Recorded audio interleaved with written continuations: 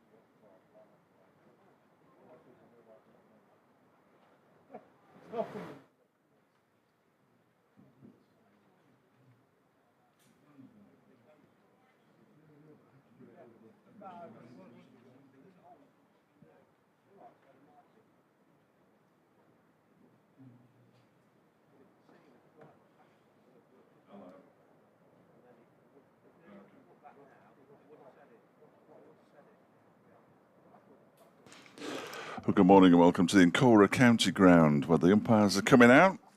Leicestershire 188 runs away from making Derbyshire bat for a second time with 8 second innings wickets in hand. Coverage provided by the BBC Sport team. I say team. Richard Ray and Dave Fletcher with you over the course of however long it takes on the final day of the cricket season. I know, just let that sink in. Last day of the cricket season. Sad day. Just an update for Radio Derby. It is very much the last day of the cricket season, Ian. Yeah, saddest day of the year. Glorious sunshine, though, has greeted the players as they walk out. I wouldn't have given you tuppence for glorious sunshine when I was walking somebody's dog at 6:30 this morning. But it's a fascinatingly poised game, in all honesty. Leicestershire, in their second innings, will start on 131 for 2. Sam Evans appears to hold the key. He's 59 not out. Lewis Hill with him is on 8 not out. It means that Leicestershire are 188 runs away from making Derbyshire bat for a second time. So 8 more wickets for Derbyshire before they get those 188 runs, and Derbyshire could win, well, would win by an innings, but they do have the security of a second innings of their own should Leicestershire overtake them. So last day of the season, Derbyshire looking for the victory that would almost certainly, you would have thought, put them 4th in the table, which is an improvement on last season. Leicestershire starting very shortly on 131 for 2.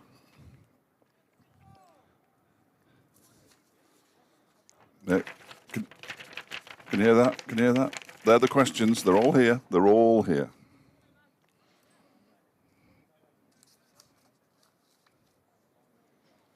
No, I think, well, you've listened, haven't you? You've listened.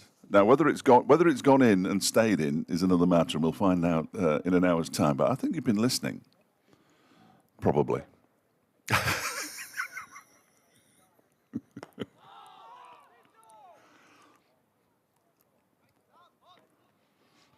Leicestershire up and running. First delivery ball by Nick Potts has been pushed out into the offside by Lewis Hill, who moves on to 9.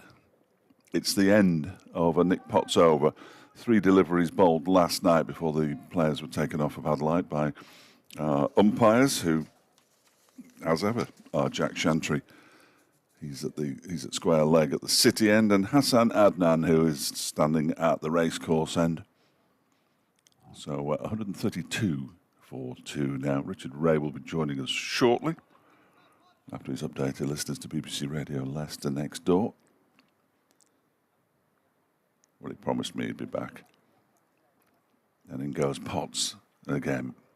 5th ball of his over, and that's a full delivery, and he does well to field it in his follow-through as Evans digs that one out and pushes it up towards the umpire. Umpire Adnan, who has just taken Lewis Hill's bat and is bashing one of the stumps in with the end of the handle. Not entirely sure why the stumps weren't 100% in the right position at the start of play, but they weren't. They are now. Hopefully we're coming through loud and clear on the BBC Sport website as this next delivery. Yes, we are. Next delivery is pushed out into the offside. And it's the end of the over. Evans on 59, Hill on 9. So the 3 deliveries of that over have been completed, and we now have 96 overs in the day.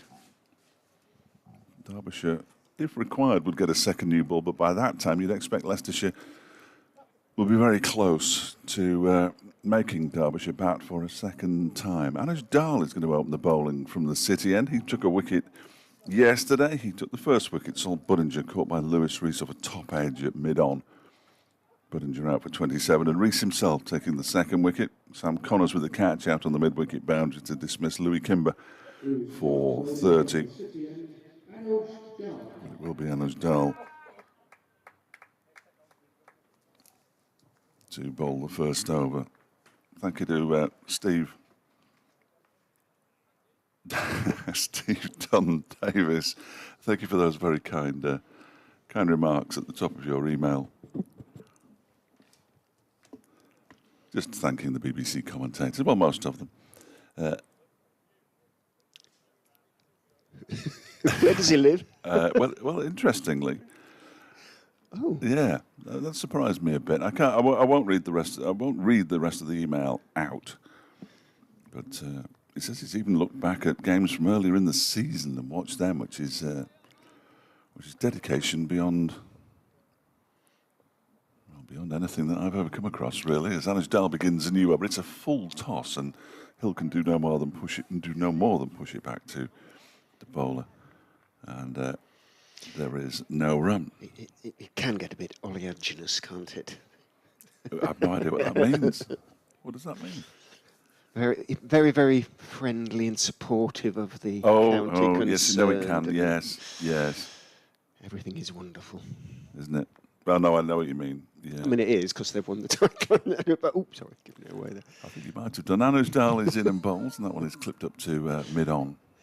Morning, by the way. Good morning, Richard. Yes, I had mentioned your name a couple of times, but this is Richard Ray, everybody, from BBC Radio Leicester. Good morning, everybody. For the last time this don't. season. What a day for it. What a day. Well, wall to wall, At isn't the it? moment, Wall anyway. to wall, blue sky. It's absolutely staggering. As I said to Ian Sky, I was walking somebody else's dog at 6:30 this morning and got absolutely drenched. Poor old Bertie was shaking himself every 30 seconds. We've got a helmet being brought out by Matty McKiernan for Brooke Guest, who's going to stand up to Anuj Dal. He's not express pace, but I always say that Anuj Dal is a bit quicker than he looks. He doesn't look slow, but he is a bit quicker than he looks. 132 for 2. Dal from the City End bowls to Hill, who pushes this one out into the leg side, and it's fielded by Wayne Madsen. We're going to see Ben Aitchison, I think, bowl from the racecourse end next. We did see Nick Potts complete his 7th over, 7 overs for 35 for the young man from Burton upon Trent, but it looks as though Southport-born Formby raised Ben Aitchison is warming up as Dahl is in again, and that one is again defended by Hill out into the onside. The heavy roller. Ben is when you said had a thicker Scouse accent than Wiki Tomlinson, didn't you? No. No, I know you didn't. No, there is a hint. Just a hint. There's a hint there. Yeah, there's a very much. It's the kind of hint that I know because being from the Wirral, it's an accent with which I'm very familiar. It's a sort of watered down Liverpool accent. Posh. Well, not for me to say. This one's turned into the leg side by Lewis Hill, who picks up his 2nd run of the morning, moves into double figures, raising that prospect of every single batsman getting into double figures. And Richard Ray having to go through the record books to find out the last time it happened. 133 for 2. The good thing is it could happen. They could all shake hands and we'd go off air and you'd never have to look it up. Heavy roll-up went on before the start of play. It usually lasts about an hour, doesn't it? And yeah. Wayne Madsen yesterday was talking about the importance of the first hour in terms of movement, but might just have negated it. Yes, Billy Godalmar mentioned it the day before as well and got out. That one is down the leg side. Nice take by Brooke Guest, removes the bails, almost destroys the stumps in all honesty, as he often does. 133 for 2 at the end of the first full over of the morning. 9 deliveries gone. Leicestershire still require 186 to make Derbyshire bat again. Nice piece of work that, I guess, just flicking off the bails as Evans went forward, and he was on his toe. His back foot was raised. It was just behind the line, though. But almost. I was at that meeting last night, Rich. The fans forum, well, members forum, I beg your pardon. Took notes. Was it heated? No, not really. Most not really. people were of the same mind, I would imagine. I think there were 2 people in the entire room who actually voiced any kind of support for the 100. Right. Were met with stony silence. I was very polite of those listening. Yes, yeah, rather than shouting them down. Yeah, one member said he had a feeling that the ECB is playing a long game. Another said if there was a reduction in the number of games, it wouldn't be worth having a membership. Big concerns at what's proposed. Mistrust of the ECB came across. The board made their views known, but nothing official. Lewis Hill on strike 2. Ben Aitchison, he's forward carefully, playing it firmly down into the ground, bounces up towards extra cover, and moving across to his right there is Nick Potts. Throws it to Guest. Good. There's a few in the ground have come to see the start of the final day, to see if Derbyshire can make early breakthroughs. If you can't come today, it's No, disappointing it's a if you longer can't wait. make it today, but yeah, April. In goes Aitchison. Solidly forward is Hill. Everything neatly close together, playing it not quite as firmly down into the ground. The result is the same, sorry. No, my apologies. From a logistics point of view, the thoughts were that we would get the fixtures in November, which is probably It would be nice to get them a bit 3 earlier. months earlier than we got them this year. Indeed. In goes Aitchison and bowls. Straighter. Hill is walking slightly into that defensive push turning the bat face out towards mid-wicket. It goes just the 2 slips. Potts is at that short, straight extra cover, about 3 strip widths away. In terms of width, mid-wicket is fairly conventional. Harry came. Aitchison is in, again straight and middle and leg sort of line, and Hill turning it out to Kame. The ball barely moving towards him before the squawk of no follows it. 2 vapour trails in the sky above us. Just looking away where the weather has been coming from. There is some heavy build-up over there, but you look at where the clouds are moving today. Indeed, outside off stump from Aitchison. Well, we know that this ground has been absolutely inviolate in terms of rain. Almost, it feels as though, during playing hours, this game, the last 4 days. So I have every reason to suppose those clouds will skirt away to the south. They're moving from a completely different direction today. The big clouds. Yeah, they are. They're going south, aren't they? They are sort of from the northeast, aren't they? In goes Aitchison bowls. Fuller outside off stump. Hill looking to drive, rather mistimes it. Jams the bat down into the ground as it connects with the ball. A big puff of dust, and it trickles out into the offside. A maiden over from Ben Aitchison. 11 overs he's bowled now. 2 maidens, none for 35. 7 overs, Potts and Dahl and Connors. 3 for Thompson and 4 for Lewis Rees. Rees has a wicket. Bought a wicket. That of Louis Kimber. Well, a gifted one, wasn't it, really? Absolutely. And Anuj Dahl the other. Yeah, just one final thing on the meeting. I'm sure I'll be speaking to Ed Dawes about it on Sports Scene at 6 later on this evening, but neither the chairman or the chief executive said anything that they haven't really already said in public, either on BBC Radio Derby or on 5 Sports Extra. I didn't get the feeling that their views differed from the room in terms of the reduction in the schedule. So that was good to hear. I can't imagine for a minute. I said it again on the radio this morning. I've counted enough counties that clearly oppose the reduction in the number of games for it to be voted down as Dal begins a new over, and that one's turned into the leg side where there are now 2 mid-wickets. One of them is Wayne Matson, the other is Leas Deploy. And it was Deploy who fielded it on that Bit occasion. early to get funky. 2 short mid-wickets. Yeah, you see it quite a lot though, don't you? You see the mid-wicket cordon. You don't often see a catch in there, do you? No, I don't think I've ever seen a catch in there. No. I think they're basically in the eye to stop any shot from being played there. Sort of almost to get it to play across the line or to turn it finer and perhaps get a leading edge as Dahl is in. And that one is a full delivery from Dahl. Again, it's fielded by Leas Deploy.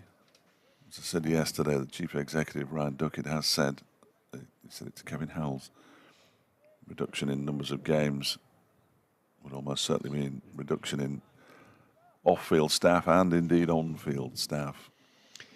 And Ian Morgan, the chairman, has always said it's not up to the people who oppose the review, as this next one is pushed out into the offside by Evans, to argue their case. It's up to the people who are in favour of change to say why it should or why it would benefit England at the elite level, as they keep describing it, as if playing county cricket wasn't elite enough. But also to make the case of why that's the only important thing. Why that absolutely. is the sole aim. A couple of members as Dahl bowls to Evans turns it into the leg side and there's no run. A couple of members did mention, instead of money being spent on the 100, could it not have been spent on trying to get cricket back into schools and colleges and getting coaches out into communities and that kind of thing? But it's all very complicated, the money from the 100, I know, because the 100 was basically the prime mover behind the new TV deal, as this next one is turned backward a square on the leg side for a single by Evans, fielded down below us by Alex Thompson. He may well have a role to play. I think it's Tomo. Doesn't really look like him, but I can't see him anywhere else unless he's out on the mid-wicket boundary. Anyway, whoever it was got a rapturous round of applause from his teammates for throwing the ball back to the wicketkeeper.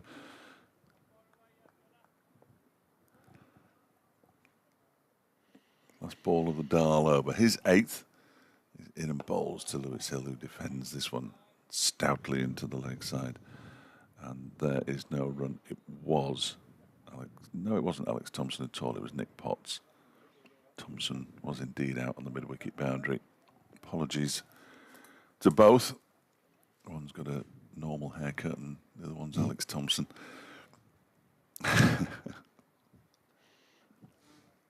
So yes, I think we can safely, at the moment, add Derbyshire to the list of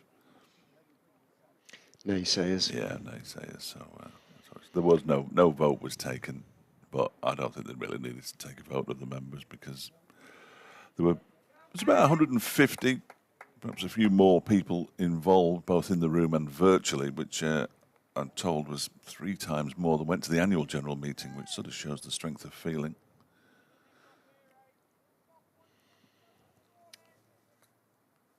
Three runs added so far this morning. Aitchison, with that very short run, goes in and bowls. Gets a little bit of a lift outside off stump, but Evans lifts his bat in turn over the line of the ball. Lets it go through to Guest, bounce through to Guest. No sign of very, very slight limp, but nonetheless a discernible limp that Aitchison showed towards the end of play yesterday. Seems to be fine now, happily. Runs in and bowls outside off stump and does beat the bat on that occasion. First time today. Yeah. I think the ball has gone past the edge. It did straighten a fraction with that extra little bit of lift obtained by the tall Aitchison. And Evans, who was pushing forward, was nowhere near the pitch of the ball. The ball went past the outside edge. Came down and pointed basically to the spot where it had bounced. He didn't tap it down or anything, just pointed. In goes Aitchison again, much fuller this time, and it's driven out for 4. And he turns his head with self-reproach, annoyed with himself, just overpitched. Lost his length slightly there. And Evans didn't try and overhit it, stroked it out to the offside, down into the ground, bounced away to the point boundary. I was talking to some of the Leicestershire players about the fuss about the ball yesterday. They said, presumably it got wet in the covers. He said, well, it wasn't just the sort of puddles in the covers. It actually went into a drain and was sort of bobbing around. So it did get thoroughly soaked, which was what they, well, yeah, you know. That would make it quite wet. Indeed. Aitchison is in edged caught at second slip. Well, he found that extra little bit of bounce again. And it was Wayne Madsen making no mistake to his left. It went at a nice height, but it wasn't straight to him. It was to his left. And arguably, Derbyshire have removed the biggest obstacle potentially to them going on to win this game. And they've done it early. Extra little bit of bounce and movement from Aitchison. He found it earlier in the over 2. Didn't find the edge on that occasion. He did then, thickish edge. And Madsen made no mistake. Yeah, good sharp chance, wasn't it? He didn't have to move an awful lot, Wayne Madsen, but catches have been put down in the slips this season. And Wayne Madsen, for all the fact that he's got so many catches over the course of his career, and again, this season, that's his 22nd catch of the campaign. He's put 1 or 2 down as well, but after just 17 minutes of play to get the breakthrough on a pitch that's had the heavy roller on it, is a huge, huge bonus. Wickets have fallen at the start of sessions. We've seen it consistently throughout the game, really. Apart from when Lewis Rees and Billy Godwin were batting together on day 2. But wickets do fall early, and to get an early wicket will just lift everybody's spirits out there from a Derbyshire perspective. That is a big blow. I actually said to Ian Sky, Sam Evans appears to hold the key. Well, he's gone for 64, 124 deliveries, 8 fours. Breakthrough comes early, very early on the final day. Enter the first of the all-rounders, Rehan Ahmed, batting at 5. Very high. Well, he's had a good game though, hasn't he? He has, and he's a hugely confident, happy young man, and he'll give it his best. Tends to go for his shots a little bit, as young players these days often do, and he plays predominantly white. He's played predominantly white ball cricket. in his career. Getting his chance against the Red Bull. No play before lunch at New Road. Worcestershire against Middlesex. That's going to end in a draw. You would expect. Is in, bowls full and straight. Ahmed is leaning forward, poking the ball through mid-on down towards mid-on, and then just flexes his knees, goes for a little jog. Had a brief chat to him yesterday. All chats with Rehan are brief. He sort of answers like a you know, they're very sort of... He shrug his shoulders a lot. Got his Aitchison back foot defensive shot on off stump from Rehan Ahmed out into the offside. And Aitchison has picked up the first wicket of the day. 5th over, I think it was, of the day. 1 for 39 for him. And applause from the Derbyshire faithful below us. Thoroughly deserved. Important breakthrough. It's that time of year, and I don't read out praise, but thank you to Adam New for his kind words. Hopefully the powers that be don't ruin it all anytime soon, he adds. Fingers crossed we can finish off with a win. Gary Charlesworth's just been given a Leicestershire bobble hat. He says it's right toasty. He says I think they felt sorry for us. One of the green ones. Yeah, I think so. They're quite jazzy, aren't they? Oh, very nice, yeah. I've got a very nice Sale Sharks one in my coat pocket. Similar kind of thing. Here's Anuj Dahl into bowl to Lewis Hill, who leaves that one alone outside the off stump. Dahl turns with his hand on his head. Didn't think that was far away. Nudge, who's had a terrific season and ought to be Player of the Year. That will all be decided and revealed on Saturday night at the end of season awards due. I'll be eating a 12-inch hot and spicy by the time they're being handed out, I fancy. 138 for 3. My way, I will. Bowls again. That's turned into the leg side by Hill to Wayne Madsen, who's come out of the slips to field in the mid-wicket cordon alongside Leas deploy. There is a man out on the mid-wicket boundary. That is Alex Thompson. There's a long leg. There's a point, which is where Sam Connors finds himself. Extra cover is Harry Kame, who couldn't get his hands any deeper into his pockets if he tried. There's a mid-on and a mid-off as well. As Dahl is in and bowls, and there is Harry Kame. Has to take his hands out of his pockets momentarily to do the fielding, which he does with great aplomb.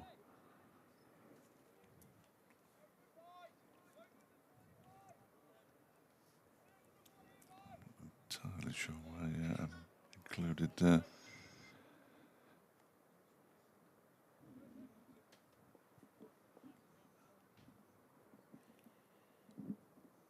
goes this next delivery and clipped into the leg side by Lewis Hill. He's going to come back for a second as well as the ball is fielded by Nick Potts. Out there at the backward square leg region. And Leicestershire move on as Hill goes on to 12, I think, to 140 for 3. That would make sense. There we go. Scoreboard catches up. Durham 26 for 3. They're going to lose heavily at Trent Bridge. 26 for 3 in their second innings, having been bowled out for 207. First time around as Dahl bowls, and that's defended into the offside by Hill. Harry Kame does the fielding again. Nottinghamshire rather bizarrely decided to bat for a second time despite having a lead of 460 on first innings. They made 121 for 2 and then declared after bad light had taken an hour out of the game. Sussex making a real good fist of it, following on against Glamorgan, a 335 for 2, leading by 60. Haynes in Allsop again, I would imagine. This next delivery is defended by Hill, and there's no run. The two men in there at the moment. Yeah, Tom Haynes is on 126. He's had a heck of a season as well. He might overtake Wayne. No, it's Tom Haynes, isn't it, who can overtake Wayne Madsen. Beg your pardon. That's the end of the over. 140 for 3. Ali Orr made 198 and was run out. Hope it was his call. Yes. Tom Alsop only made 3 in the second innings, which is unusual. He's had a good season too, hasn't he?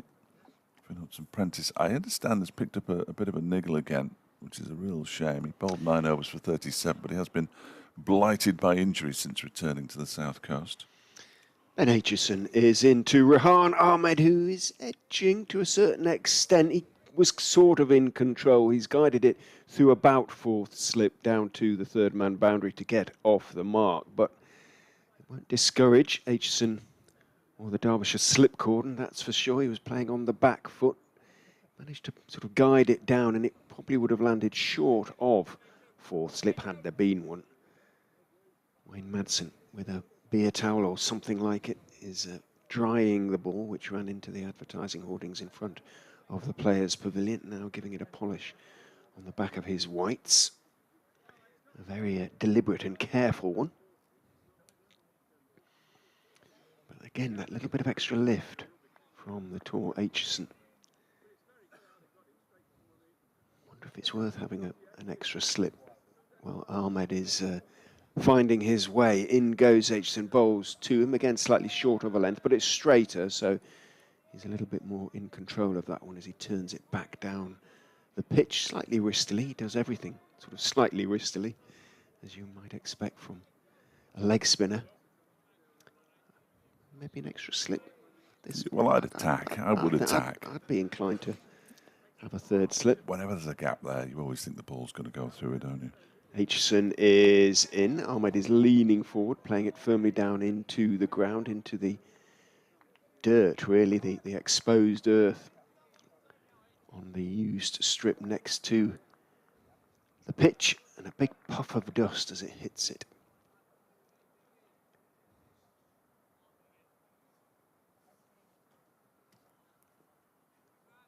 Two slips and a gully. Aitchison 11 on his back turns. Sort of leans forward, then gets into his short run, bowls outside off stump. Again, good lift, but it's outside off stump, and Ahmed steps forward and lifts his bat over the line of the ball. It's taken on the rise by Guest, gathering pace almost. Off the pitch, Ahmed wanders forward and taps at the pitch.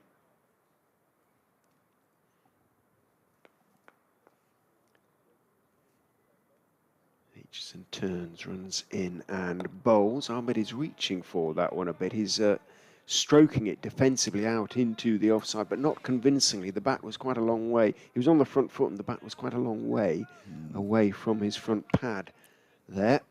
Thick inside part of the bat too. Not from a Derbyshire point of view for sure. It was just looked a little bit loose, didn't it? Yeah. Square leg has gone out deep. Aitchison is in. Forward again goes Ahmed. Again, it's a bit of an inside edge. May have gone onto the pad before then rolling out into the offside, picked up by the skipper, Godleman. But Aitchison asking all sorts of questions of the new batsman. He's got through that over, just flexes his left knee, so he had played it onto the pad. 144 for 3. Ahmed, with that slightly lucky 4, is off the mark. Hill has 12 off 50. Leicestershire need another 175 to make Derbyshire bat again. Gary, who's got the Leicestershire hat, says, is it bad to wear 2 hats? I don't think on a day like today it is. Apparently his wife, Shell, says that it looks like a work hat, which is a bit harsh. A work hat? Yeah, it's harsh. And Mark has said how much he's enjoyed the end-of-term special that we provided. The irreverence and lack of pomp have been greatly appreciated. Yes, Robert Coe also tweeted likewise. Yeah, he's extended his appreciation to you as well, which is kind of him. I'm not sure why. This one, first ball of a new towel over, is pushed up to mid-on. We'll see each other plenty next season. So could I ask which one of you two's brought in Kaplunk? Because someone always brings in that game for the end of term. Jolly go well. And cheers, thank you, Mark. Mark is a very regular contributor. Let's just put it that way.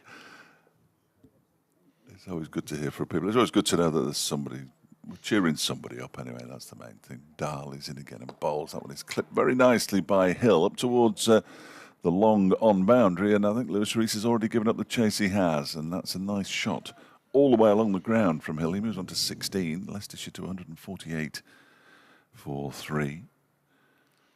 There will be...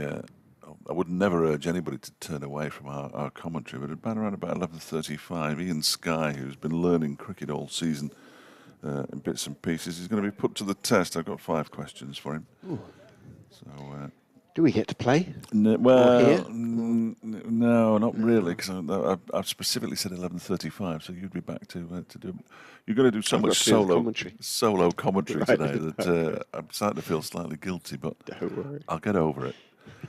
I'll be disappearing soon after 2 to speak to Dino Marmary, the Burton manager, ahead of their game against Forest Green at the weekend. Well, that'll take me 10 minutes. Darlin and bowls, and Hill goes back into his crease, pushes that one out into the offside where it's fielded by Harry Kame. And there's no run.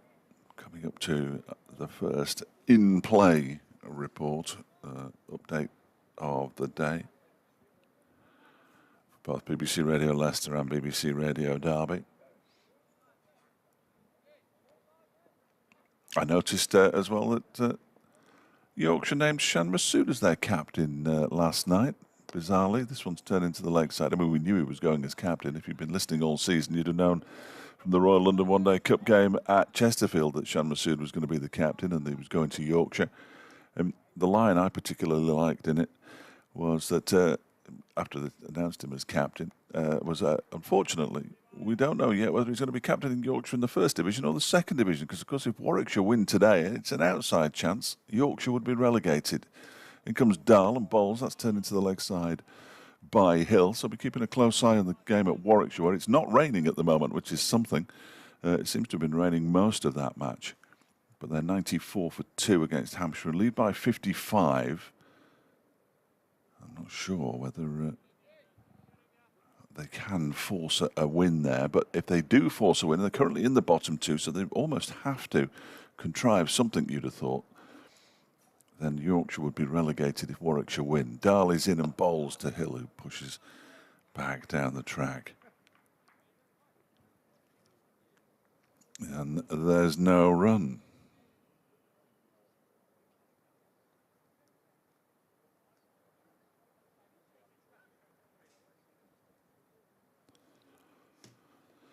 Jay on news again.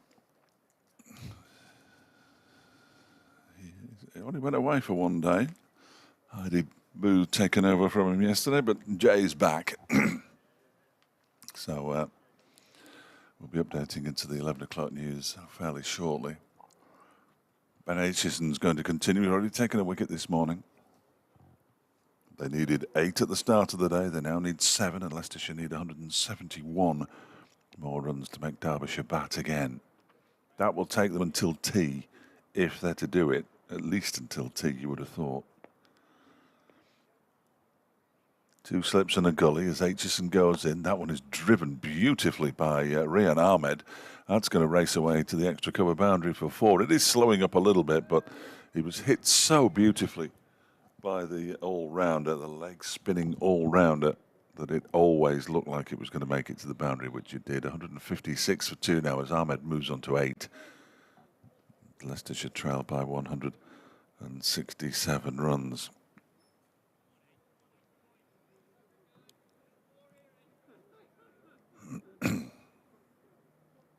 Long leg, mid-wicket, and mid-on, the 3 men on the leg side. 2 slips of gully, point, cover, and mid-off as Aitchison bowls, and Ahmed pushes that ball off the back foot up towards mid-on, where it's fielded by Lewis Rees, who starts to polish the ball furiously. It's 45th over with this ball.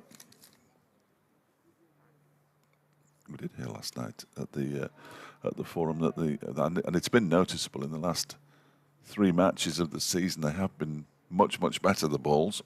This one is clipped nicely into the leg side by Ahmed, who moves on to 9. Nick Potts does the fielding.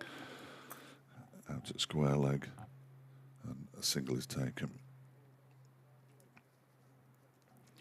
They should, Jay, absolutely. And they needed 8 wickets at the start of the day to get an innings victory, and they've taken 1 already. Sam Evans caught by Wayne Madsen at second slip off the bowling of Ben Aitchison just 17 minutes into the day's play. Important to take wickets early and then often as Derbyshire seek that victory on the final day of the season. Leicestershire 153 for 3. They still need another 166 to make Derbyshire bat for a second time. I forgot to put that in my email. I send an email around every day just to remind everybody that the cricket's on. And in today's, I said, Derbyshire should win. That's just been used in the queue, which is slightly unfortunate. It is Aitchison in again from the racecourse end, defended by Hill out into the offside. Godalman at mid-off does the fielding. Maybe something I ought to do next season. I tend to send one the sort of day before each match, just to remind people that I just do one about 8:30 every day, and it's probably wise. Nobody's got any excuses for not including us then. Or putting the feed through to Salford or whatever. Oh, I do that myself. Oh. Yeah. Next delivery defended by Lewis Hill. Back towards Ben Aitchison. It's the end of the over. 45 overs old, this ball now. Ahmed has 9, Hill has 16, Leicestershire 153 for 3. Still need another 166 to make Derbyshire bat for a second time. Is this sort of second box that enables you to do, things like that? We actually go back to Radio Derby via the internet. So I dial straight into Salford with the... Right. No, I think you're technologically further advanced than BBC Radio Leicester in that respect. I don't have one of those white boxes or... Raspberry Pi. Things. The Raspberry Pi is great. That's the future. ISDN kits, which we normally broadcast on, are being phased out. Oh, well, eventually it will reach us, I guess. Anujdal from the city end is in. Bowls to Ahmed, who is turning the ball to the wider of the two short mid-wickets, who's Wayne Madsen. It's a curious field and approach for Dahl's bowling. He's obviously looking to cut the deliveries into the two right-handers, so the two short mid-wickets and then just the one slip. In case he pushes one straight on, goes in and bowls, and again, Ahmed is forward, turning it this time to the straighter of the two mid-wickets, who is Leos Duploy. Madsen and Duploy. The slip is Aitchison.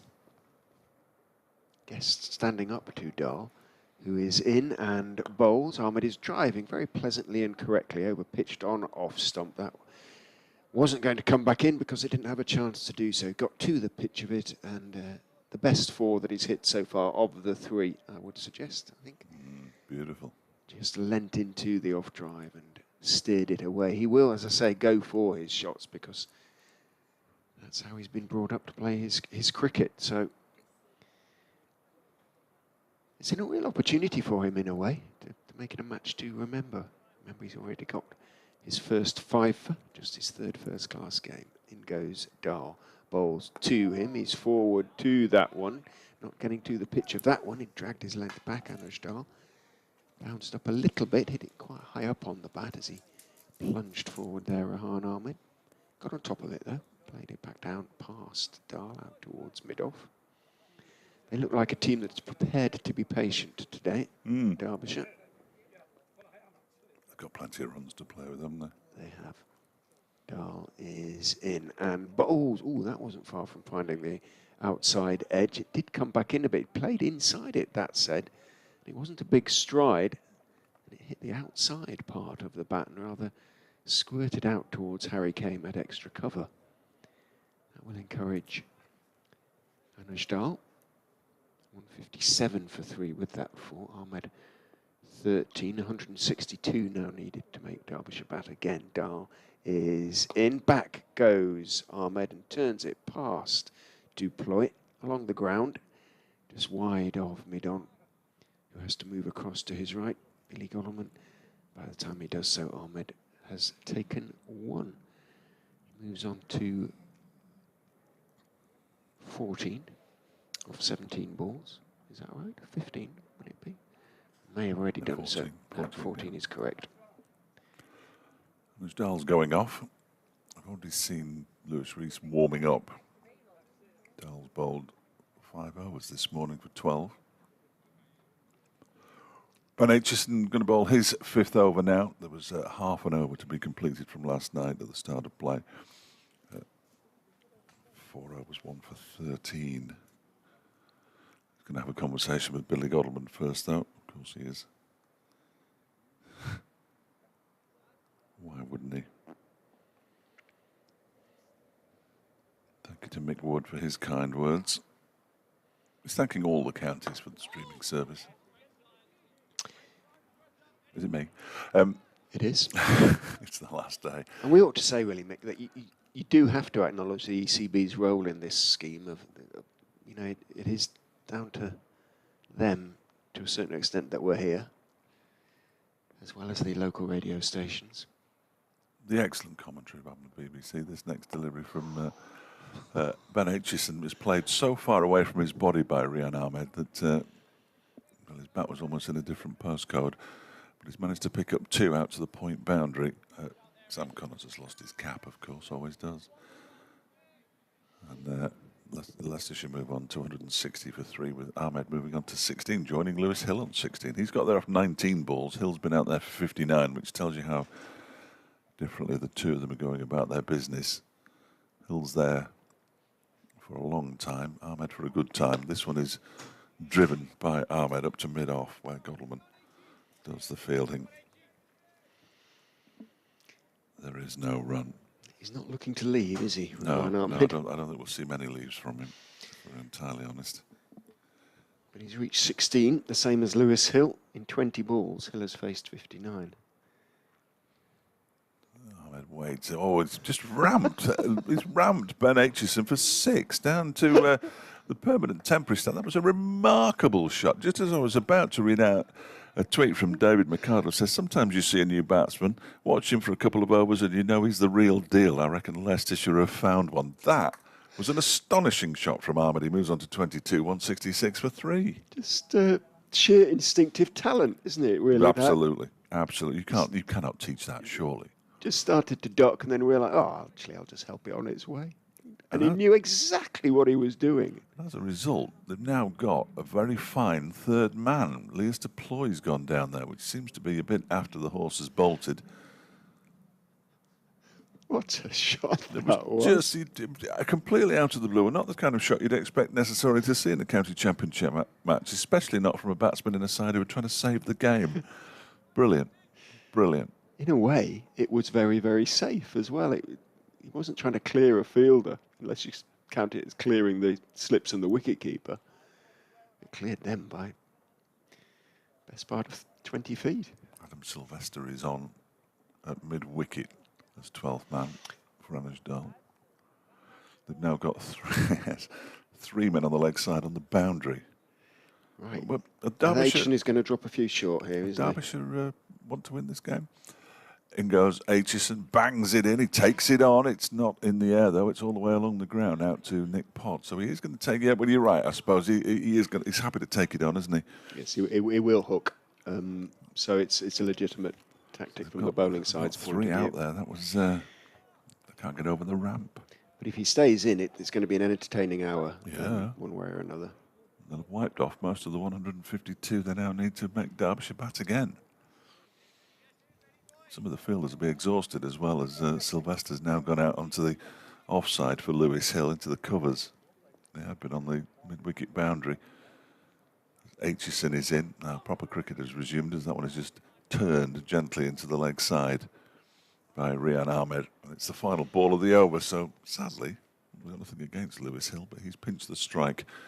He moves on to 17, and Leicestershire to 169 for 3. 150 now they require to make Derbyshire bat for the second time. And Lewis Rees removes his sweater. He's going to replace Anuj Dal at the City end. So we're not seeing Sam Connors early. Matty McKinnon is still around because he's been called on to take off the wicketkeeper's helmet. They've just decided that Adam Sylvester can have a bit of a run around out there. He's gone down to long leg, the substitute fielder. Shot like that. Imagine the apoplexy it might have caused in somewhere like Headingley on the 4th. You see this bit that's really closely mown. That's where you want the ball to be staying, not in the air down to a very fine third man.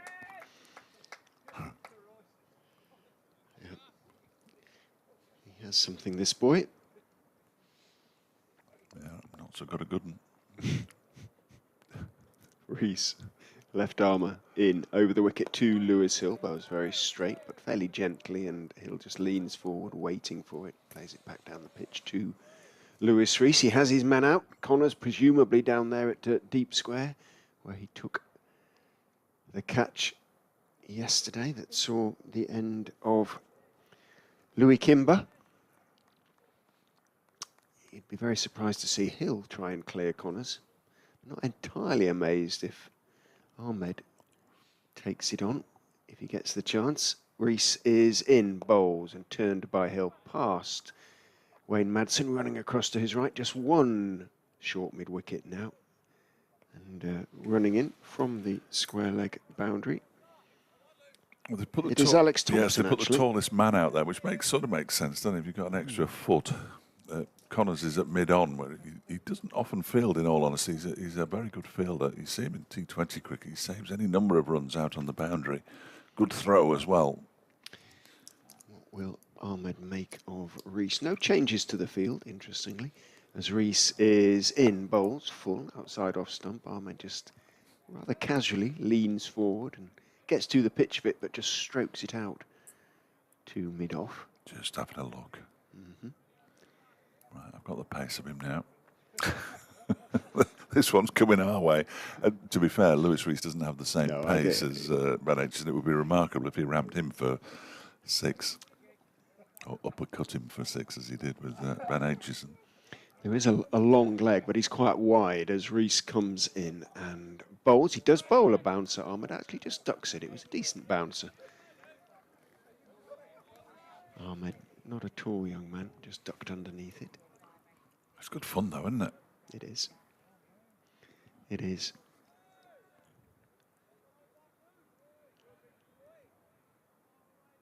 Said to him after the game against Middlesex, we'd probably be looking forward to the break. And he looked at me as if I was bonkers, but I just want to play cricket, he said.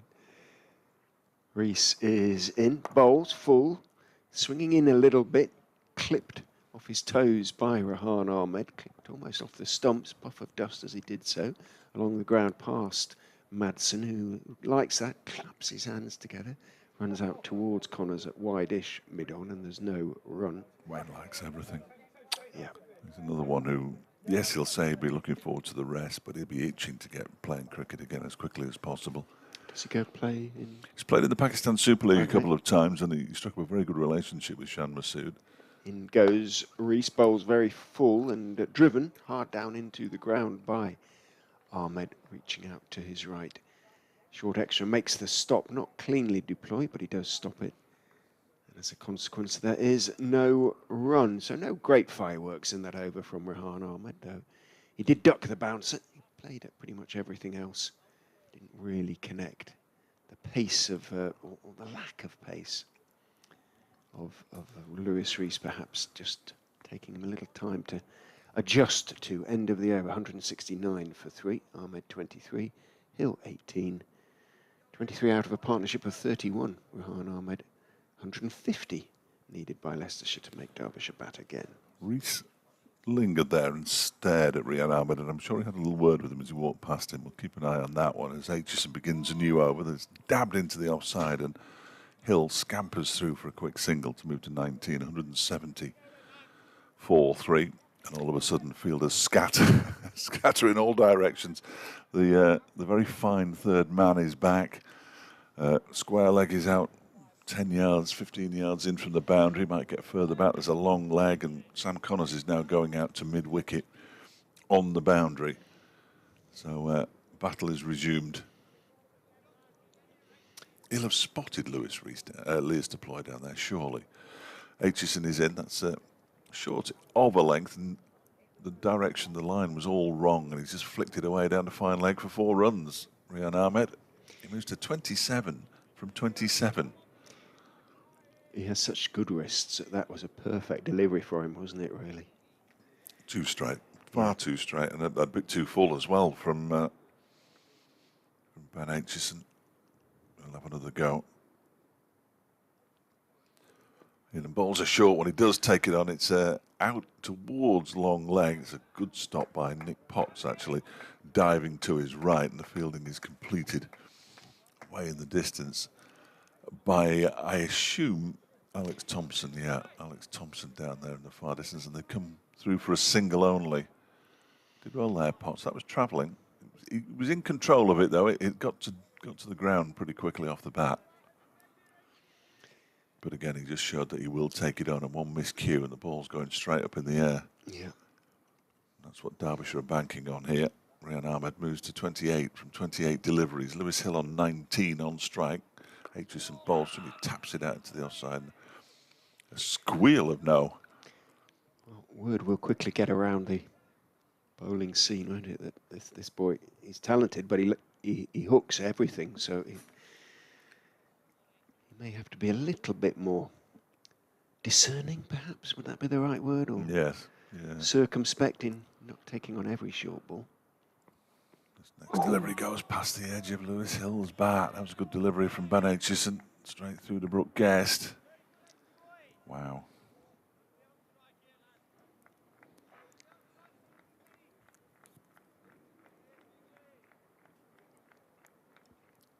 That was a good delivery. Thanks for your message, Nick. Caught up with Nick Hudson yesterday at the bottom of the steps. He's back home now. Sandbach. That one is turned into the leg side by Lewis Hill. He wants two here. He is going to come back for the second. It's picked up by Thompson. Decent enough throw, but Hill was back in time to complete the second run, even though the bails were removed by Guest. And it's the end of the Aitchison over, in which he conceded 8 runs. Most of them, although they were shared out, weren't they? 5 to Ahmed. He's on 28. Hill has 21. The partnership already 39 off just 50 deliveries. And Leicestershire 177 for 3, trailing by 142. Well, I should have pointed out that in passing 26, Rehan Ahmed has recorded his first-class best score. Yeah. So as well as his first-class best bowling return of a 5-for, he's now got his first-class best with the bat. I suspect that there'll be innings in which he scores more than 28. He's such an obvious talent, but Leicestershire would dearly love this to be one of them, for him to go on and make a really substantial contribution. Discussions going on between Godalman and Lewis Rees. Ahmed waits with his hands clasped behind his back, looking rather like a naughty schoolboy. It is now waiting.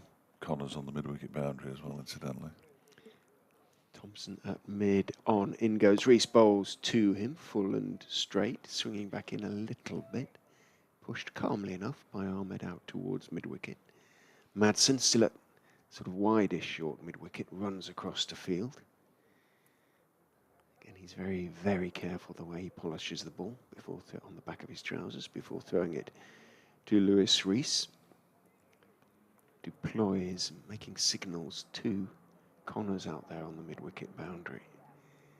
Rees is in and bowled short, hooked in the air, down over, long leg, came, leapt into the air, got his right hand up, don't think he got any fingers on it, but had he been on the ropes, that might have been a catch. He was about 8-10 yards inside the rope. Well, it's only been given as a 4, so it landed. Well, it would have definitely then.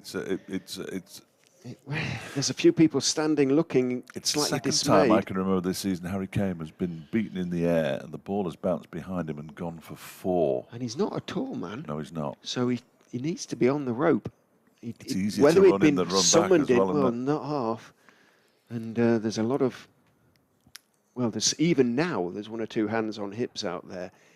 In goes Rees and bowls, and Fuller, an on-off stump. Ahmed, perhaps chastened, leans forward, having gotten away with one, pushes it out to Duploy, but that should have been the end of him, really. Well, he's on the rope now, which is too late, of course, and he went for it one-handed as he jumped in the air, but as soon as Hassan Adnan signalled 4, you just knew he hadn't been in the right position, really. No, and whether that's down to him or whether he'd been told to stand 10 yards or so inside the ropes, only he knows. In goes Rees, bowls short, and it's not short enough. It's pulled out to mid-wicket, bounces around about 3 or 4, well, I was going to say yards, but probably shorter than that. Something like 10 feet in front of Sam Connors. He, I suppose, just about kept it down, but he's starting to live dangerously, Rehan Ahmed. Well, you could say he's been living dangerously from the start of his innings, but beginning to feel that something may be about to happen that isn't good for the young man, unless he can just calm down a little bit, don't have to take everything on. He picked up one.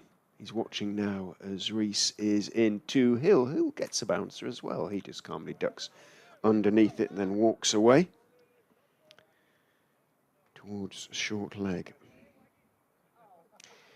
Foxy Phil, well, this is fun so far for Ahmed. I'm not sure the way he played the last 2 short balls from Rees were such fun from Leicestershire's point of view. Could have been out on both of them, really. Well, Sam Connor's too close to the boundary. Rees is into Hill, who gets slightly short of a length delivery, just outside off stump. He goes back, looks to force it into the offside, doesn't really time it, strokes it out to deploy at that short, straight extra. End of an interesting over, 33 to Ahmed from 32 balls, partnership 44 with Lewis Hill, who has not just been overtaken, but he's been left very much in the wake of the young man. He's 21 off 68. Change of bowling at the racecourse then. Ben Aitchison 6 overs, 1 maiden, 1 for 31 this morning. Having dismissed Sam Evans for 64, has been replaced by Sam Connors for the first time today. 48 wickets for the season. Sam. This will be interesting because of the extra pace. It's a short ball. He'll bowl one. Yeah. He'll definitely bowl one. Oh, Ahmed will get plenty of them if he's going to.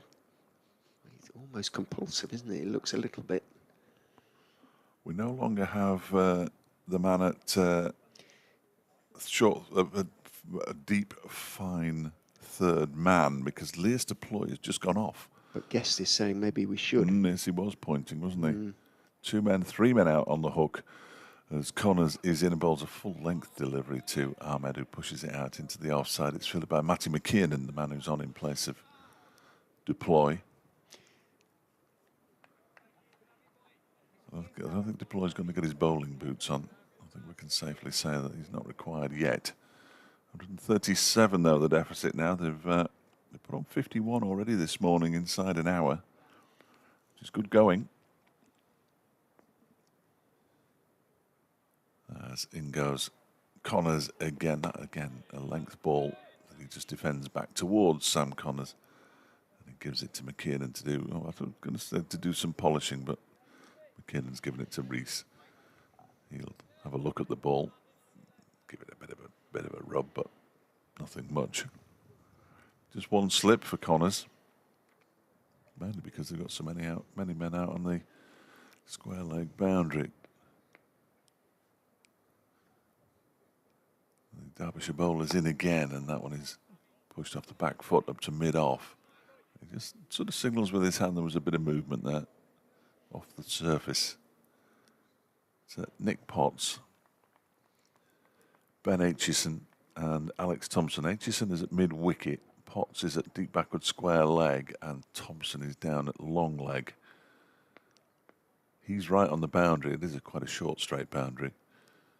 To about 5 or 10 yards inside the rope as Connors is into Ahmed, who defends this one out into the onside to Harry Kame, who is now much closer to the bat. Whether that's deliberate or not, I'm not entirely certain. But he is close in at mid-wicket. Dahl at backward point. Wayne Madsen is the solitary slip. McKiernan at extra cover. Billy Godleman at mid-off and Lewis Rees at mid-on. For Derbyshire, Ahmed on 33. Waits as Connors is in again and he defends this one inside half of the bat, but solid enough out to Harry Kame. And he's heading towards a maiden over. Each and every one of the Derbyshire fielders wearing the baggy blue cap, which is rather nice to see. Lewis Rees often doesn't wear any headgear, but Sunny today, isn't it? Bright. Yeah. Lewis Rees just doing a bit of cleaning work around the crease at the non-strikers. Then there's Connor's bowls, and that one is in the air, just into the leg side. It was a long way away from Harry Kame, as it turned out, but it was aerial into the leg side from another length ball bowled by Sam Connors, who conceded just one run in that over. Good first over from him. 8 overs, 1 maiden, 0 for 28. Richard's gone to update BBC Radio Leicester listeners. My update is coming around about 11:35 this morning, because I've got a little quiz for Ian Sky, who's been learning cricket.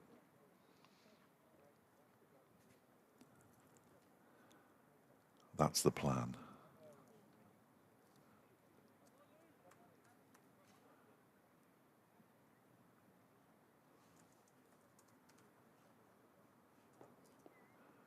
Here comes Lewis Rees,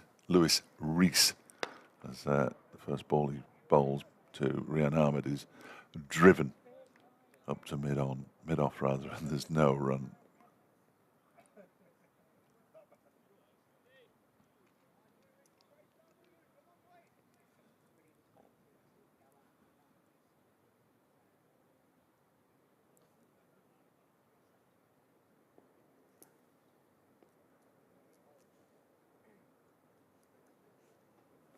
In comes Rees again. That one is pushed out into the offside.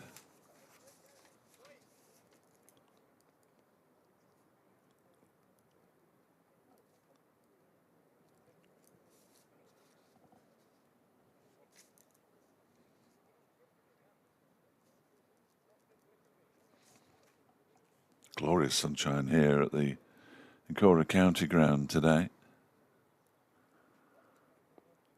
There's Rees with Aitchison at slip. He's in again, bowls. That one is turned into the leg side. It just fools momentarily Wayne Madsen, who was moving to his right, had to readjust and move to his left to do the fielding. The ball barely reached him, so poor was the contact from Rehan Ahmed, and it remains 183 for 3. Leicestershire trailing by 136.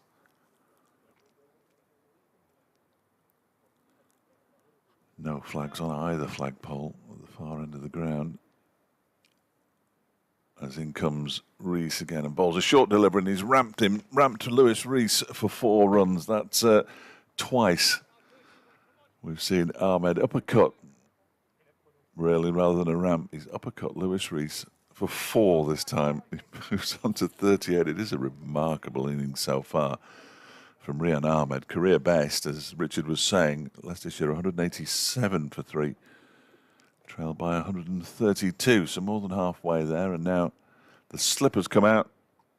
Ben Aitchison is standing at a very fine third man. But will he try it again? You would hope that he wouldn't. Another song would be useful now, because Richard's still not back. He's just doing his update now.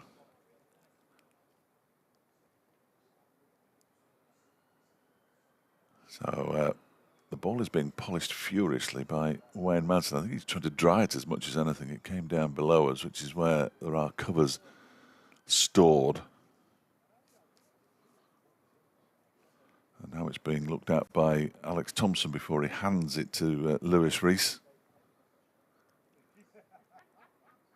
He's in again and bowls. That one is turned into the leg side,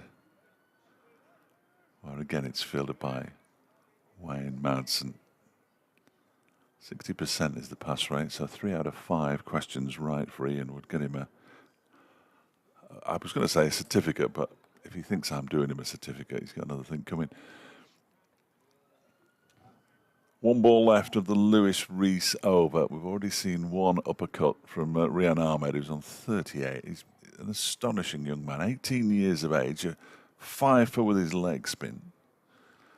And Rees is in now, and that's a length ball that he just guides up to Alex Thompson at mid-on.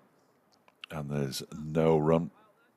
Sam Connors runs in from his position down at long leg, as he's going to bowl the next over. He bowled one over for 1 run. Bowled nicely at Rehan Ahmed. All balls were full despite the leg side trap being set.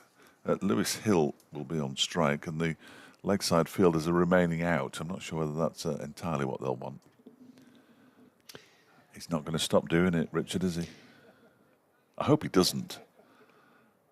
But again, it was a reasonably safe shot, wasn't it? There was nobody here. back. No, and, nobody there. Nobody there. He seems to play it very effectively. He's timed both of them quite beautifully. Less pace, which meant it wasn't going to reach the boundary on the full, but still a very fine shot. Remarkable. Very clever. Remarkable. I'm going to leave you, I'm afraid, for a few minutes, but I'll be back. I look forward to the quiz. Yeah. Well, you'd get yeah. Connors is in to Lewis Hill, who defends on the back foot. A delivery that is straight. Back down the pitch it goes to the bowler. And there is no run. Normality, to a certain extent, is resumed, although there is a leg gully for Hill facing Connors. Just the one slip. Still need another 132 simply to make Derbyshire bat again, as Connors is in to Hill, again defends on the back foot. Dust comes up as his feet shuffle back into position, pushes it out into the offside. Ahmed 38 off 44, Hill 21 off 70. Just a little bit of food for thought for the Derbyshire seam attack. They won't want him to sort of get 70 or 80 or 100. Obviously they won't. But I mean, because of the pace at which he scores, Connors is in, bowls down the leg side. Hill doesn't get anything on it, taken by Guest. Because obviously if they do make Derbyshire bat again, then that adds considerably, potentially, to the time issue facing Derbyshire. 81 overs potentially remain in the day. Two sort of heavy, dark clouds around. Connors is in, bowls a bouncer to Hill, who ducks underneath. It leaves the bat raised, which is always slightly risky. But he made sure everything was out of the way of that one. Grunt of effort from Connors. Ahmed is wandering around. He does look like a schoolboy. A lot of his movements slightly awkward and almost self-conscious. He's just 18, only just 18. Twiddles the bat in his hand, leans on it. Waits as Connors is in and bowls fuller this time, and Hill is getting forward, looking perhaps to drive. It was a little bit too straight and plays it out to mid-off, where Billy Godalman is the fielder and the polisher as well. Connors, short haircut, a bandage on his left forearm, just below the elbow. Turns, looks at the ball. Kicks up his heels, runs in and bowls short of a length, and up on his toes is Lewis Hill. Turns his wrists on the defensive shot, drops it down on the pitch in front of him on the onside end of Connors over. All to Lewis Hill. So relatively normal over, 187 for 3. Hill remains on 21 off now 74 balls. Connors 9 overs now, none for 28. The wicket takers, Ben Aitchison, 1 for 66 off 16.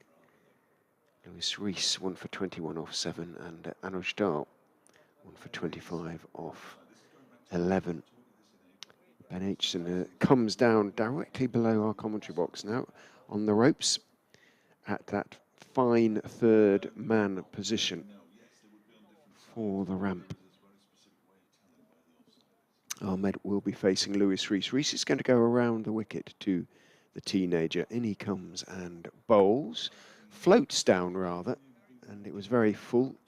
Ahmed just clipped it neatly off his toes. Didn't time it as well as he would have probably liked, out towards backward square it runs. Harry Kame was on the boundary there, had to come running into field. And so it's just a single to Rehan Ahmed, but that is the 50 partnership, of which he has scored 39.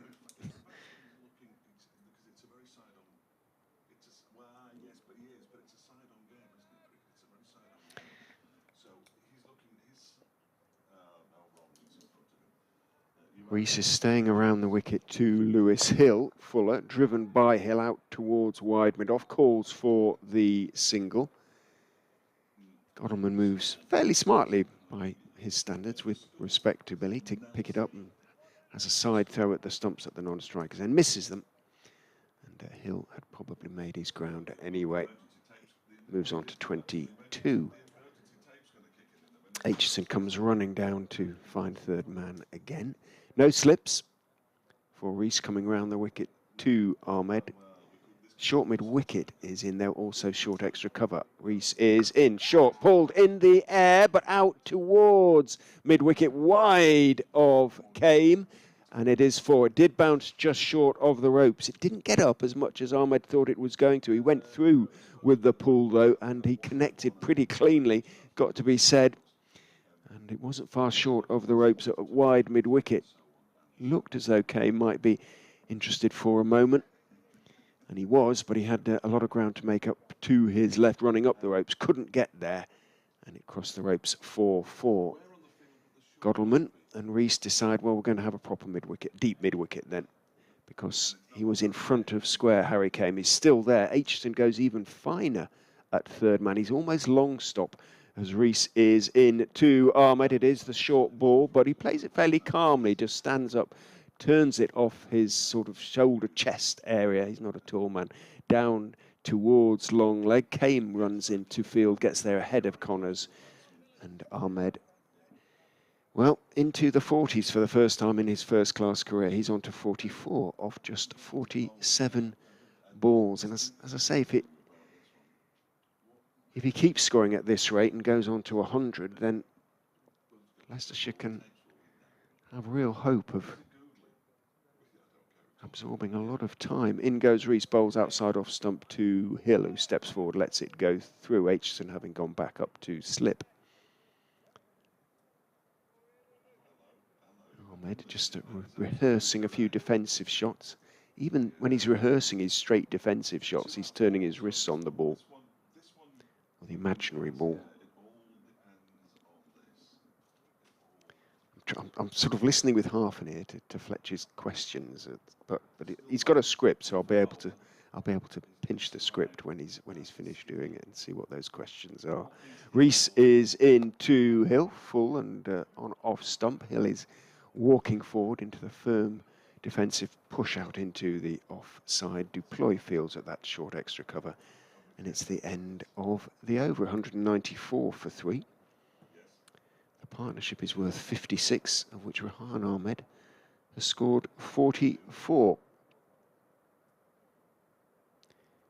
He's a rough diamond, Ahmed, but he's a diamond, potentially. No question about that, as far as Leicestershire are concerned.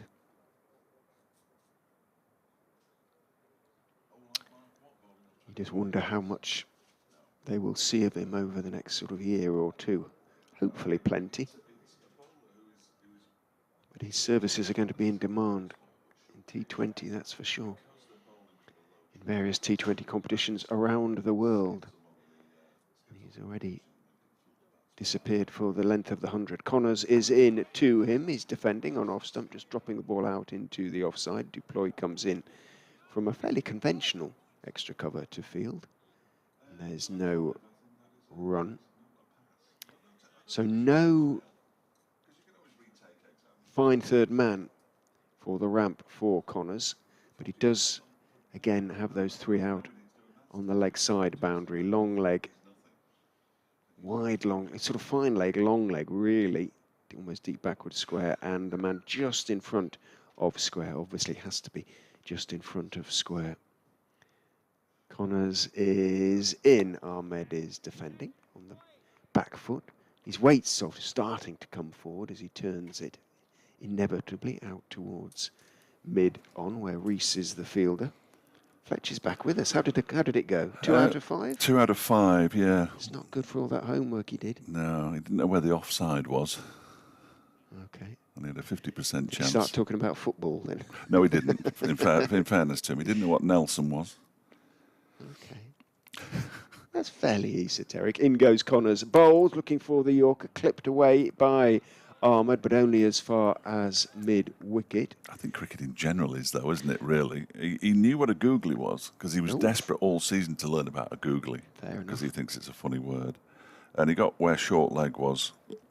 But the one that would have either passed or failed him, if a bowler is described as skiddy, what is he or she? And, of course, much merriment ensued, which it was always supposed to do, I think. He didn't get it. He didn't get it. I might take your script next door when I next do an update. Yes. And startle the presenter. In goes Connors and bowls a bouncer, and Ahmed just leans away from it, practices the lean. His practice lean was a little more stylish than the actual lean, which did take him slightly by surprise, the bouncer. The practice lean involved him going down on one knee and leaning back. It looked rather better. I was just saying that he still has the air, something of the sort of slightly self-conscious air at the crease, doesn't he? You can still see the sort of... What am I doing here? The teenager in him, so to speak, in that respect. He waits as Connors is in, bowls to him, but nothing self-conscious about that. Very solid defensive Well, his press. defence is very good, isn't it? Yeah, the technique is good, isn't it? Yeah, no question. No question. It's all there. And if he tempers his inclination to chase every short ball, I think it'd be a shame, wouldn't it? Really? It would, and I understand what you're saying. And in T20 he or will whatever, have then to. he's fine. You know, you can do what you want in there. Well, that fine third man has gone back now. Almost long stop. Has he got a long contract? I think he's got another 2 years at least. Mickey Arthur was having a good chat with him this morning, I noticed. In goes Connors and bowls, and he's playing outside the off stump and a long way away from his body, but he's guiding it out towards point. The very quick dial gets to the ball about a yard inside the ropes, puts in the slide, gets his throwaway and keeps Ahmed to a couple. He moves on to 46 of 53 balls. Out of a partnership, well, 58. Yeah, it's remarkable.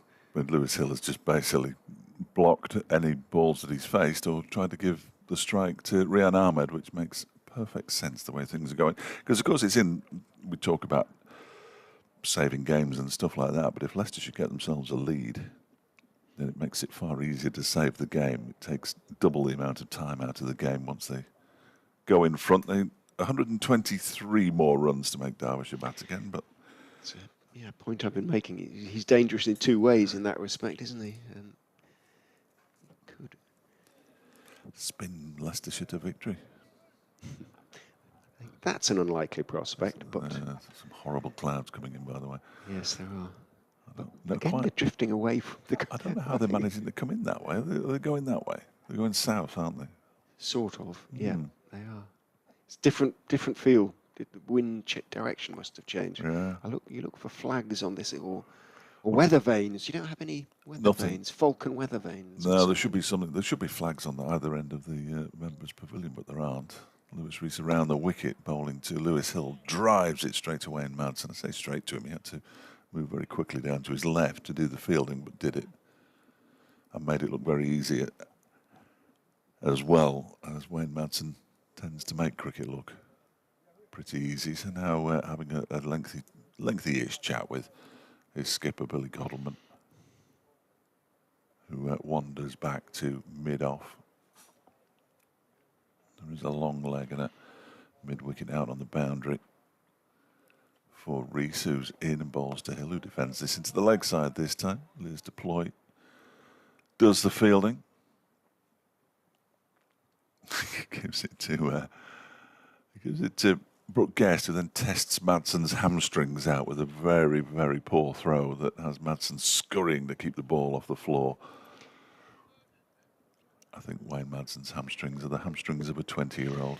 I suspect so. No idea how he does it. It's remarkable. He crouches down at cover, and that ball is pushed to him by Lewis Hill. Likes to be in the action. Hill was 8 not out at the start of the day, so he's only added 14. in an hour and 20 minutes. He doesn't need to score, though, does he? No, at the other end. He's got the run machine. Rehan Ahmed approaching a maiden 50 to go with a maiden 5 for. Even from a Derbyshire perspective, you'd hope he'd get there now. Around the wicket comes Rees. That's his driven. A full delivery, nicely fielded by Anuj Dal, tumbling away to his right-hand side at backward point. He's a good fielder, Nudge. Best in the Derbyshire side. I don't think there's any question about that. Claps his hands together. I'd like another before lunch, wouldn't they, Oh, Derbyshire? yes. If not 2. Yeah. Get them, if they were 5 down at lunch, they really would fancy the chances, wouldn't they? Still plenty of hard work to do, though. This pitch is pretty good, as they all have been here at Derby this year. And that one is driven, knocks out the stump at the far end, which is a real shame. That would have been 4. So the stumps, it's the off stump to a right-hander at the far end, was knocked out of the ground by that shot from Lewis Hill and saves Derbyshire 3 runs. Leicestershire moved to 196 for 3, and Hill moves on to 23. Aitchison was heading down to that fine third man position, but he's been summoned back to slip. But mid-wicket, Duploy is going out to deep mid-wicket. We all know where this is going then, don't we? Exact position where Ahmed pulled Rees previously. Rees' final ball of his over in. It's a full delivery and it's whipped away and round the corner down to fine leg. There is a man down there. It's Sam Connors. And they are restricted to a single. Ahmed moves on to 47. It's getting dark. 197 for 3. 121 more runs required by Leicester to make Derbyshire bat for a second time. It does feel to me as though we might get some rain, but we'd have to look out the back really to be 100% certain. And the only way we can do that is to leave our commentary position. But it would actually mean me standing up. That's not going to happen. Ahmed has kept the strike on 47. Can he go to his maiden 50 off Sam Connors, who turns little hop, comes running in and bowls, turned off his legs by Ahmed, but only as far as came at shortish mid-wicket. Rehearses again the turn of the wrists. A lot of police cars around Derby City Centre this morning. I was passed by a fair few coming the other way, sirens going, all sorts happening. What was the implication?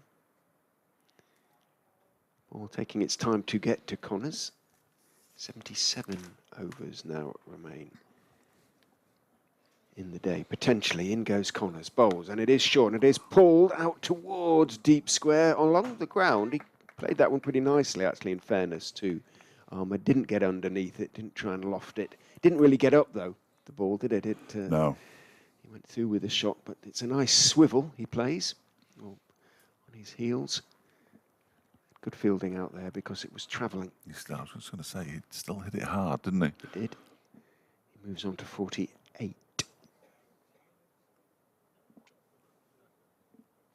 18 years of age. Just. Remarkable. Leaning on his back, watching as Connors is in to Hill. Defensive shot on the back foot, just works it out towards mid-on. Fallen. Sharpish from Connors. Warwick's hopes of avoiding relegation from the First Division appear to be receding. They're 149 for 6 now against Hampshire and only lead by 110. If they could get another 60, 70 runs, it might be interesting. Could yet get interesting, couldn't it? Hampshire with nothing to play for, of course, having missed out on the title. So they'd chase anything, presumably. Yeah.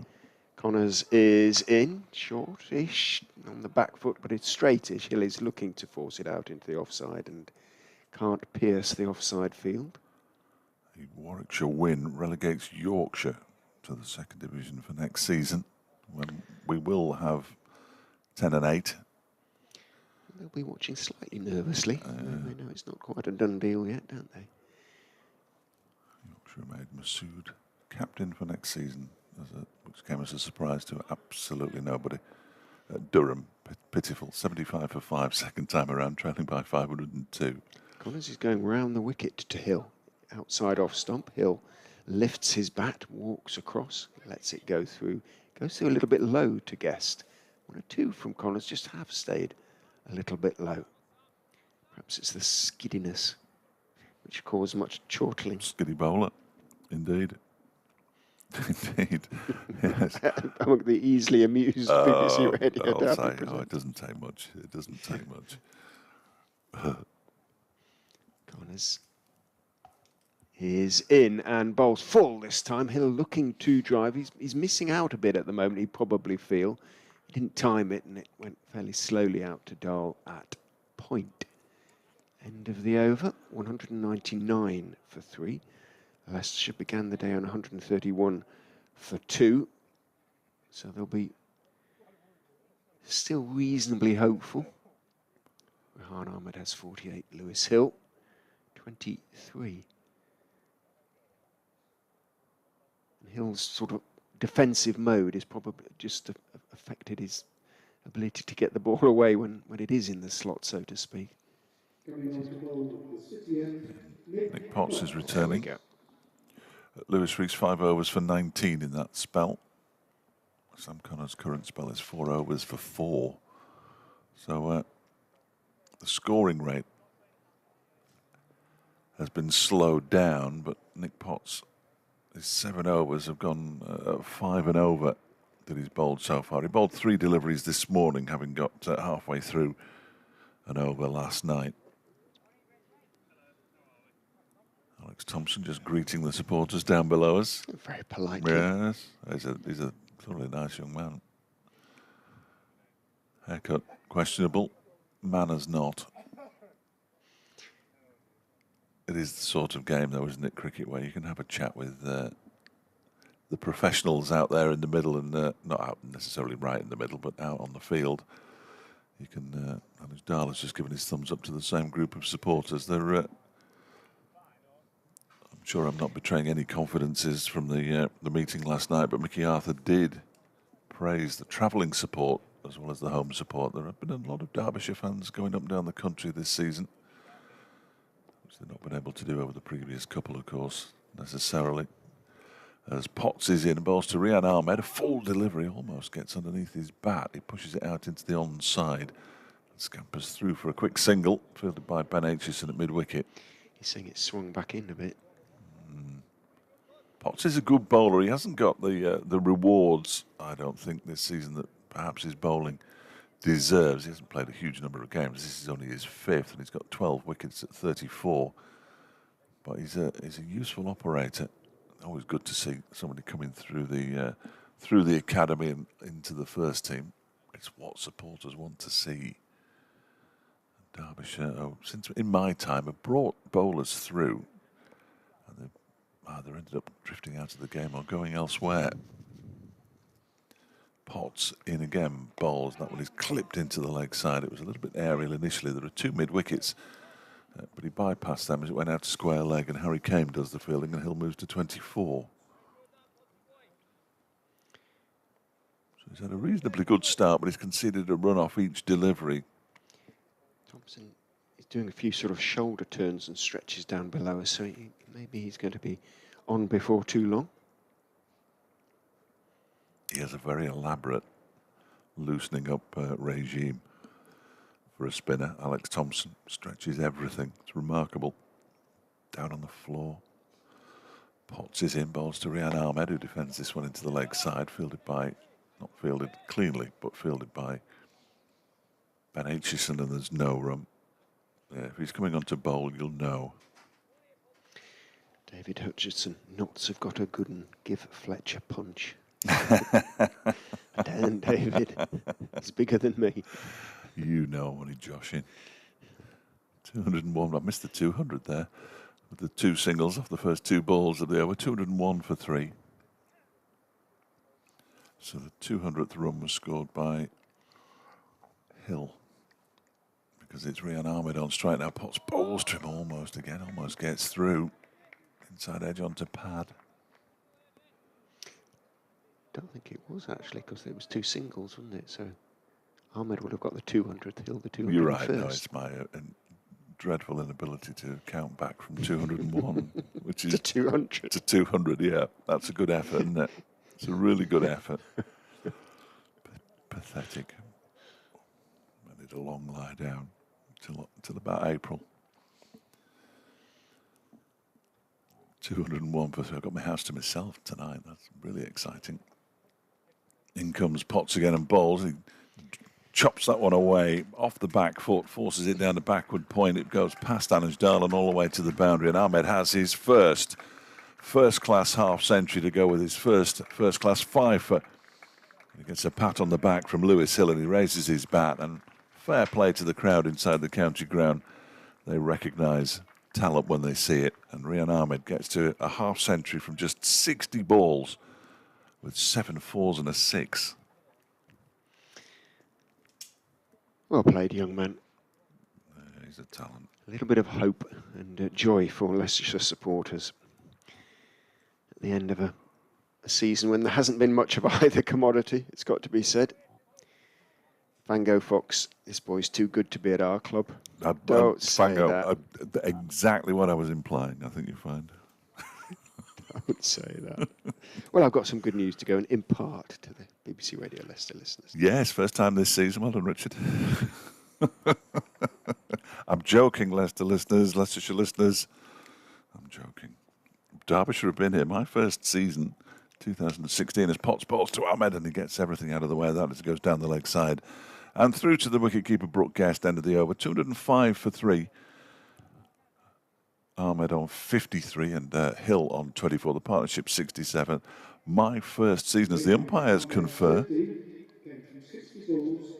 Not sure I like the fact that the umpires are conferring. They might need to put the lights on. They're looking up. Well, certainly Hassan Adnan, when he looks up to most people, but he's looking up to the sky at the moment. I think he's asking for the lights to be turned on, which would make sense because the lights were on yesterday from the start of play. But they're definitely radioing somebody, so expect to see the lights firing up soon. My first season, 2016, covering Derbyshire. They didn't win a single game in the county championship, so I know how everybody feels. Wayne Madsen, incidentally, nominated for the Professional Cricketers Association Men's Player of the Year, which is a pretty decent effort. They want a drink here. They're waiting for the lights are coming on now, so the batsmen are going to wait. He's the leading run scorer in the county championship, of course, with 1,273 at an average of 60. 1,800 runs to his name across all formats. The other players who've been nominated are Harry Brook and Johnny Bairstow, Yorkshire and England, and Will Jacks, who's recently been playing T20 cricket for England in Pakistan, the Surrey batsman. So that is a decent group of people to be nominated alongside for Wayne Madsen, all First Division or international player and international players. There is a hiatus here as pads are put on, the lights have come on, and the batsmen are having a drink. So you're not missing any action at the moment.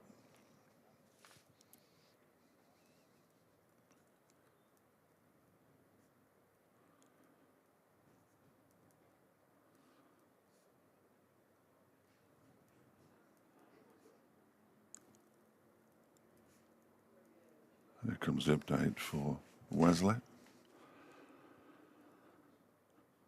Yeah, I'm getting slightly less confident in my thoughts that they should win this game. They really should still, but Leicestershire are putting up some fine resistance. Rehan Ahmed, 18 years of age, has just got his maiden first-class half-century, 53 from 61 balls he's on. 205 for 3, Leicestershire, Lewis Hill on 24.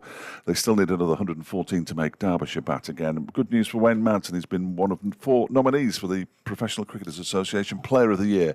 All other 3 nominees are international players. Leicestershire 205 for 3, trailing by 114.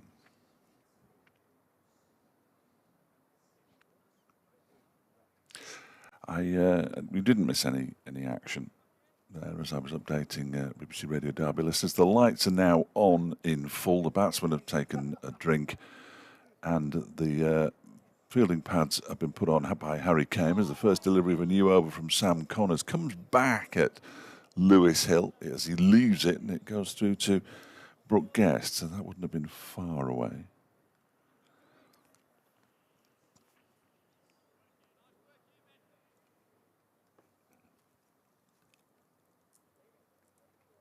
Just the one slip for Lewis Hill. Point, cover, mid-off, mid-on, mid-wicket, who's now going to be a short leg. A couple of slips. One of them a leg slip, possibly. A long leg. It is a leg slip, Ben Aitchison. And a man out on the mid-wicket boundary who looks like Lewis Deploy to me, but it might not be. It might be Nick Potts. This one is defended. It is Nick Potts by Lewis Hill up towards Lewis Rees. There's no run because Deploy's at cover. Let's get those two mixed up. So Hill has faced 56, 57 balls, I think, this morning for his 16.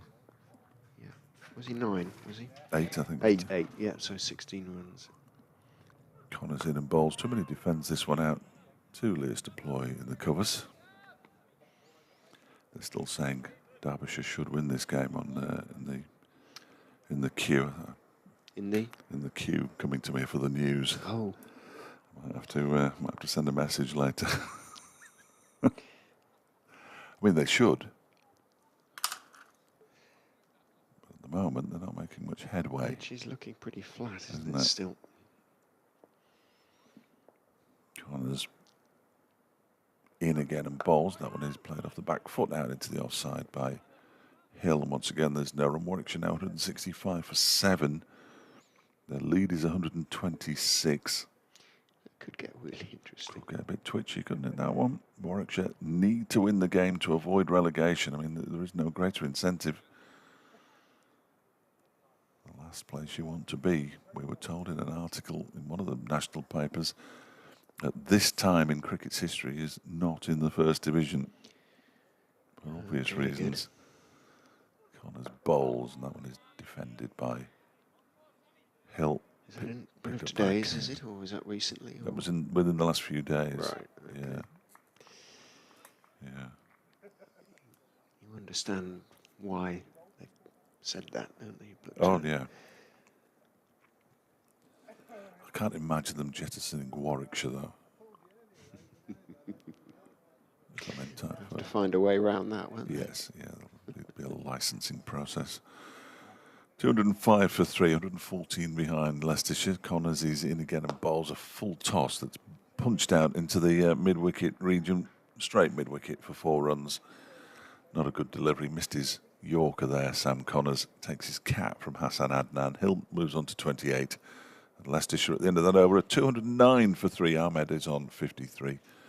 And they need another 110 now to make Derbyshire bat again. It looks as though Derbyshire will have to bat again. That may have been Hill's first boundary of the morning, I think, the first session. Not that that's an issue as far as Leicester are concerned. I think you're right, because it's only the second boundary in his innings, and he was on 8, wasn't he, overnight? So surely he got one yesterday. I think so. Partnership now worth 71 for the 4th wicket. Ahmed, responsible for 53 of those runs, looks around, sees fielders spread far and wide. Deploy at mid-wicket, came at deep backward square. Connors at long leg. Aitchison, I beg your pardon, Thompson down here at actually very normal third man. He's not very fine at the moment. And Potts coming charging towards him and bowling. A line and length delivery. He leans forward and defends it out into the offside to the Derbyshire skipper, Billy Godleman.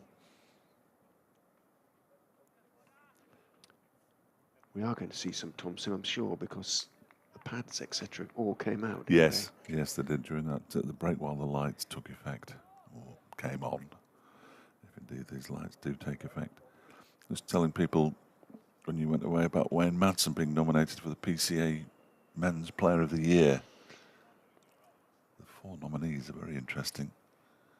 Potts is in again, line and length on off stump. Again, eventually leaning forward is Ahmed, playing it out to Aitchison, who's at shortish extra. I don't think he'll win it because the other nominees are Yorkshire and England's Harry Brook and Johnny Bairstow, and Surrey and England's Will Jacks. Is it purely on results during the season, as in it's a purely playing thing, is it? It's not anything else, being the PCA? Or I assume so. do you know what I mean? Contribution sort of off the field? No, or no, anything like that? PCA Men's Player of the Year. Right, purely on playing results. Potts is in, bowls outside off stump, looking to force it away into the offside is Ahmed. Again, bat quite a long way away from the body. Got plenty of it, didn't quite time it as well as he would have liked. And Thompson running, I beg your pardon, I've done it again. Aitchison running across from extra cover, stuck out a meaty right hand and made the stop. Alex Thompson down here below us. Friend of Welsh Springer Spaniels. And there's a shocker in there. Just showing you his haircut there. He's even dyed it and all sorts. It's just horrific. It caught the sun then as well. That was awful. It highlighted it. In goes Potts on the back foot is Ahmed, and it's again he's pushing it out into the offside, but then doing all sorts of sort of clever wristy things with the bat, having played the ball. He must basically have no wrists. They seem to be completely flexible. That would help as a leg spinner, though, wouldn't it? Indeed. Bowled really nicely. He did very few bad balls, given how little there was in the pitch for him. Try and do the googlies. Silly, and he's got a real googly, hasn't he? In goes Potts, bowls short, and it's just a paddle pulled around the corner. Didn't put any sort of real effort into the shot, sat up a little bit, didn't try and overhit it, didn't try and loft it over square leg, just, as I say, just paddle pulled it around the corner and jogs a single. So perhaps he's now beginning to play with a little more restraint. We should be confident. This should be confident, shouldn't it? Absolutely. Hang on, I could bat here. I can maybe make a really big score here. I could see another double century. Another. Oh, I've seen plenty. Yes, you have. Too many, really. Well, I haven't seen a quadruple, though. Yeah, we have. Yeah, I've seen a triple. Potts is into Hill, who steps forward and then leaves a wide-ish delivery. It was a good length, but it was far too wide to induce Hill to try and drive it away. End of the over, 210 for 3. The cloud behind the hotel in which Leicestershire have been staying behind the East Midlands demolition stand is very dark, but it is drifting away. And there is blue sky behind, and this game has been favoured by the weather gods to an extraordinary extent. 210 for 3. Warwickshire 8 down now, 173 for 8, leading by 134. Hard to believe it's really enough to put Hampshire under pressure, but shouldn't be. You never know. We've had to contrive something already in that game, of course. Warwickshire declaring their first innings on 272 for 4 because they lost pretty much half a day, or no, a full day in 2 halves due to the rain in Birmingham when we didn't see hardly a drop. 30 miles north. Connors into Rehan Ahmed. Is it me? That one's defended by the young man. Back towards the bowler. I'm severely losing it. There's no run. Because Derbyshire win would probably see them finish 4th in the table, having finished 7th last season. So there's a clear improvement. I mean, there have been so many improvements. As Connors is in, and that one doesn't get up at all. Ahmed was sort of ducking. I think it went past his back, because it didn't bounce as much as he was expecting it to, given the shortness of the delivery. Taken by Brooke Guest behind the stumps. It was always going to happen, wasn't it? As soon as they put the lights on, the sun came out, and that'll be another huge electricity bill. Always going to happen. Ahmed waits Connors, bowls too many, clips it into the leg side, down towards the backward square leg where Potts does the fielding. They take a single. Ahmed moves on to 55, 211, 4-3. They could switch them off during the lunch interval, couldn't they, really? And get them back on in time Yeah, if that yeah, was, I think so. you know, it'd be worth doing. Save 20, 25 minutes or so. £25,000. Yeah. I don't know if they get the business. I don't understand all the caps, if I'm honest. I don't really see where the word cap is used, but No, it isn't a cap, is it? it doesn't appear to be one. It just keeps moving every 3 months. There is a business cap that they might benefit from. I don't know. I know the Football League clubs are meeting today at Walsall. And they're going to, top of the agenda, I think, is 1 o'clock kickoffs. As Connors goes in and bowls a full-length delivery, Hill bunts it out into the onside. It's a tumbling stop by Lewis Rees, who's got absolutely no idea where the ball is, and it's right under his feet. And they get through for a single. Hill moves to 29. 212 for 3. Leicestershire 107 runs away from forcing Derbyshire into a second innings. I suppose, strictly speaking, cost shouldn't be a factor, should it? It should be about saving energy and anyway, shouldn't it? Well, there is that. There is that. If we are going to run out of energy, yeah. I remember you won't remember, Richard. I think you probably do. We are of an age, Well, roughly. yes, I think we're very similar. This next delivery from Connors is pushed out into the offside by Rehan Ahmed. I thought that was the last ball of the over, but actually umpire Adnan is just watching where Sam Connors lands his feet. He's very keen on that. He was very keen to point it out to Colin Parkinson in the Derbyshire innings, and he's just told Sam Connors just to make sure he gets off the middle of the pitch. It isn't in Derbyshire's best interest to rough it up, though. I wouldn't have thought.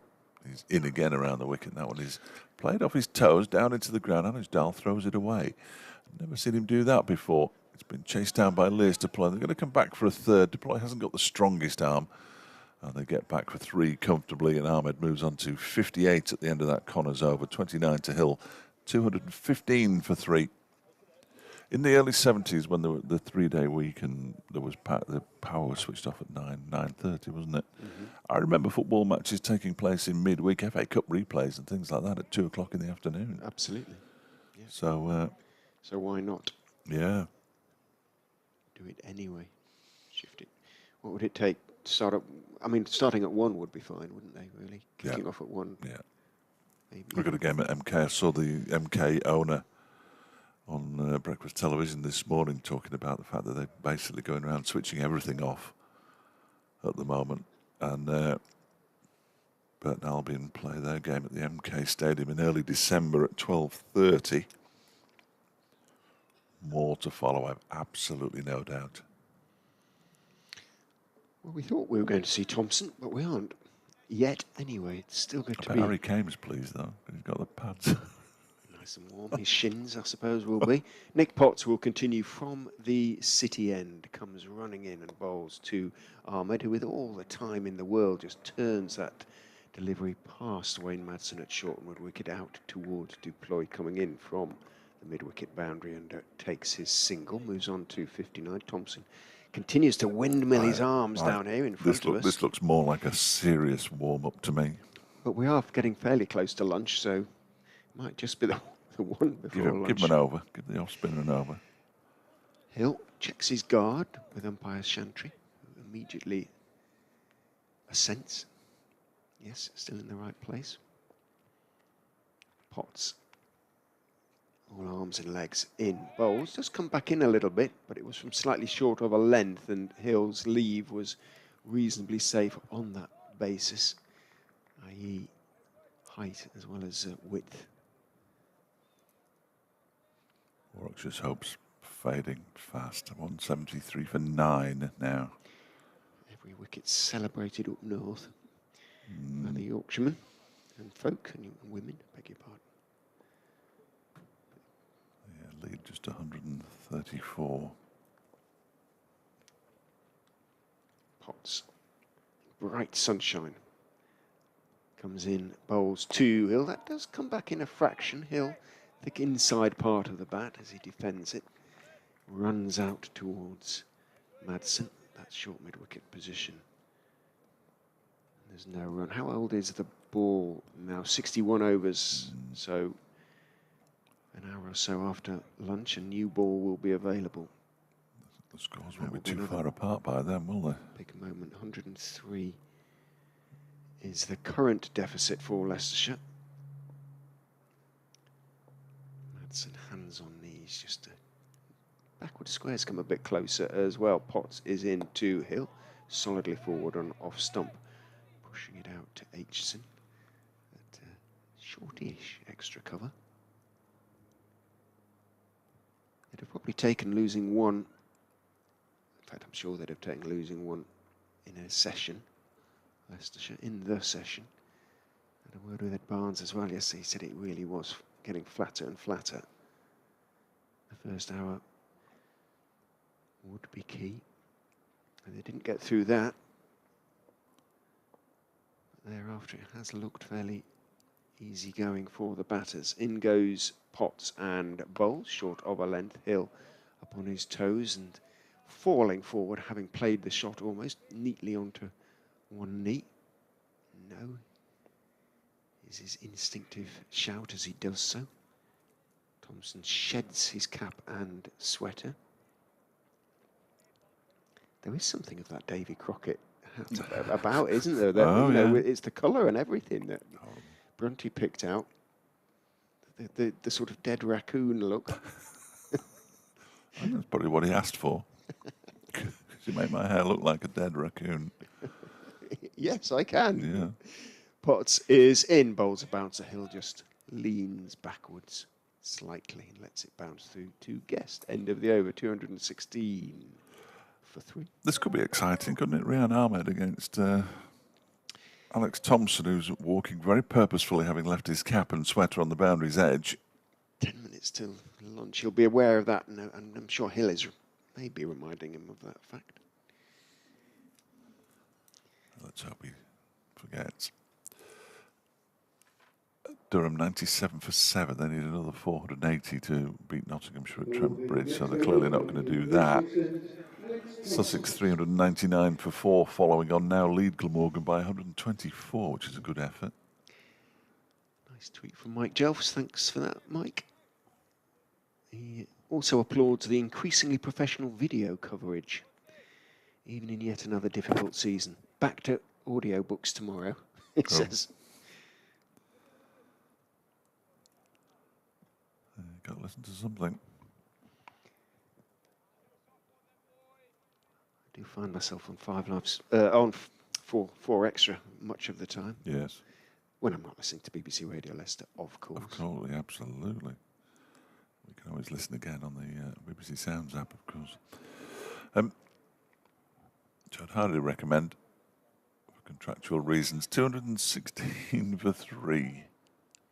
Rehan Ahmed on 59 is going to face the first delivery of the day from Alex Thompson. He bowled 3 overs for 11 yesterday. He's in and bowls, and he's driven 4 runs by Rehan Ahmed. In fact, he didn't even leave his crease there, Rehan Ahmed. He knew that had gone for 4. And then he thought, well, I'll make an effort. And the batsman touched down at the opposite ends to which they had been standing. And Ahmed moves on to 63, 220 for 3, and the deficit is down below 100. It's 99. A lot of work for Derbyshire to do here. Leicester should have been excellent this morning. Thompson is in, balls to Ahmed, and that one is a much better delivery from Thompson, giving it a chance to turn if indeed it's going to. Just the one spinner in the Derbyshire ranks. Specialist spinner. He's in and bowls. That one is driven for 4 more out towards the cover boundary this time. In fact, it might not get there because Leicestershire is giving chase, and he just gets there before it gets to the rope, but he pushes it back so far that the batsman can comfortably get back for a third, and Ahmed moves on to 66, 223 for 3. Martin Barry, likewise. just settling down to watch Hill and Ahmed reel off large, attractive centuries. He Yeah. tempts fate horribly. Excellent. No, I like that. If these two don't get a century apiece, I'll be surprised. David Hutchinson wants to do it too. When was the last time a Leicestershire player got a maiden fifer and maiden century in the same match? Oh, nice. Might not happen in this game yet. That one is clipped into the leg side. Did they run 4? No. Yes, they did. Because Ahmed's down this. Yes, he's just taken a single. Oh. They ran 4. I thought they'd only run 3, but they Yes. ran 4 to deploy. Good running then. Yes, it was excellent. I didn't realise they'd run 4. Ahmed moves on to 68, 225 for 3 with that single. Partnership 87 of 132 balls. And Ahmed has got 68 of them from 76 of them. He has dominated the morning session. That one is defended by Hill into the leg side. There'll be at least one more over. There might even be 2 before lunch, which would mean that Derby should be 1 behind. Where they really, no, they'd be level, wouldn't they? If there was 2, that'd be where they should be. That one's turned into the leg side by Hill. End of the first over from Alex Thompson. Then 9 runs from it. A boundary, and what I believe should be described as an all-run 4, unless they signalled 4. That's the only thing I can think. So I'm just looking at the replay of that, because he's run 2. It doesn't look like he's going to get back for another one, and he gets back for 3, and it was signalled as a 4. Yeah, no, that's what I thought. It hit the rope. They didn't run 4. I didn't think they had, but I didn't realise that the 4 had been signalled. My apologies. Duploy is going to have a bowl. Oh dear. Well, It's he'll gone. have 1 over before lunch. It's come to this. It's come to this. He's bowled 34 overs. He's taken 1 wicket at 133. Left arm, well, orthodox spin that has just gone straight through the legs of Lewis Rees as he bowled it to him at mid-on. Rees has to go in pursuit. You never know. Stranger things have happened, that is for sure. Rehan Ahmed on strike. Duploy, no run-up at all, is in. Bowls full, is stroked out into the offside by Ahmed into the gap in the covers. There is the sweeper on the offside boundary. Ahmed takes a calm and reassuring, in certain respects, 1. Moves on to 69. I saw Deploy get a wicket in the Lancashire League, and I obviously saw his wicket in the Championship, but I couldn't tell you where it was. Or who it was. No. They wish to goes. remain anonymous. Tosses it right up. It's a full toss, and Hill misses out big time because the sweeper had come in from the offside boundary and he picked him out at deepish, i.e. on the sort of edge of the square. Extra cover. Duploy in. Bowls a horrible long hop that Hill manages to pull around the corner. It's a long old chase round from deep backward square, and Hill picks up 3. So a full toss followed by a ball that lands almost at his feet from Duploy, but they didn't get up, so Hill actually did quite well to sort of pull it away around the corner. You can see why his solitary victim this season wants to remain anonymous, can't you? He goes and bowls of almost full toss again. Ahmed just waits for it on leg stump and just pokes it carefully back down the pitch on the onside. Aitchison comes in to pick up. Duploy is in again. That is drifting down the leg side, just about pitches, and again, not taking any chances. Ahmed just pokes it back into the onside.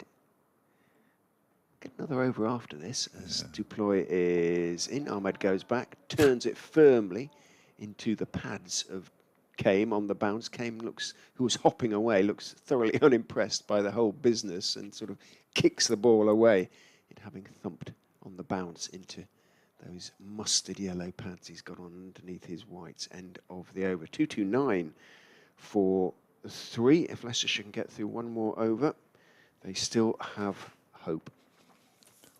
Well, I think they've got plenty of hope at the moment.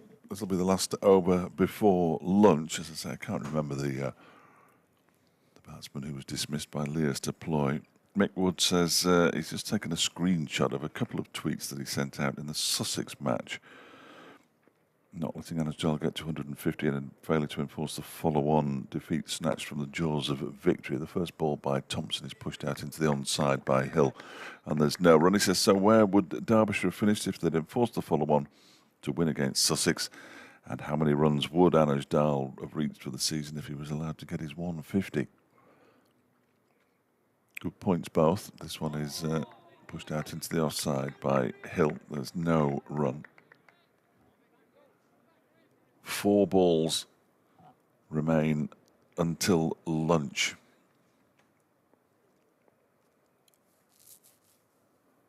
Thompson is in. That's a full toss, and it's beaten out into the offside and beautifully fielded by Lears to ploy at extra cover, diving away to his right-hand side. 3 to go.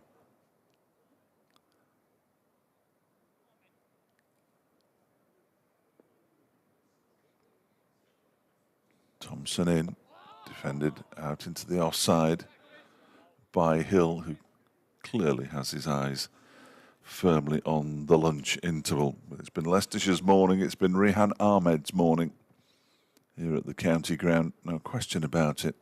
A maiden first-class 50 to go with his maiden first-class fifer. Thompson bowls and Hill defends. Partnership with Lewis Hill worth 91 after the dismissal of Sam Evans, who was caught by Wayne Madsen off the bowling of Ben Aitchison for 64. The only wicket to fall this morning. Thompson in to bowl the final delivery of the morning. It's pushed up to Billy Godleman by Hill. And that is lunch with Leicestershire on 229 for 3. They trail by just 90 now. Ahmed, 69. Magnificent so far off just 80 balls. And Lewis Hill is 32 off 110. And that lunch,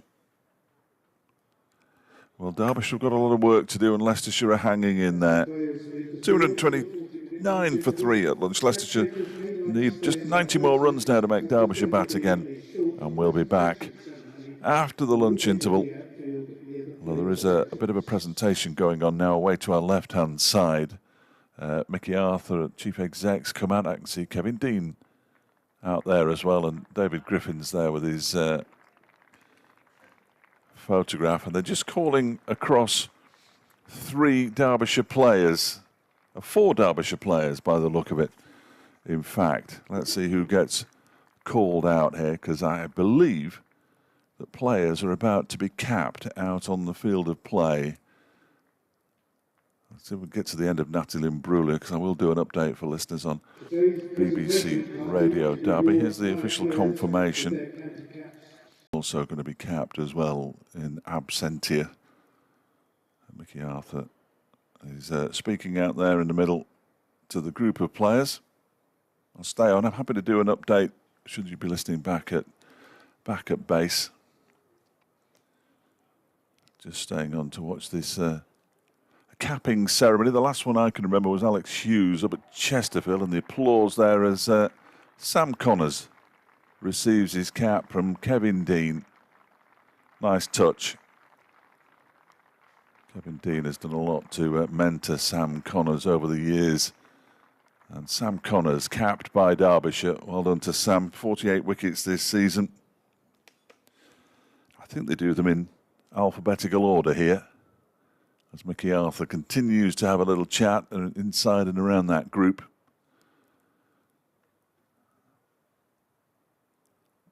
Absolutely. That little group over on the far side. I think the next one will be my player of the year. Billy Godleman is going to present this one. Okay. And the applause rings around, and it is. It's Anasjal who receives his county cap from Billy Godleman.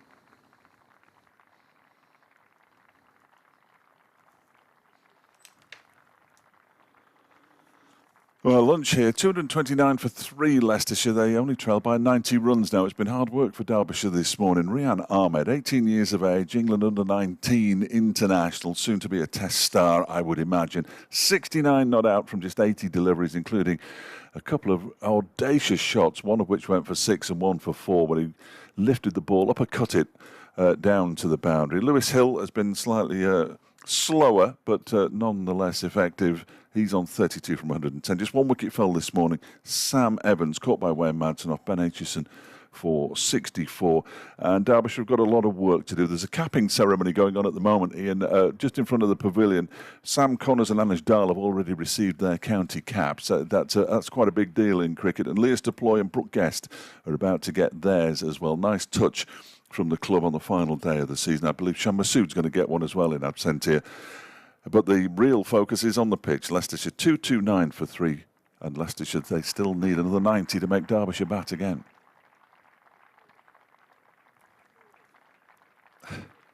Leas Deploy is the next man to receive his cap. I didn't see you. I think it's Wayne Madsen who is giving Leas Deploy his cap. So if we carry on in alphabetical order, it may well be that the next player to be capped is Brooke Guest. John Wright, I expect, to be the man to give Brooke Guest his cap. Now, out in the middle, I can't see that John Wright's making a speech, in all honesty. It looks more like, oh, it is John Wright, right in the middle of everything. He's just giving the speech, and once this cap has been awarded, that will conclude the ceremony, and we can all get on with our lunch. But Brooke Guest thoroughly deserves his cap as well. The players themselves, as far as I'm aware, didn't know, and there it is. Brooke Guest shakes the hand of John Wright, Derbyshire legend and now club president, pops the cap on his head. So 4 players capped at lunchtime: Sam Connors, Leas Deploy, Anish Dahl and Brooke Guest. Shan Masood will also be capped, even though he's just been named as Yorkshire captain. Nice touch by Derbyshire. I think the last person I saw capped was Alex Hughes. I might be mistaken. There might have been some since then. He was capped up at Chesterfield, but there's lots of hugs going on out there. We will return on the BBC Sport website and app in around about 30 minutes' time.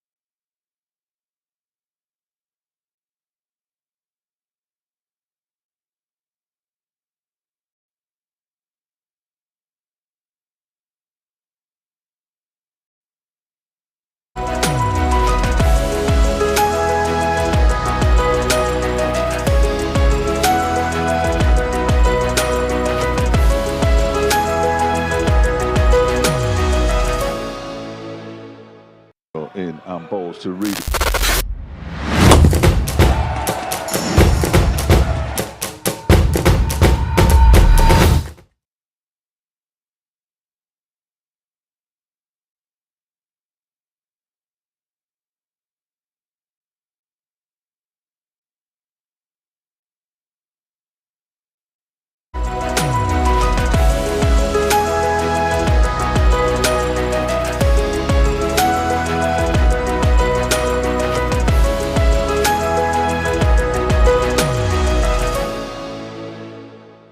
In and bowls to Reed.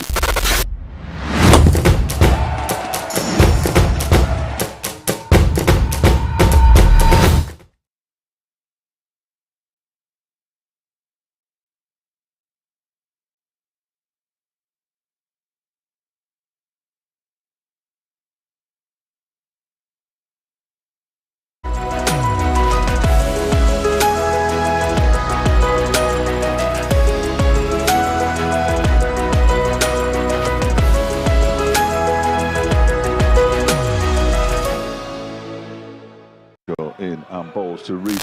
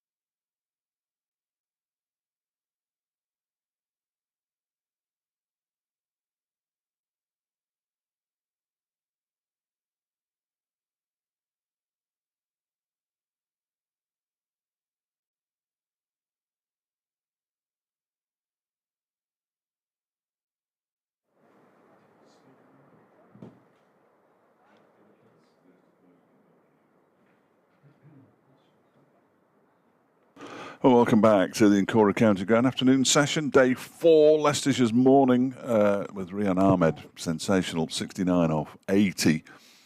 229 for 3, Leicestershire. They need a further 90 runs to make Derbyshire bat again.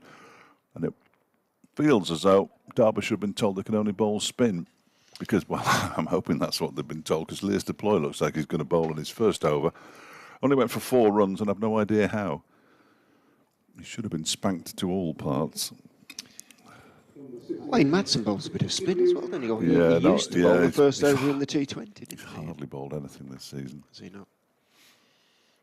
I'm not sure if his shoulder is up to it. Harry Kane bowls a bit of spin, but it'd be difficult in the fielding pads. It'd be quite good though if he did. He was going to be bowling. He was bowling to Rehan Ahmed as well, who was cautious in the overs before lunch, but is likely to be less cautious now, you would suggest.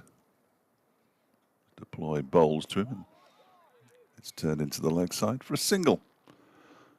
And a rather weary-looking Ben Aitchison comes around to do the fielding. 4:30 handshake, anybody? 230 for 3.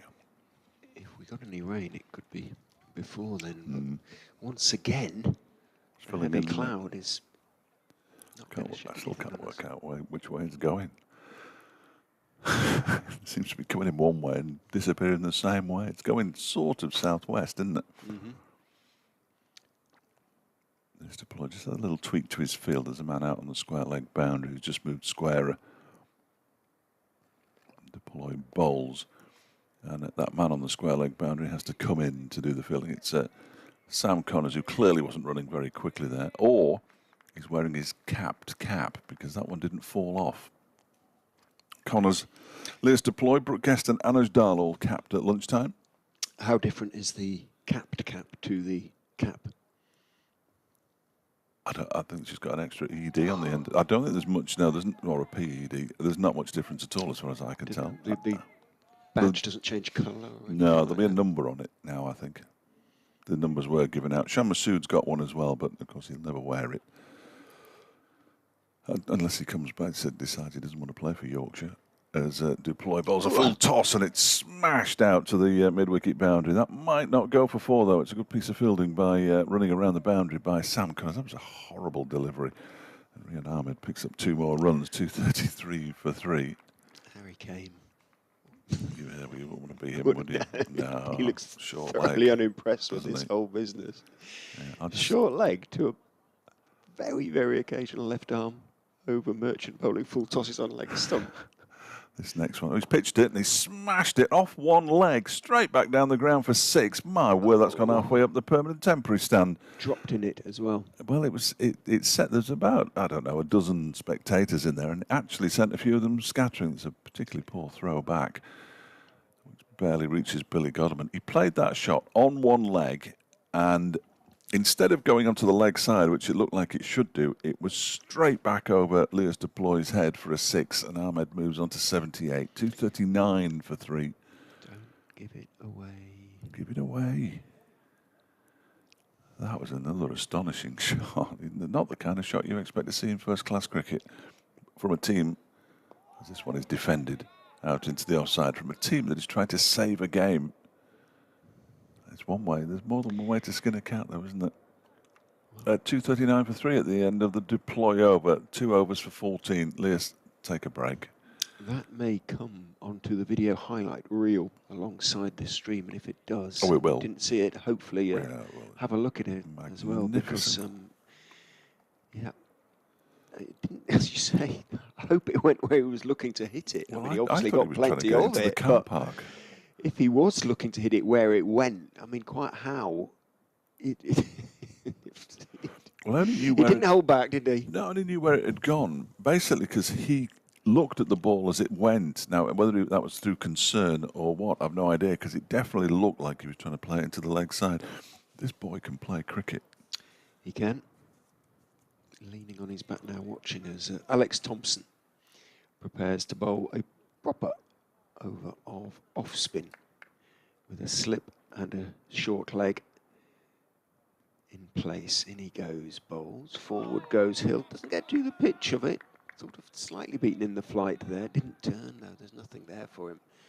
Hasn't really been... There was a little bit of slow turn, they thought yesterday, but it was slowish.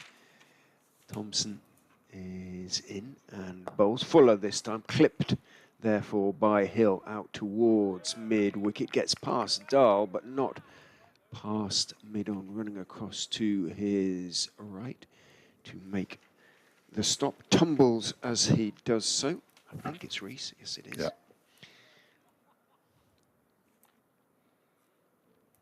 So just one to Lewis Hill, who is on 34. Ahmed now on 78. Thompson is in. He's down the wicket to him and driving out towards the extra cover boundary. It won't be 4 because the man on the point boundary can run across and field, and does.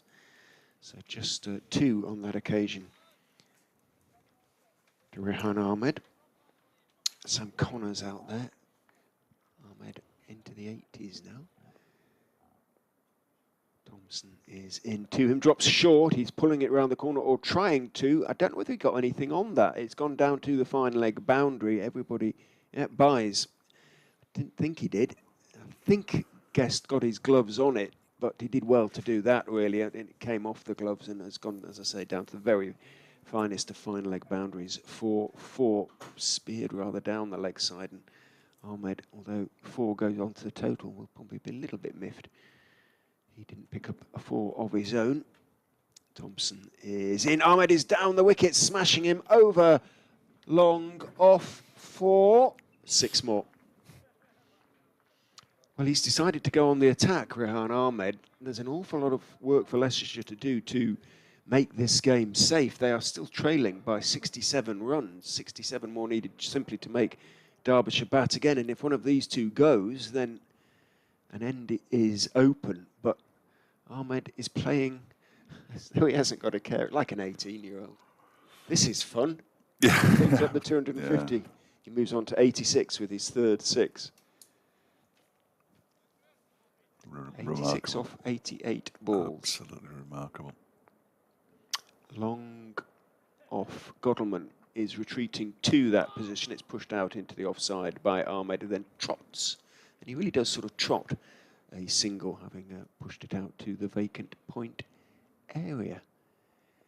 He's thoroughly enjoying himself. As I say, when I have spoken to him, although the sentences tend to be brief in response, they're always followed by a big grin and just, oh, I'm loving playing, really.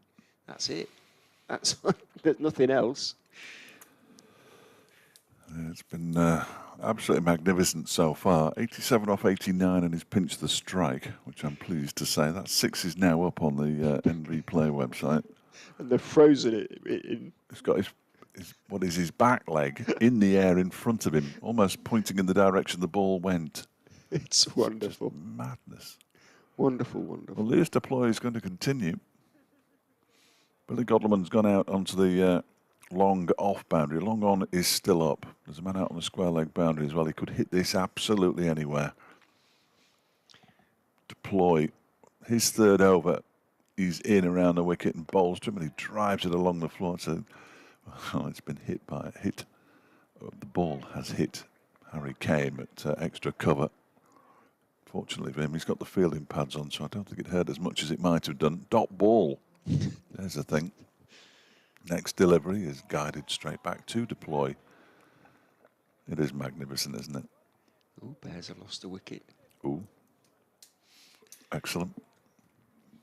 It's a brilliant tweet by Brian Halford earlier after 1 delivery. 6 for 1, Hampshire. This one is, dragged into the leg side and just falls short of Ben Aitchison. That was a horrible shot. Not very much in keeping with the rest of the innings, really. Sort of dragged it. Yes, he might be getting a bit overexcited. Lewis Hill's just trying to slow things down very cleverly by coming down and doing a bit of gardening.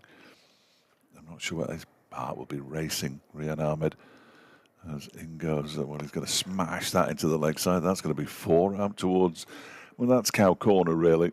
But it was a horrible delivery and deserved to go to the boundary. And Ahmed moves into the 90s, 91 off 93 deliveries. Leicestershire 257 for 3. And they trailed by 90 at lunch, and they now trail by 62. We've only been playing what, 10 minutes? I think we can definitely assume that Derbyshire are, at the moment, only allowed to bowl spin because of the light. Yeah, there's no way you'd keep deploy on. You see them bowls again to Ahmed, who drives it out into the offside. A little uppishly. Was well wide of the man at short extra cover. It went to the man at cover, or extra cover, who is Anuj Dal. Young man, you are never going to have a better chance to score your maiden first-class century. I'm sure you'll get them, but he'll get plenty. Deploy around the wicket again. Defends this one into the onside, fielded by Aitchison. You have a flat track. You have a restricted attack. 257 for 3 at the end of the over. It's a remarkable innings. Remarkable. Do not give it away. I'm sure Lewis Hill might. That said, it looks like Rehan is doing most of the talking there as well. No, you let me This is great, isn't it? I'm really loving this. You let me get on with my game. You do what you want at your end. I'm going to smash them everywhere. Yeah, it feels a bit that way. This is great. Shall we go and see a film tonight? Yeah. You know. We're going out for a pizza. No, I'm going home. Says Gilly. Just want to carry on playing. Thompson is in to him, and bowls. Hill goes back and very calmly strokes it out into the offside, only as far as Duploy, who is at extra cover. Well, Rehan's been told he doesn't have to go in till his mum calls him. Thompson is in. Hill goes back, just turns his wrist on it, pushes it out to Dahl at mid-wicket. Still got the short leg. There he came, and slip Wayne Madsen.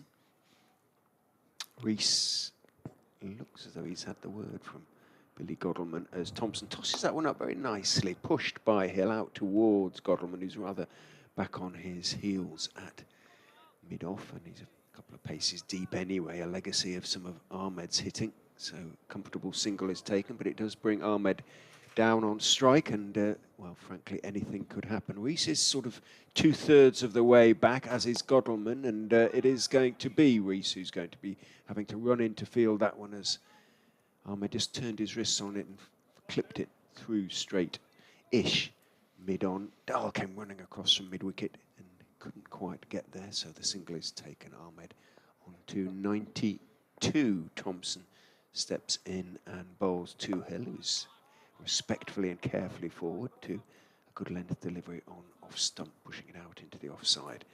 And there's no run. 259 for 3, trailed by 60. Now Leicestershire. Thompson steps in and bowls, tosses it up, and it's in the air for a foot or two as it leaves the bat of Lewis Hill. Bounces a long way before it reaches Alex Thompson, who gets a pat on the back from Lewis Rees as he runs back past him, puts his cap on, because it's the end of the over. Deploy's removed his cap. Goody. Thinks Rehan Ahmed He's going at might 6. get there in this over. Going at 6 and over at the moment. It's not great. Over the course of the season, he's only gone at 4. I've no idea how. Is it possible to tweet these highlight reels at all? Desperate to Oh, tweet them. I'm sure it is, but I wouldn't know how to do it. Maybe if I take a copy of the... Yes, the URL. Yeah, put that on a tweet. See if it works. Yeah, it should do. Here's Leas deploy into Rehan Ahmed, who drives very pleasantly up towards long off. Billy Godalman's out there. They go through for a single, disappointingly. Ahmed moves to 93. As soon as he gets to 94, it'll be Richard Ray, everybody. Because he's hit 2 6s already. He's hit 3 6s already. I beg his pardon. 11 4s and 3 6s in an innings of 93 off 97 deliveries. Even I can work out that that's a lot. I like the way that Leicester plays. Suddenly he just moves his square leg around 4 yards on the boundary. Comes in and bowls to Lewis Hill, who goes back into his crease and pushes it out into the offside, where it's fielded by Anuj Dahl. David Hutchinson. Cricket season needs to be extended. You are my Home Office colleague, it says. I suspect You deal with one or two. You deal with passports and stuff. This one's turned into the leg side by Lewis Hill for a single. If so, can you manage one that'll keep me away for a few more months? Has the ECB not considered my needs, says David? Nice tweet Thinking from of the Winters. There's deploy in around the wicket, balls to Lewis Hill. It pushes this one up to mid-off. He's gone for a run. There isn't one there. There's a throw by Billy Godleman, but he gets back Hill in time. He was sent back by Rehan Ahmed, I think probably correctly. Oh, definitely correctly, unless... Well, Godleman would have thrown at the bowler's end. Mind you, he was a long way down, wasn't he? Anyway, he got there.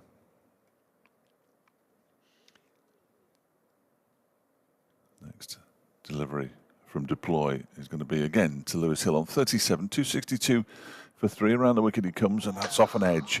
And they do go for runs this time because there isn't anybody down at third man. Of course, there isn't.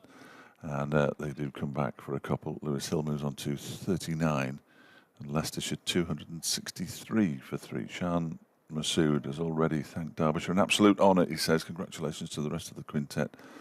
Thoroughly deserved after he received his cap. That is such a Shan Masood thing to do. He's in again, deploy, and Hill drives but mistimes it. Out into the offside, end of the over, 39 to Hill, 93 to Ahmed, and Leicestershire are 264 for 3. He's a very classy individual in every respect, isn't he, Shan? Absolutely, absolutely. I wish him well. It's just such a shame he's going to be playing for you. Anybody else, really? Well, no. Knots would have been worse. Knots would have been worse. Yes. So... Although, Hampshire 12 for 1 now. They need another 127. Thompson is in 2. Ahmed, who's down the wicket, smashing it over mid-wicket all the way for another huge 6 to go on to 99. Oh, my word. The 4th 6 of the innings for Rehan Ahmed. 99 off 98 deliveries for the young man. Is he about to do something that we believe to be unique in Leicestershire's history, to wit, take a maiden 5-for and score a maiden century in the same game? It has been done, obviously, many times, a century and 5 wickets in an innings for the Foxes, but not a maiden on each occasion. In goes Thompson as the field comes in. He goes back, punches it away through the offside, and that is his century. And even Lewis Hill gives a little skip of joy as he completes it. Ahmed just raised a fist, and as soon as he saw it going through the offside, punched the air, completed the run, but it did cross the ropes at extra cover. Rehan Ahmed, 18, just 18. 5 wickets in an innings yesterday for the very first time in first-class cricket. 3 figures for the very first time in first-class cricket the following day. A hug from Lewis Hill, a great big cheer from the Leicestershire balcony, and indeed the knot of Leicestershire fans who are in front of the Players' Pavilion. Well, we've seen something a little bit special, I think, today. This boy's going to empty a few bars at test grounds around the country at some point. 99 deliveries, by the way, for his century, 11 fours and 4 sixes. It's madness, absolute madness. These two are put on 133 in 178 balls, and Ahmed's got 100 of them. I can confirm he's the first Leicestershire player to do it, maiden or not maiden, since Phil de Freitas against Sussex at Grace Road in 2003, so 19 years ago. Don't miss your update. You've got plenty to tell them. In goes Thompson, bowls tucked by Ahmed out towards deep backward square for 1. Well, well, well. I've already written my line for the next. We are watching a genius here, a cricketing genius. It has been absolutely brutal, but controlled brutality. Here comes Thompson in and bowls to Hill, who, in stark contrast, Pushes that one back towards the bowler, and there's no run. He got to his century with a 6 and a 4. Punched the air, now he's just carrying on. Thompson bowls, back into his crease goes. Hill drops it out to the point boundary for another single. It brings Rehan Ahmed on to strike for the final ball of the Alex Thompson over. I've never seen fielders scatter quite so much. When you consider that Derbyshire still lead by 43. Thompson in, Ahmed defends out into the offside. Now he's got his century, he might calm down. I hope he doesn't, but he might. Absolutely magnificent.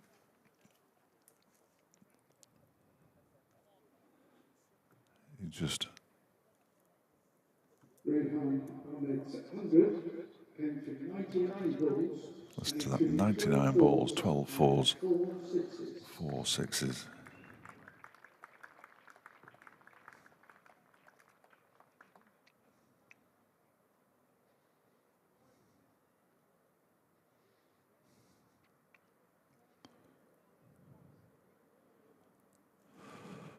Is it going to be Leicester play? Is he going to continue? It looks like he is.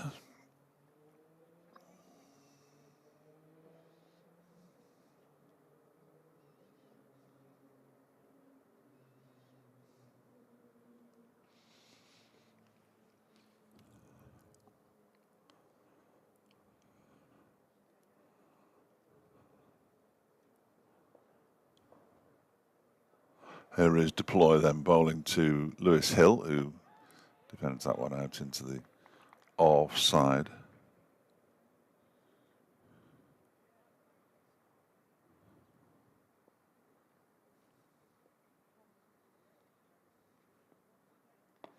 Next delivery is defended into the offside by Hill. I just have to reply to a colleague who's been very disrespectful.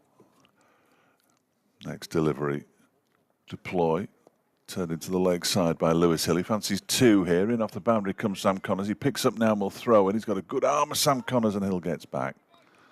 2 more to him. He moves to 42, 278 for 3, 41 more runs required.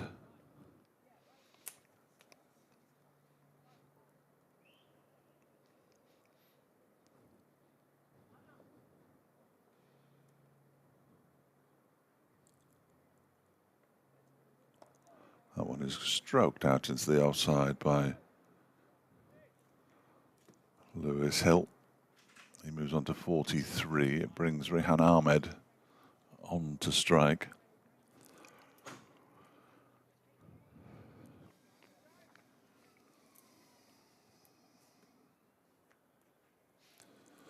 Deploy spins himself a catch, standing by. Bowls to Rehan Ahmed, who defends that one. Out into the offside, there's no run.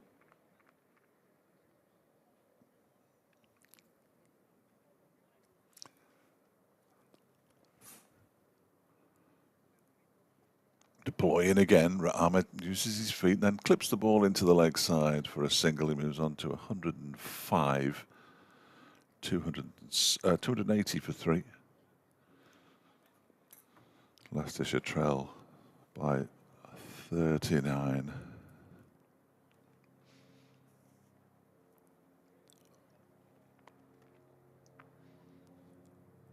Aeroplane buzzing around.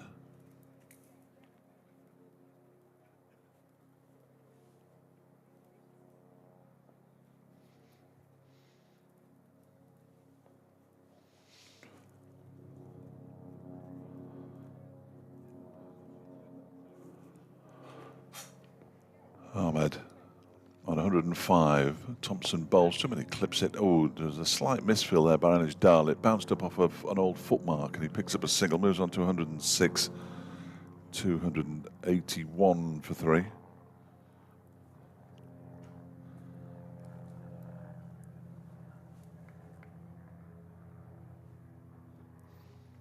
$281 for 3. Now where he's clear. 281 for 3. Next one from Thompson is defended by Hill.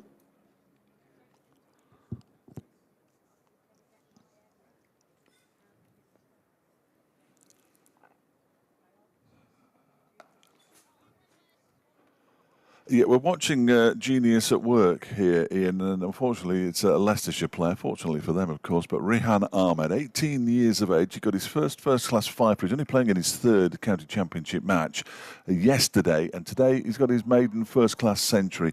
He got to three figures off just 99 balls with 12 fours and 4 sixes. It's been controlled brutality from the young man who is a clear England prospect. He's put on 143 so far with Lewis Hill. Hill is on 43 from considerably more deliveries than Ahmed has faced. And Leicestershire are 281 for 3. Derbyshire's hopes of winning this game are receding by the minute, you would have thought. They still need another 38 runs to make Derbyshire bat again, Leicestershire, but that seems almost certain to happen. Leicestershire 281 for 3.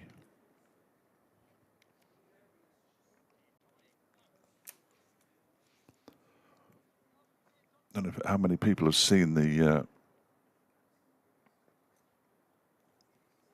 Cricket Disciplinary Commission's press release, as that one is left alone outside the off stump by Hill. It's the end of the over, 285 for 3. You'll remember some time ago that Nick Maddinson, playing for Durham here at Derby, was in breach of the bat restrictions. His bat was too big. Unintentional. They've imposed a penalty for this season. But it doesn't really matter as far as Durham are concerned because they've been smashed today. They've been deducted 10 points. Now, I don't know if that's right or if it's wrong, because when Derbyshire lost 2 points, which is how many you get for a win in the One Day Cup, that was 100% of what you can get for winning a game, whereas Durham's punishment appears to be 5/8 of what you can receive for a win. Deploy continues, and Ahmed just guides that out into the offside. It's fielded by Harry Kame. Durham smashed by 462 runs by Nottinghamshire today, as this next delivery is dragged down a little bit by Lewis Deploy, and he has to go diving to his right, Anuj Dal, to do the fielding. Eventually scrambles to his feet, gets the throw in, but Ahmed has gone through for a run. He moves on to 107.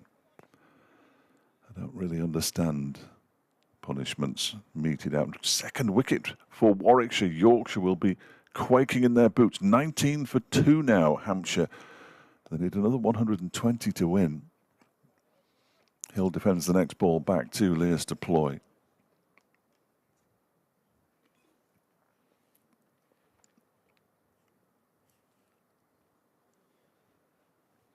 Next delivery from Deploy's turned into the leg side by Hill.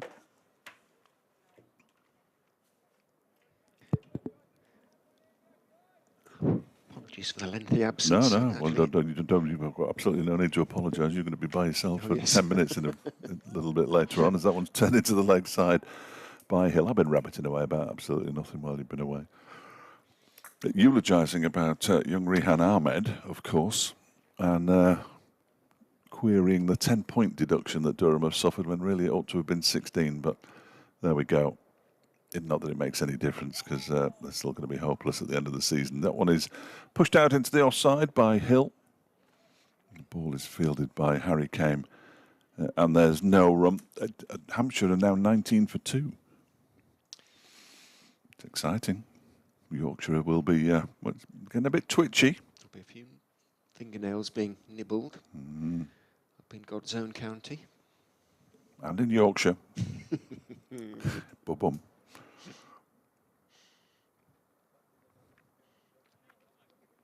Derbyshire don't win this game, they'll finish 5th, assuming they don't lose it. No, they'll go above Durham anyway. But a draw would get them 14 points. Oh, here we go. Bang.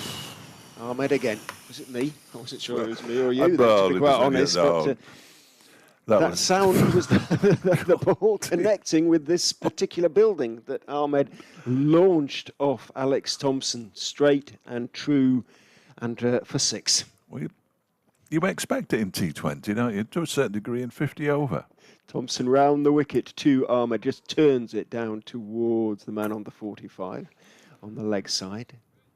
He moved on to 113 with that 6th of his innings. Yeah. To go with 11 fours. The Deficit now 27. Thompson is in. Ahmed goes back and drives him over extra cover for 4 more. Just made room, stepped back, and cover drove it expansively. This is the specialist cover spinner, by the way, for- not the part-timer Yes. deploy. We should emphasise that.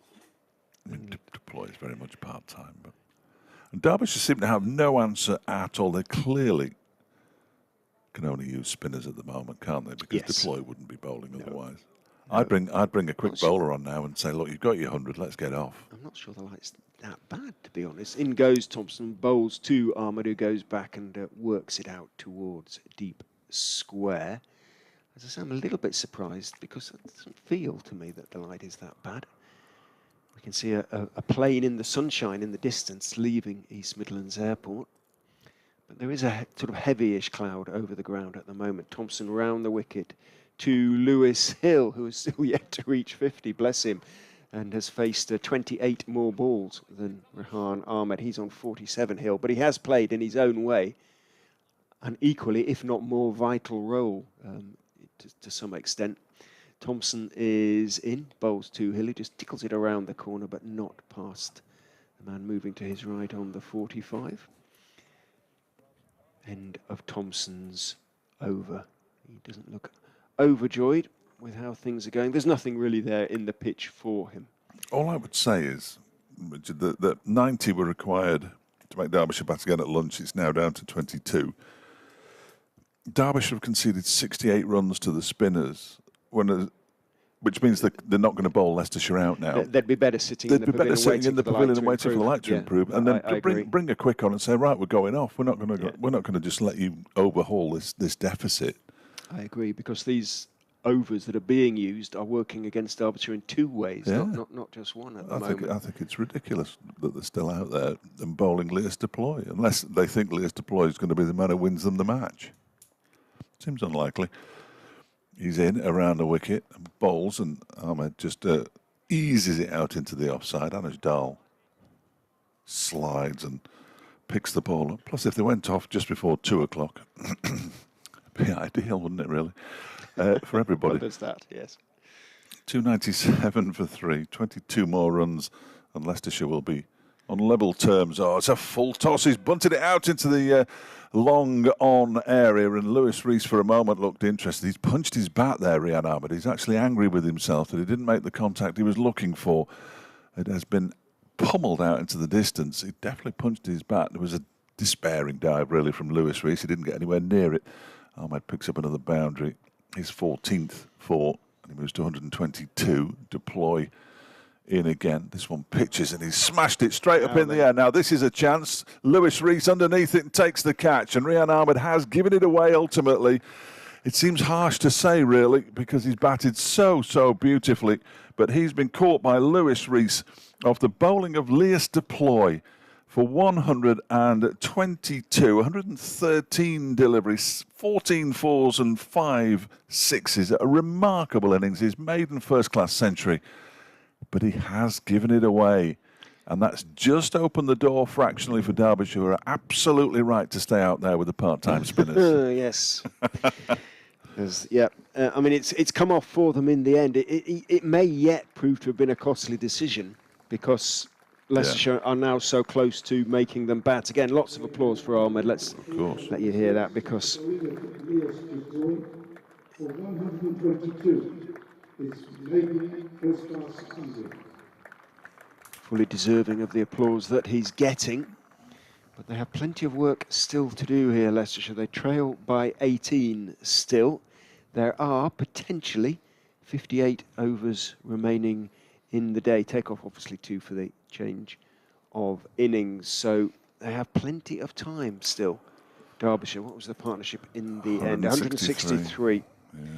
Of which he scored 122. Yeah, not too shabby. Not too shabby indeed. You can't. I mean, it was weird because the ball before, which was a full toss from Lewis Deploy, that he smacked down the ground towards long on.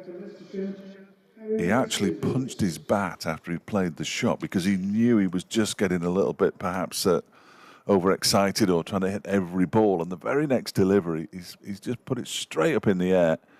And Lewis Rees, the same fielder who couldn't stop the boundary the previous delivery, has run around to take a fairly comfortable catch in the end, but one of those that's in the air for a long time, they're never easy, certainly as an amateur, and take the catch comfortably. And now Derbyshire can sort of go back on the attack to a certain degree, because, I mean, I'm not suggesting for a minute that Harry Swindles isn't a good batter, but he's not going to do what Rehan Ahmed's just done. If he does, it'd be spectacular. No, he's not, and he's in not the best form of his young career so far, so it's going to be a very different game for the next few minutes, if not longer. 2 slips. Yeah, well, he did straighten one at Hill, didn't he, a couple of overs ago, deployed. The one that pitched. Yeah. He's bowling now, and that's almost catching the edge. It was defended out into the offside by Swindles. Still batting to come, of course, for the Zed Barnes. 301 for 4. Scriven is the best bat who's to come. Deploy bowls. It's driven out into the offside, straight to Potts. And there's no run. All the fun's finished now, though, hasn't it? Feels like, really. It was excellent while it lasted, though. 122. Maiden first class century. Brilliant from Rehan Ahmed. Here's deployed to finish his 7th over, and that one is pushed out into the offside. Again, Alish Dal doesn't field it cleanly, but this doesn't cost them anything because the batsman had absolutely no intention of taking a single. End of the over. 301 for 4. Leicestershire 18 behind Derbyshire. Now Hill on 47. Swindles yet to get off the mark. And Leas Deploy has his 2nd wicket of the season. Well, you remember his 2nd, I would imagine. Yes. Going forward over the years, if not his 1st. I genuinely can't remember his 1st. Somebody out there will tell me, I'm sure, but if you can remember it, let me know. The light's still bad enough, according to the umpires, that only spinners can bowl. We have had 76 overs, that said, so theoretically also 4 overs away from a new ball. Thompson around the wicket to Hill, who is approaching a landmark of his own. He's not going to get it off that ball because it's only going to be the single that he turns down towards deep backward square. He took the first one quickly, but there was never really any chance, I don't think, of him converting it into 2. Brings Swindles down to face Thompson for the first time. Potts, the fielder, at deep square, I think. All sorts of changes to the field. Boundary riders coming in.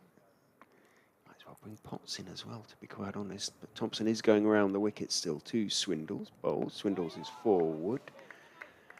To oohs and ahs. He did rather reach for that one. Slip and leg slip. And at the moment, also short mid-wicket. Thompson is in, tosses it up pleasantly, but just slightly over pitches it. So Swindles can get forward and stroke it out into the offside. He's going to have to scurry, and just about, sorry about that, made his ground there because his legs were moving very quickly, but he wasn't moving very quickly, if that makes any sort of sense.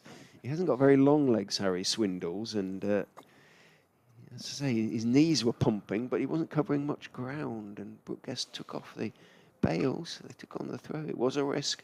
Thompson is in again. Swindles is turning his wrists on that defensive shot, pushing it out towards Aitchison, who reaches across to his right. It appears to be lightening up a bit, brightening up a bit. Yeah, definitely. Ready for the new ball. The assault. Thompson is in, turned by Swindles to square leg, and there is no run. We emphasise again that Leicestershire have loads to do here. They're still 17 behind. They'll be facing a new ball, a fired-up attack in better light with one new batsman at the crease. Thompson is in, tosses it up. Swindles is forward, just defending that one out. Again with a turn of the wrist to mid-wicket. Aitchison fields, end of the over. Thompson looks a little despondent, unhappy. None for 63 from 11. He didn't quite bear the brunt of the Ahmed assault, but he Was on the receiving end of a fair few blows. Deploy one for Well, they all 32 were, from really, weren't 7. they? Aitchison went for a 6. Yes. Certainly Rees was uppercut for a 4 down to the bat. I mean, it was an astonishing innings. Astonishing. Played as though he didn't have a care in the world, basically. Probably doesn't have many. Latest deploy then to bowl the 78th over with this ball. This could be his last over. It's turned into the leg side by Hill, and they pick up a single. Hill moves on to 49 now. 305 for 4.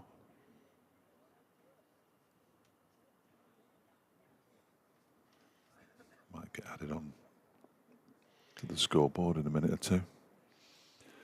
We're going to attack Harry Swindles. 305 for 4. As deploy comes in around the wicket to bowl to the newish batsman. He turns it into the leg side for a single and picks up another run and moves on to 3. 306 for 4. I'm having to guess at the scores now. It's not moved for a while,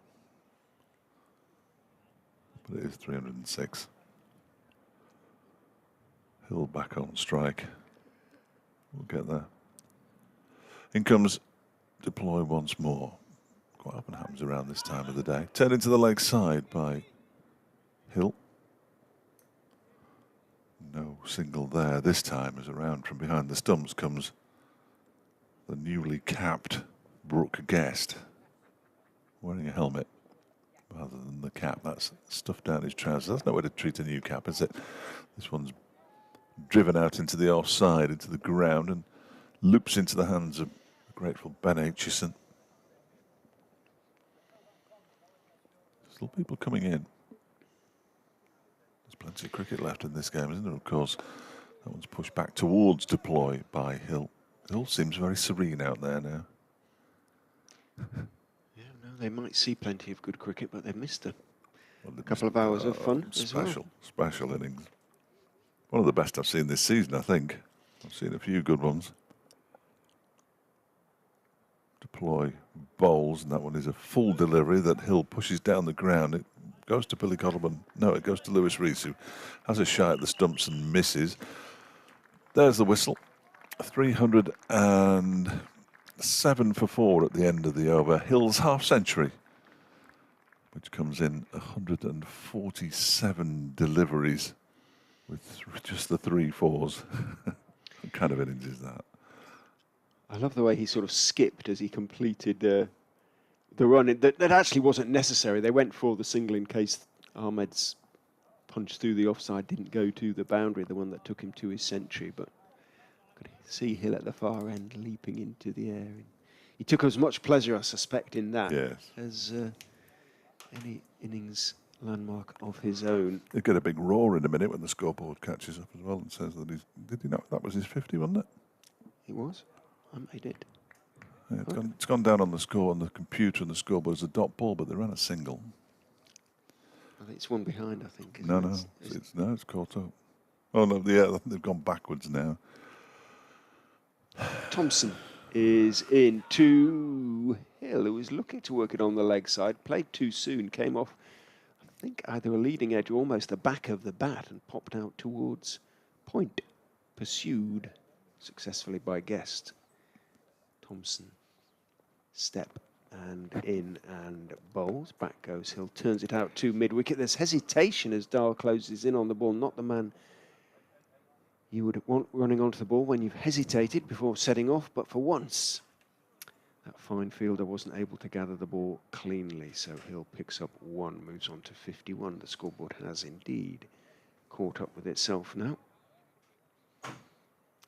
308 for 4, 11 behind Leicestershire. The sun is coming out, so, well, they just go to the new ball, I think, now, as in goes Thompson and forward goes Swindles. This is the 79th over of the innings.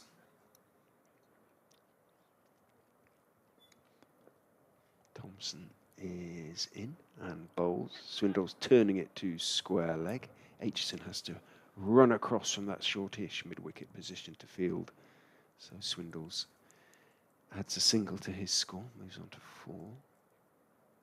309 for 4. Good luck. Thompson is in. Back goes Hill, and he's cut that one away through the offside. I think it's going to... No, it's not. Duploy, who's very quick over the outfield, sprints after it, puts in the slide, drags it back about a yard inside the ropes. A deep extra cover, and Hill has to settle for 3. He moves on to 54. 300 and... I think it's 12. Yeah? Yeah, I'm not helping you. No, I've got no idea. Both the scoreboards are frozen again. I'm not sure they're frozen. Thompson is in. Swindles goes back, works it out towards square leg. Dahl runs across, and 1 is taken. I'm pretty sure Swindles is now on 5, and the score is 313. Yeah, I think you're right. There you go. So it is. Got to happen eventually. Adam New asks, did the Cricket Discipline Commission pull a number out of a hat when deciding Durham's point deduction? Shambles. Well, it looks like it. Is it the first of its kind, i.e. for a bat that has failed its... No, Matty McKinnon's bat Of course, failed. McKinnon's. They got ducked 2 points from the Royal London, which was the points you get for a win, whereas Durham have been deducted 10 points, which is... random. 6 fewer than the number you get for a win. I mean, it doesn't make any difference ultimately, but it's just the look isn't great. I'm with you, Adam. To rub Martin's nose in it. He's not a happy man anyway, at the best of times. 313 for 4. Harry Swindle's on strike. He's not, is he? No, this will be the 80th over, incidentally. I miscalculated again. And it will be Lears to ploy. 1 for 35 from his 8 overs. Is in and bowls. That one doesn't pitch. And it's pushed out on the full to Potts. Looking to see the quick bowlers warming up. I can't see them doing it at the moment. Only one of them's at slip, which would make it slightly tricky. The other one's on the square leg boundary. This next delivery is pushed out into the offside by Swindles.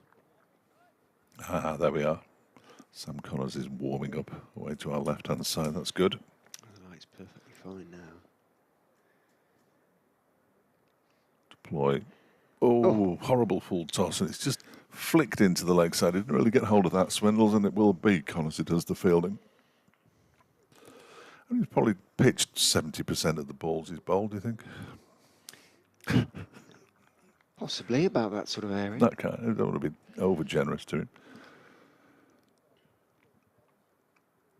He's not in the side as a bowler, of course. Around the wicket he comes again. This one does pitch, and it does. See, when he pitches it, he can turn it. Unfortunately, I don't think he bowls enough to to be able to do it regularly. Unfortunately, that was pushed out into the offside. Now he's in again and bowls, and Hill just allows that one to go through to the keeper. To the final ball, potentially, with the first ball. 3 wickets down at Were they? Western, apparently. Wow. Let's have a look. There is deploy. You're right. This one is cut away, and that will be 1 run, probably. Potts will do the fielding on the cover boundary. They do pick up a single. Hill moves on to 55 now, and Leicestershire 315 for 4. They trail by 4, and Hampshire are 33 for 3 now. They need another 106 to win that game and condemn Warwickshire to the 2nd division, if indeed you are condemned to the 2nd division. But what it will do is, if Warwickshire win, is relegate Yorkshire. And that's never a bad thing. Jonathan Doidge, in his time covering Yorkshire, has never been to this ground because they always play Yorkshire at Chesterfield, which makes perfect sense, crowd-wise. And unlike any other time with a new ball, Sam Connors is going to take it. He hasn't taken the new ball in this match. He didn't take the new ball too often in the last 2 matches either. They obviously see him as the main man. This is it now, isn't it? This is the next hour, really. Derbyshire are going to win this game. They win it in the next. I don't mean Yeah. you know what I mean. They make 2 or 3 breakthroughs with this new ball. Well, 53 overs to go, minimum, but we'll say 53, which means if Leicestershire can bat for 30 of those 53, they'll be in a pretty handy position. They're just 4 runs away from making Derbyshire bat again.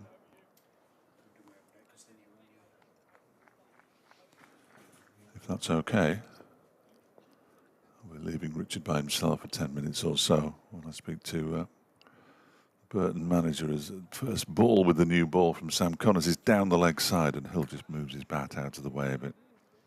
Goes through to wicketkeeper Brooke Guest. Sam Connors also capped at lunchtime. Good to see Sam receiving his cap from Kevin Dean. We will get Kevin Dean on commentary one day. We might not, but I hope we do. Then goes Connors again. Bowls, now his on leg stump again. It's turned down towards fine leg and goes all the way for 4 runs. Disappointing ball from Sam Connors, I'm afraid. That didn't get the direction at all right. And it raced away down to the boundary for 4. Searching in my bag for something that I'd already taken out. Apologies.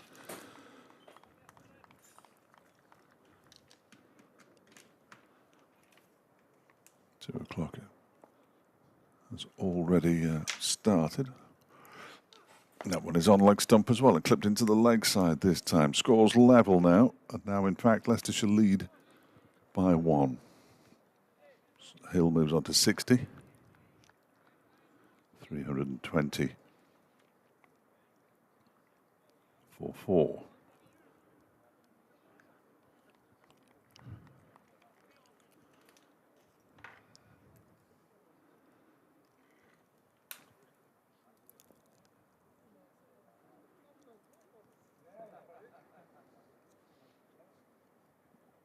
Connors in and balls. That's down the leg side. I thought he might just get a little flick on that one, but not so.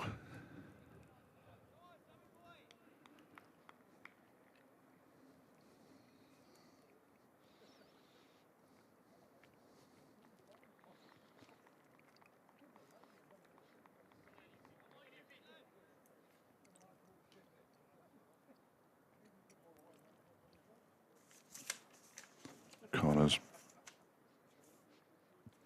in to bowl to Swindles, who drives a ball outside the off stump straight to Leas Deploy. There's no run.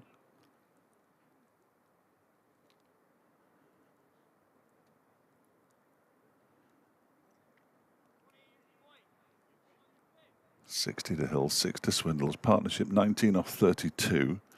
163 between Rehan Ahmed and Lewis Hill.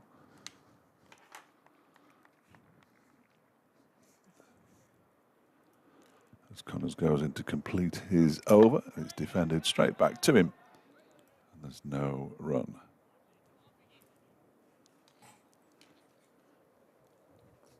No, they've got 1 since lunch, Jay, and it's a potentially big one. Rehan Ahmed, the 18-year-old, caught by Lewis Rees off the bowling of Leas Deploy. An astonishing innings. There's 122 off 113 balls, 14 fours and 5 sixes with England under-19 international. Put on 163 with Lewis Hill, who's still out there. He's on 60. Harry Swindles is on 6. Derbyshire still need some wickets, but they will need to bat again now because Leicestershire are 320 for 4 and they lead by 1.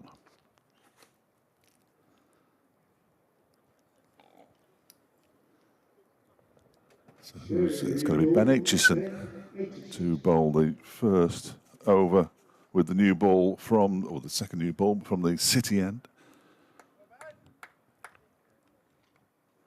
It's a random round of applause from down below us.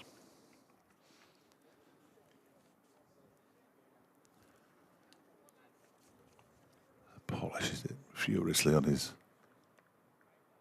cricket trousers. 2 slips in place, Deploy and Madsen, and Aitchison is on his way in to bowl to Lewis Hill, who pushes this one out into the onside.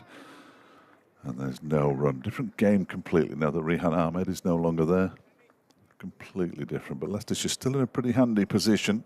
51 overs after this one left to play.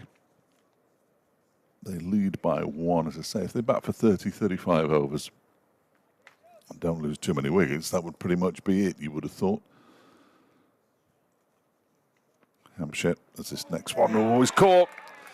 Leas Deploy takes the catch, and Lewis Hill has gone, and Ben Aitchison has struck his second wicket of the innings. Really good delivery. It was a straightforward catch for Deploy.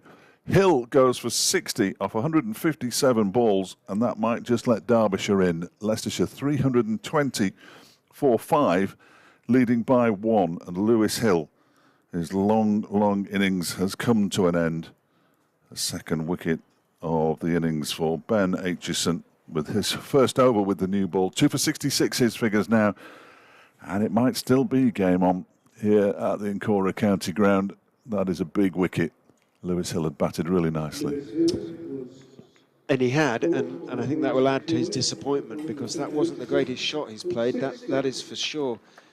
And he was looking to force it. It was far too close to him. Aitchison, that extra little bit of bounce that he gets so often, and sharp catch by Duploy, but a reasonably straightforward one by the standards of slip fielding. So, an important breakthrough again for Derbyshire. Leicestershire effectively 1 for 5 now, 320 for 5. And that is the last of the recognised batters back in the pavilion. Tom Scriven comes out to replace Lewis Hill. He has impressed everybody. Another young all-rounder that has come into the side in recent games. Formerly from Hampshire, Oxford boy, or Oxfordshire, came through the Berkshire cricketing system. And he looked good with both bat and ball. He had a bit of a hamstring injury, having gotten into the side during the Royal London Cup, and they missed him badly actually in the quarter-final against Kent, the balance he brought to the side. He's getting now his chance in first-class cricket and has taken it to a certain extent. He's got a higher score of 65 in his previous 4 innings, averaging 23 coming into the game. That was before the first innings here, when he made another 50, 53. Top scored in the first innings before going leg before wicket to Sam Connors. So Leicestershire needs something similar from him this afternoon, you feel. 5 down and back in real danger here. Aitchison is in, bowls, full toss that Scriven cover drives away for 4. Just got that one wrong, Ben Aitchison, with that very short run. Over-pitched it, didn't pitch. And Scriven, even very first ball, wasn't going to miss out, stepped out and cover drove it through the gap. He's off the mark with 4. Leicestershire's lead is 5. Aitchison is in and bowls. That's a better delivery. Line and length. Stayed on the back foot, Tom Scriven. It didn't really bounce as high as I think he thought it was going to. Kept it out, pushed out into the offside. No run. Yeah, Hill, I think, will be really disappointed about the way he got out, having worked so hard. Aitchison is in. Scriven is solidly behind that one, walking into the defensive push out to mid-on. There's no run.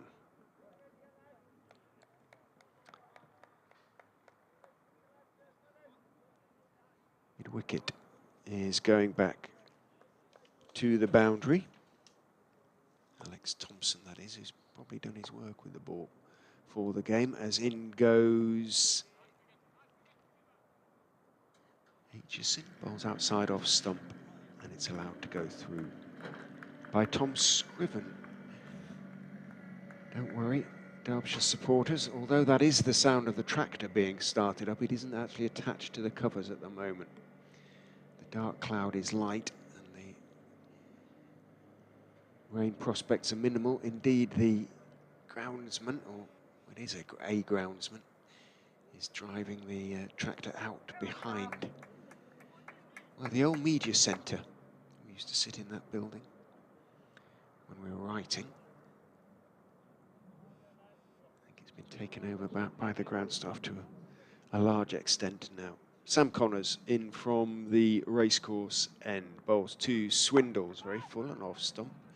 You heard the call of no from Swindles as he got to the pitch of it, just pushed it out into the offside.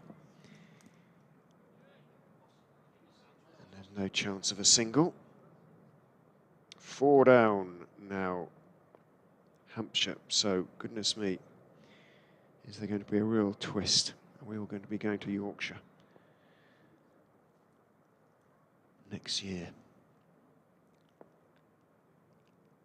Connors is in, and Bowles goes past the outside edge with a ball that just holds its own off the seam. And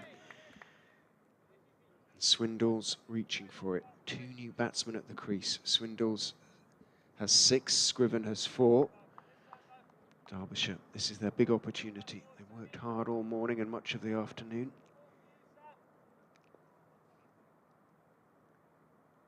They've still got a real opportunity to win this game. 5 for 5, effectively Leicestershire. In goes Connors, Bowles, forward goes Swindles, getting to the pitch of that one, blocking it out into the offside.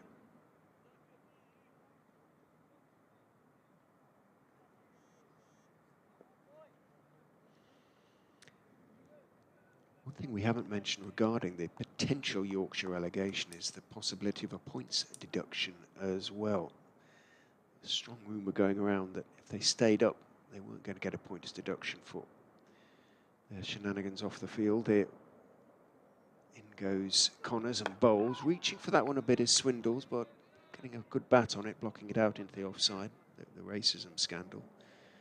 Shenanigans, a completely inadequate word, apologies for that. But that there wouldn't be a deduction if they stayed in the First Division because of all the changes that they have made or affected behind the scenes and on the field as well, but that there would be if they were relegated. The logic of that is completely beyond me.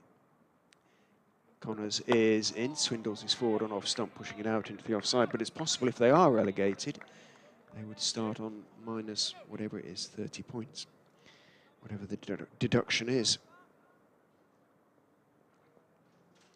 As Foxy Phil points out, if you get minus 10 for having a slightly too big a bat, what sort of punishment in terms of points deduction might Yorkshire expect? Or receive? Might not expect it. Should be in the hundreds, shouldn't it, on that basis? Connors is in, Bowles forward, goes Swindles again, pushing it out into the offside. The pitch is still flat. Let us emphasise that. And new ball or not, no new ball. Derbyshire should still have to work hard for these wickets, which is why he'll be so disappointed, I suspect. Mike Jelfs has been in touch on Twitter. Looks like rain is not far away, says Mike, who has sent a big picture of the rain clouds on a sort of satellite. They're all up to the north at the moment, but that is kind of where the weather's coming from. How long will they take to get here? That is the question. In goes Aitchison. Bowles outside off stump. Scriven brings his bat back inside the line, but after, I suspect, he'd had a play at that one. Gets away with it.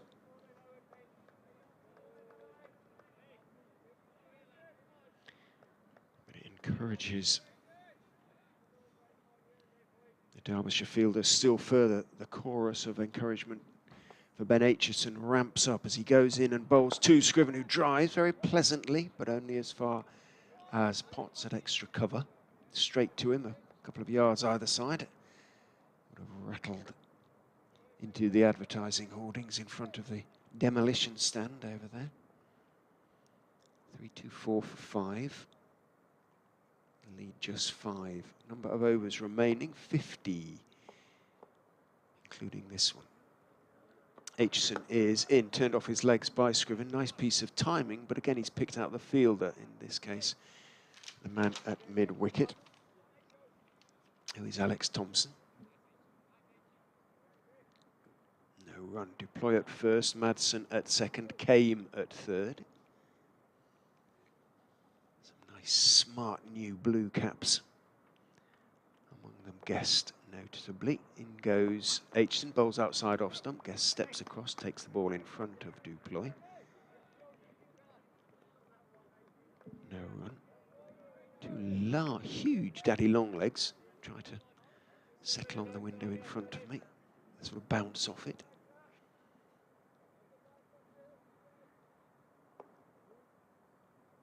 Aitchison turns, runs in past umpire Chantry, bowls. I thought for a minute the leave from Scriven was a slightly iffy one, but it didn't really come back, never really threatened the off stump. Ball didn't get up that much. Pitch is dying a little bit. Not just flat, but there's not so much bounce either.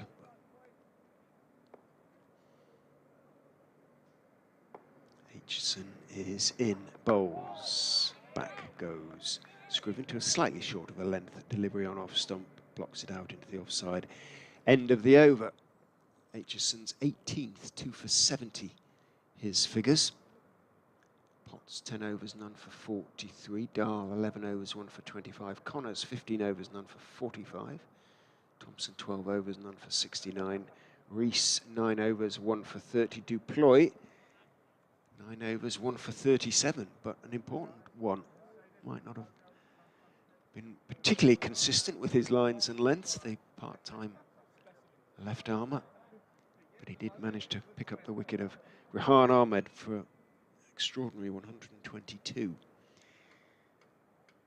Leicestershire could do with him still being at the crease. In goes Connors and bowls to Swindles, who's going to pick up 4 there. Delivery outside off stump, minimal foot movement, dabbed it, but came off a thick outside edge. I think he was guiding it. Runs through sort of 5th, 6th slip area, down to the third man boundary for 4 there, not being a third man. All these runs henceforward will have to be scored by Derbyshire as well, so they add to the potential overs that will be needed for them to score those runs. Leicestershire's lead is now 9. Connors is in. Swindles is half forward, pushing that full straight delivery out towards mid-wicket, where Kame is the fielder. Third slip when Aitchison is bowling from the city end, but mid-wicket, shortish mid-wicket when Connors is bowling from the racecourse end. Just the 2 slips for Connors. Swindles on to 10 now, 26 balls faced. 3-2-8 for 5. Connors is in, bends his back on that one, grunt of effort as he bangs it in, but it flies off down the leg side. And Swindle steps inside the line, taken by Guest, moving away to his left, of course.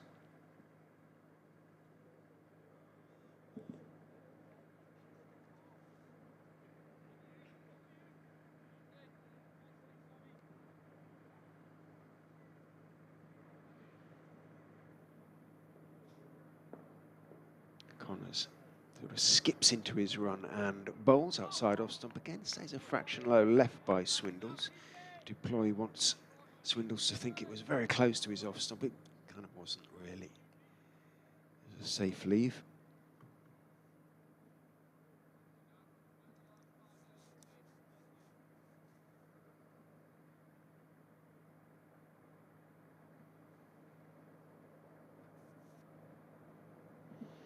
Foxyfield speculating whether they might take Rehan Ahmed to Pakistan.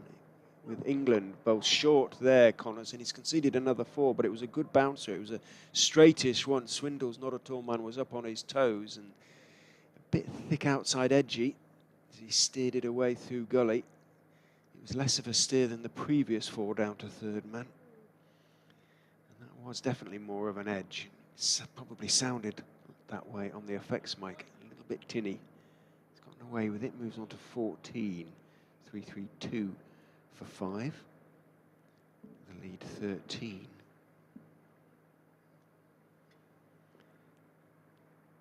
Fango Fox pointing out that Ahmed's 5 wickets as Connors is in. Bowls, forward goes Swindles. defends solidly out into the offside end of Connors' over.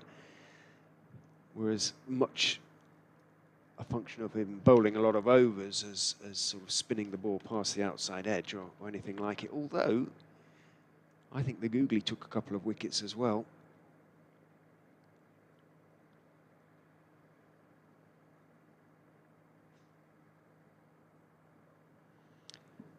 I thought Matt Parkinson would have been first in line if Leicestershire wanted to take, sorry, if England wanted to take a leg spinner. But Matt can't bat. And Ahmed showed today that he can bat. In goes Aitchison and bowls to Scriven, who works it nicely out to the vacant mid-wicket area. Takes one as mid-on Rees runs across to his right, 10 yards or so to field. Scriven on to 5. 3-3-3 for 5. The lead 14. At the moment, no worries in terms of time really for Derbyshire, but worries in terms of the pitch. That's for sure. New ball, 5 overs old now, as Aitchison is in. Bowls again, slightly edgy from Swindles there, as he's pushing forward. Runs out towards Dahl at backward point. There's no run.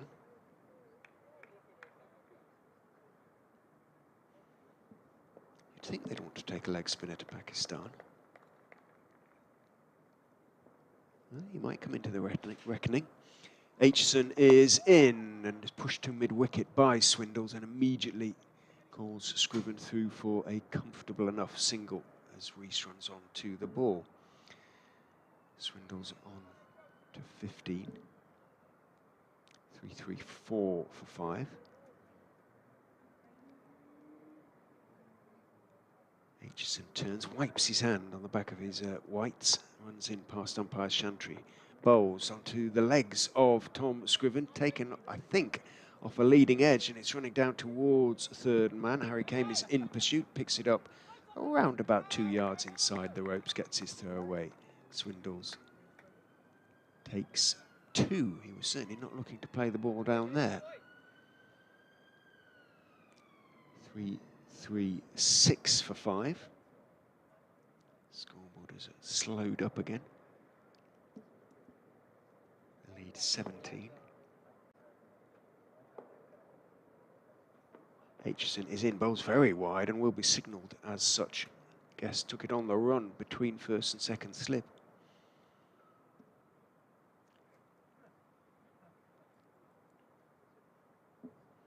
3-3-7. Lead then 18. So that's sort of 2 overs minimum, you would have thought. Derbyshire will need to bat. In goes Aitchison, bowls, comes back in a bit to Scriven. He defends solidly enough on the back foot, steering it out to Dahl at backward point. 2 off for the change of innings as well. But it still leaves Derbyshire sort of 40 odd overs potentially to take these last 5 wickets.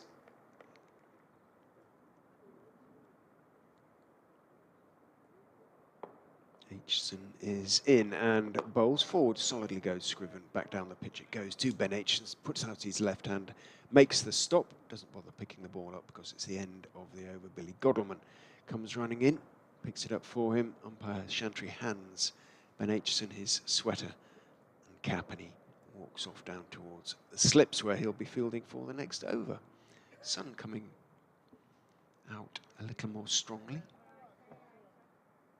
Clouds not exactly parting, there's still plenty of them, but at the moment we're set reasonably fair. Mike's tweet about showers potentially coming from the north, notwithstanding. He's building a bit back there. They might be a factor sometime after tea, which will be taken at 3:10 on this last day, whatever the situation. In goes Connors and bowls, and fending at one outside off stump is Swindles. A long bat, a long way from the body. Ordinary shot. Got away with it. But again, the shot rather lifts the Derbyshire fielders. They take encouragement from it. Rees leads the encouraging applause to Sam Connors. Who turns. Gets into his stride and bowls. Edged by Swindles for 4, down to third man. Again, through about third or fourth slip. Wasn't at a catchable height, catching height. No chance for Madsen, who's trotted after the ball, to dive across to his right, put out a right hand, but it's the third 4 down to third man by Swindles off Connors in the last 2 overs.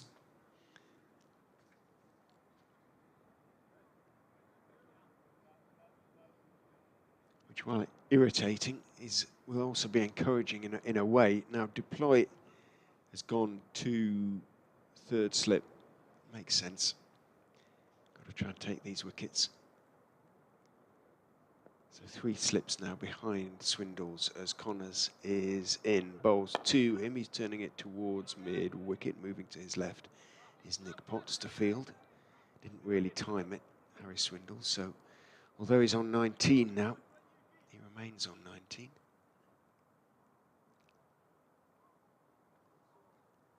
Quiet at the Incora County Ground.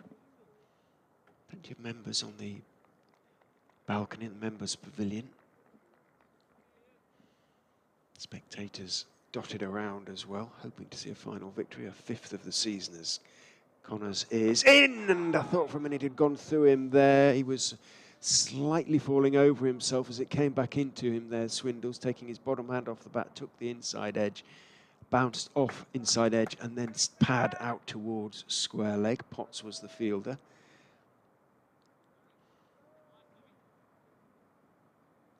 Almost looked like it had gotten through the defence. It very nearly did. Swindles just managed to adjust in time. Connors pauses at the end of his run and uses his sweat to polish the ball a little bit. In its 7th over now, as Connors is in. Swindles is beaten on the outside edge, plunging forward, held its own off the seam, missed everything. Swindles holds the pose nonplussed for a few minutes.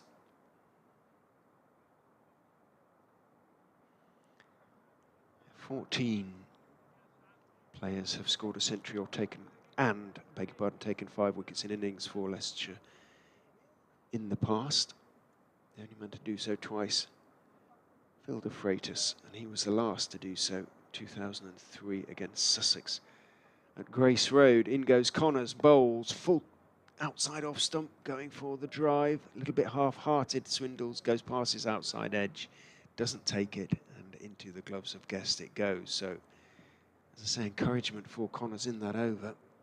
Swindles not leading a charmed life as such, but certainly not looking completely at ease out there.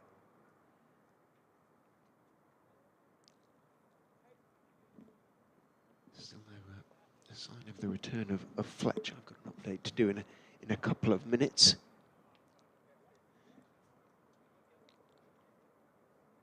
One more over before the update.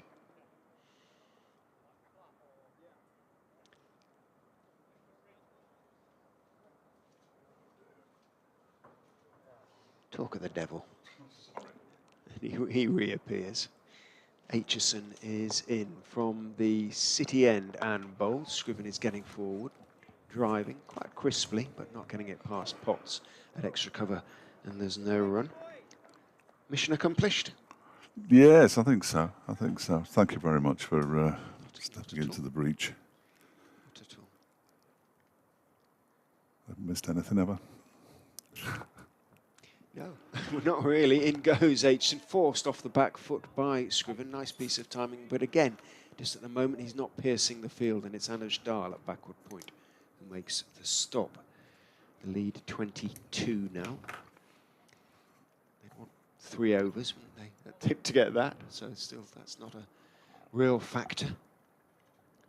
Overs beginning to tick down. Aitchison is in. Scriven is solidly forward. Pushing the ball back out to Godalman at mid-off. If anything, he looks slightly... Kane looks about 12, doesn't he? Yes. Yes, very young. Yeah. He's down below us, and he just Yeah. turned towards us then, and I thought, well, if Rehan Ahmed, actually, Ahmed looks he's 18 years old, although he's not a very tall man, but Kane looks much younger. Scriven is going to get runs for that one from Aitchison as he manages to turn it off his legs out towards square leg. Reese scrambles round to field, and one is taken. And I shall have to. He certainly doesn't look 24, does he, Harry Kane? No, I don't believe that for a minute. I think he would get ID'd a lot if he was. If he ever bought alcohol, they probably don't buy alcohol. Athletes these days, do they? A huge thank you to Richard Ray for stepping into the breach there and helping Radio Derby out enormously. As in comes the next delivery from Ben Aitchison. Ball is pushed up to Alex Thompson, who's fielding at mid-on. And there is no run. 342 for 5. To say that I'd been watching closely would be a lie over the last 15 minutes or so. Leicestershire leading by 23 now. Next delivery is defended again by Scriven. They've gone into a defensive mode of Leicestershire following that onslaught earlier on today by Rehan Ahmed, either side of the lunch interval. An absolutely magnificent innings of 122. Sam Connors is going to continue. It'll be his 5th over with the new ball. They've had 8 overs with it in total. 1 for 27 in those 8 overs. And just 18 runs off the last 5. 45 overs to go in the day's play. That isn't very many.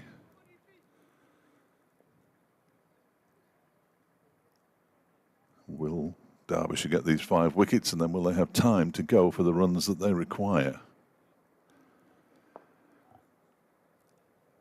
Current Leicestershire run rate just a tick under 4 as this next delivery from Connors is pushed out into the offside. Update coming up shortly for BBC Radio Derby to Sally Pepper's show. 342 for 5. Mickey Arthur and Ajmal Shahzad are out on the boundary in front of the old scoreboard at the moment, deep in discussion. Very animated, Ajmal Shahzad.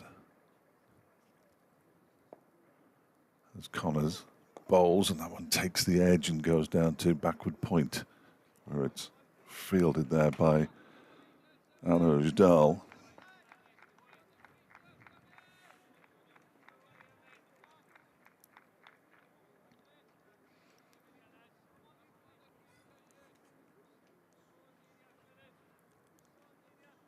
Three slips for Sam Connors.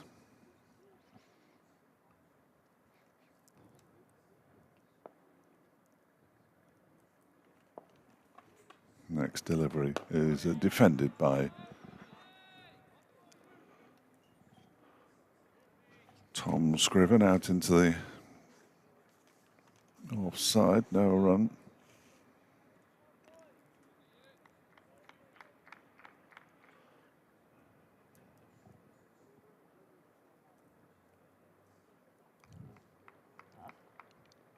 Yes, Sally. Do we? Why? Yes, we were. Well, somebody wrote a very, very nice article in the magazine, if anybody wants to buy it, called County Cricket Matters, in which it said that if custard creams could talk, they would talk like Dave Fletcher. I think that's... I'm quite happy with that. In fact, we've had some custard creams delivered to the box as a result. So, you know, everyone's a winner, Sal. Everyone's a winner. Oh,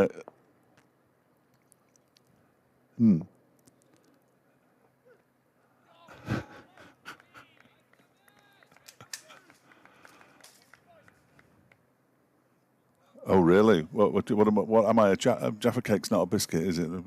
Has anybody come up with something good? Rich tea. They see they're very plain, aren't they? Dark chocolate, bit of dark chocolate, yeah, with a digestive dark, yeah, that kind of thing. Yeah, okay. Yes. Yes, I'm not sure about that. Yes. Well, Derbyshire, you're absolutely right, are going to have to bat again if they're going to win this game, but they're not guaranteed that they're going to get a chance to bat again because Leicestershire have done brilliantly today. 342 for 5, having started the day on 131 for 2. And it's largely down to an 18-year-old England under-19 international, Rehan Ahmed, making only his 3rd appearance in the county championship in first-class cricket. He got a 5-wicket haul yesterday. That was his first of his career. Today, he got to his first century in first-class cricket, just 99 balls, and when he was out for 122, he'd hit 14 fours and 5 sixes and put on 163 with Lewis Hill for the 4th wicket. Hill's also gone, caught by Lewis Deploy at slip off the bowling of Ben Aitchison. Deploy surprisingly got the wicket of Rehan Ahmed. He's a very much an occasional bowler. At the moment, Harry Swindles is on 19 and Tom Scriven is on 8. The partnerships were 22 and Leicestershire 342 for 5. They lead by 23 and there are 44 overs left in the day. When that gets down to about 20, Derbyshire's chances may well have gone.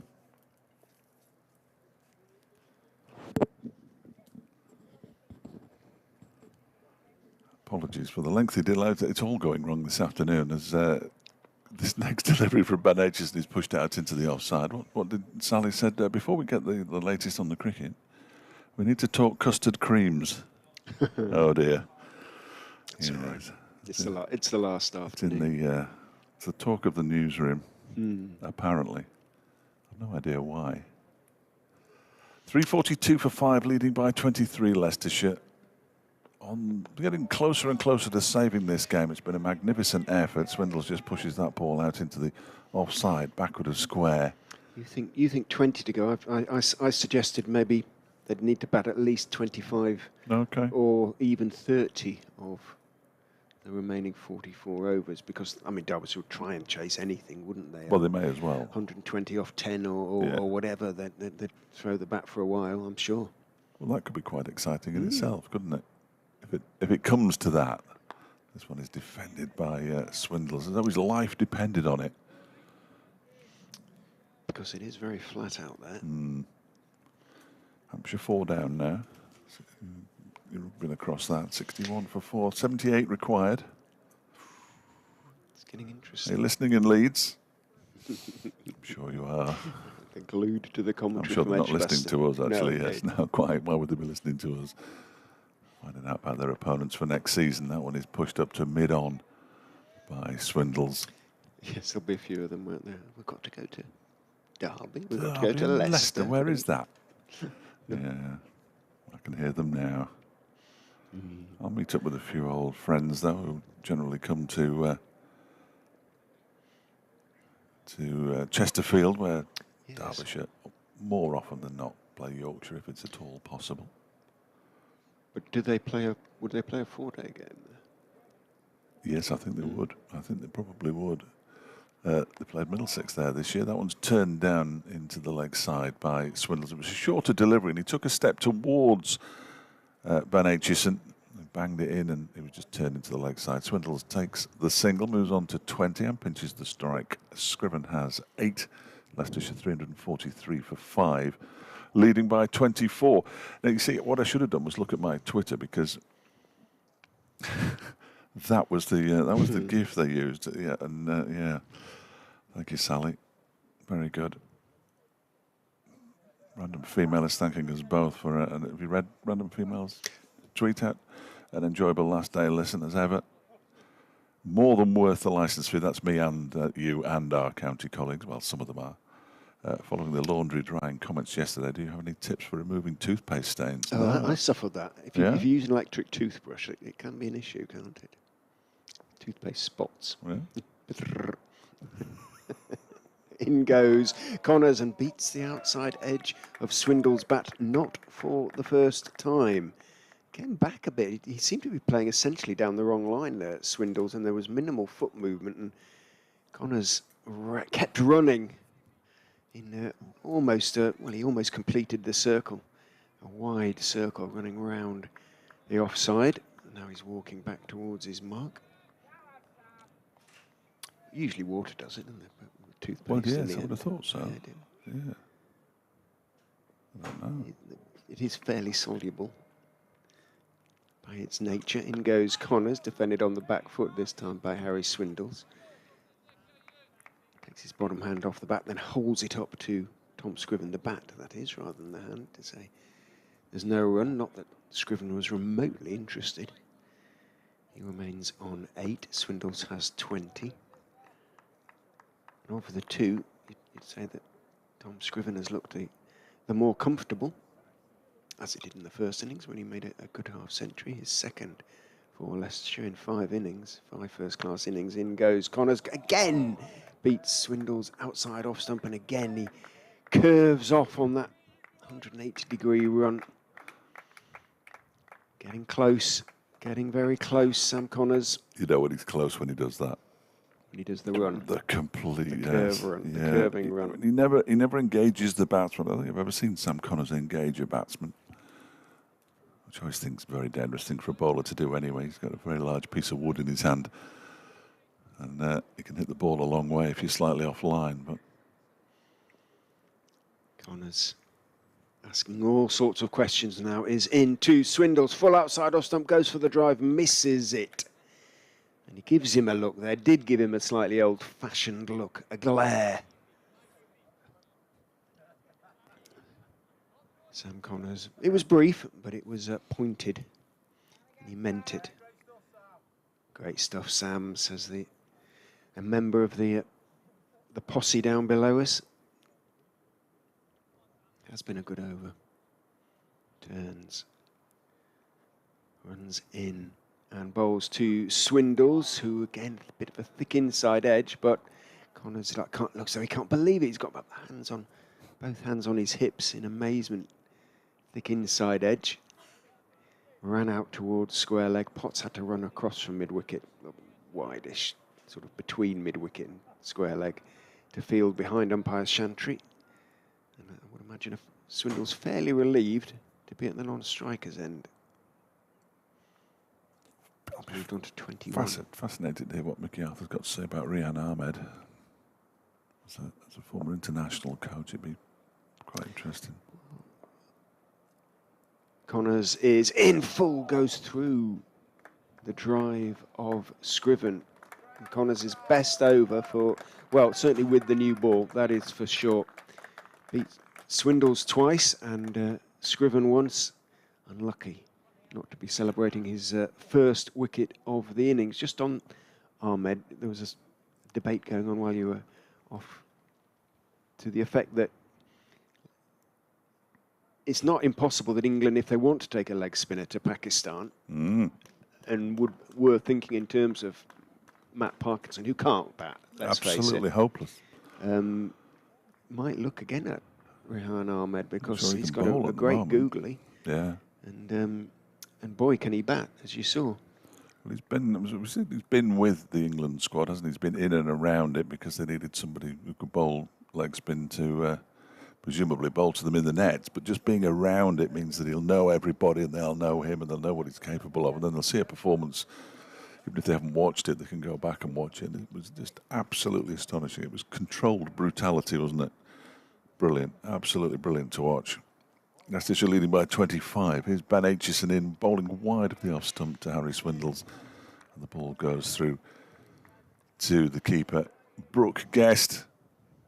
Not many uncapped players in this Derbyshire side now. Just thinking back about the uncapped players, I think there's, looking down it, Harry Kame, Alex Thompson, Ben Aitchison and Nick Potts are the only uncapped players. When I first arrived, there was virtually nobody who had caps. This next one from Aitchison is defended by Swindles up to mid-on, where it's fielded by Matty McKiernan, who's on the field. I assume, well, I was going to say it's wrong to assume, obviously. There's no Billy Godleman out there at the moment, so it's Billy Godleman who is. I was going to assume it was Lewis Rees, but it's Billy Godleman who's off the field at the moment. Alex Thompson is at mid-off, where Billy Godleman would normally stand. Aitchison is in, and it's defended back to the bowler by Swindles. In fact, is that Billy Godleman walking down the steps? No, it's not, because he's wearing Leicestershire kit. It's Rehan. Is it Rehan Ahmed? Yeah, he's just coming down with a drink to stand with his people. I'm surprised he isn't mobbed. He should be mobbed. Aitchison bowls edged and dropped by Wayne Madsen. Moving away to his right, a good height for a catch. It should have been caught, really. Swindles gets a life, and that could be a pivotal moment as well. Harry Swindles dropped by Wayne Madsen on 21, with Leicestershire leading by 25. Two hands to it. Said before, it was a good catch, a comfortable catch, the first one, but he has put some down this season, Wayne Madsen. And that really ought to have been taken. Ben Aitchison will be cursing. He's in again and bowls, and that one surprises Tom Scriven this time, but he manages to guide it down to third man, picks up a single. He moves to 8. Swindles is on 22. It's 3:46 for 5 now. The lead 27. First chance missed. Yes. By Derbyshire. They could have afforded it earlier on, but following the Rehan Ahmed knock, they can't afford to miss chances, can they? Really. This next delivery is driven very pleasantly. That'll be Alex Thompson chasing. I say chasing. Walking alongside that delivery, and they come back for 2. And Billy Godwin is about to come back onto the field of play. I'm not sure if that's Mickey Arthur, who's just had a word with him there. It was Mickey Arthur. Has a word with him. He's now following Rehan Ahmed up the steps, pursuing him with it looks like a contract in his hand, and a suitcase full of money. No, he's just happened to go up the steps at the same time as Rehan Ahmed. And Leicestershire supporters, I'm joking, but I'd have him. I'd take 2 of Leicestershire's team right now.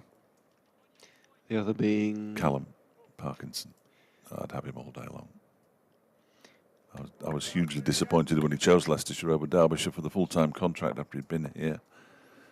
But Sam Connors is in and bowls to Scriven again. He goes past the outside edge. He's finding something at the moment. Connors is hitting a little bit of a sweet spot. And he's straightened that one past the edge of Scriven's bat. Scriven makes that gesture with his right hand that there's movement there. Connors getting no luck at the moment. Sun comes out. I was sent a satellite picture showing a lot of showers coming from the north behind us. In goes Connors and bowls, and again he's beaten Scriven outside off stump. What's that? 5 times now, I think, in the last 10 balls. He's gone past the outside edge of the bat without flicking it. And indeed, there is a dark cloud now beginning to drift over. We can't see behind us. Where the weather's been coming from in the game, it looks gorgeous. But unfortunately, today, that's not where the weather's coming from. So it may be that this is the last burst of glorious sunshine for the season. Who knows? Connors is in. Bowls, goes past the outside edge, 3 and 3. That was a super delivery. It was full-ish, and he was looking to drive, but he was anchored on the back foot, Scriven, and it straightened at a rate of knots and hands on heads in the cordon. How's he not got a nick on any of these? I don't know, because he really went hard at that one, didn't he? It was a slightly desperate shot from Tom Scriven, who, as I say, has been playing, if anything, rather better than Harry Swindles. Connors, no luck at all at the moment. I think that's 7 in 11. Runs in and bowls. Scriven pleased, I'm sure, to get a straightish delivery that he can fend, taking the bottom hand off the bat as he does so, off his legs into the onside, and there's no run. Random female says, in reply to the toothpaste question, she says, as someone with a science background, I too thought water would help with toothpaste stains, but it's failed on navy trousers. I don't have any navy trousers, so I'm all right. Do you have checks? Yes. I do have trousers. In goes Connors and driven down into the ground, out into the offside. Came is the fielder, and there's no run. No run. Mostly jeans, I suspect. Oh yeah. Formal wear? You No. leave yourself into a suit from time to time? I don't have a suit now. I did have a suit, but the last time I wore it, which was for the Burton Albion end of season awards, it almost cut me in half. So that's been consigned to the dustbin of history. Connors is in and bowls. Good length on off stump, but this time Scriven is equal to it. Plays it out into the offside, but fully deserved applause for Sam Connors, who's bowled 2 cracking overs and has beaten the bat, I think, 7 or 8 times in them. 348 for 5. Leicestershire lead by 29 with 5 wickets in hand, potentially 40 overs remaining to be bowled. 2 off for the change of innings, unless it were to come during the tea interval, which would delight Derbyshire. Well, it would, because it means they'd get the Game remaining over wickets. by then, wouldn't it? Oh, it's actually no teas at a fixed time It today, is isn't 10 it? past, isn't it? Yeah, So of course it is. Anish Dal's coming back. First time with the second new ball. 11 overs, 1 for 25. His figures so far. Thanks to Colin for the kind words. Enjoyed listening from overseas to the summer's commentaries from yourself and your various colleagues. Roll on 2023. Colin lives overseas. He lives in the Isle of Man. We have seen him a couple of times this season. He's a big Derbyshire and Chesterfield fan. Good to hear from you, Colin. 348 for 5 overseas. Have a word. Lead is 29 and Dahl is in to bowl to Harry Swindles, who leaves this one, a wide one, alone outside the off stump. Still 4 down, Hampshire. 68 for 4. why would I get an email from Top Trumps telling me that the women's Euro champions? Top Trumps. Excellent. Must be on some. Celebrate the Lionesses' success in the Somebody- brand new Top Trumps pack. It must be on some email. Somebody somewhere. will have sold your email. Looks that way. Yeah. Data breach. Dahl bowls, and that one is off an inside half of the bat out into the leg side. Harry Swindles. I quite like Top Trumps. Yeah, it was a good game, wasn't it? Pleasingly old-fashioned, isn't it? Cards and something physical rather Yeah. online. My boys used to play it. Dinosaurs and all sorts of things. Yes, motor cars, wasn't it? Racing cars and things like that quite often. And as a parent, you could sort of grasp at the straw that it had vaguely educational element to it. They learned about certain aspects of whatever it was they were. Numbers. Dahl bowls. That one is turned into the leg side by Swindles for a single. Fielded by Sam Connors. Swindles moved to 25, 349 for 5. Oh, that's right. Yes, Brunty remembers the ribaldry greeting the sight of Fletch in a suit on Twitter. It's all right. Generally along the lines that people couldn't tell if he was a guest or working on the door. It's David Griffin. I had to get changed here and dart across to Burton. Dahl bowls. Now one is pushed out into the offside by Scriven. There's no run. And David Griffin said, right, we're getting a picture. And he at that stage of the season, because it was quite early on, May time probably, he thought it'd be funny to get a picture of me dressed in something strange every single game. But we couldn't really think of anything else other than the very strange suit that I was barely wearing. I'm not really a suit man. I think the word court was mentioned a few times as well by various yes, people. I think it probably was. Dahl bowls, and that one is pushed out to the offside by Scriven. You see, I've gone from looking like some form of petty criminal to having a voice like a custard cream in the course of no more than 4 months. Voice like a custard cream. Sally Pepper thinks I deserve better, but I couldn't think I'm quite happy with custard cream. She was very impressed that we've got a packet on the back of it as well. Dahl is in and bowls, and that one is pushed out nicely out towards the cover boundary for 4 runs off the back foot by Tom Scriven, and he moves into double figures, and you know what that means. Everybody's got to double figures who's batted so far for Leicestershire. Their 350 is up, 353 for 5, and they lead by 34. Not so much the man at CNA, says Brunty, as the man at A&E. Yes.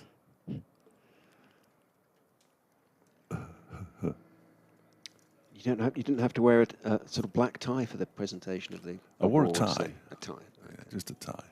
I can't remember what colour it was. I don't think I've got a black tie either. I think it's a black tie due on Saturday.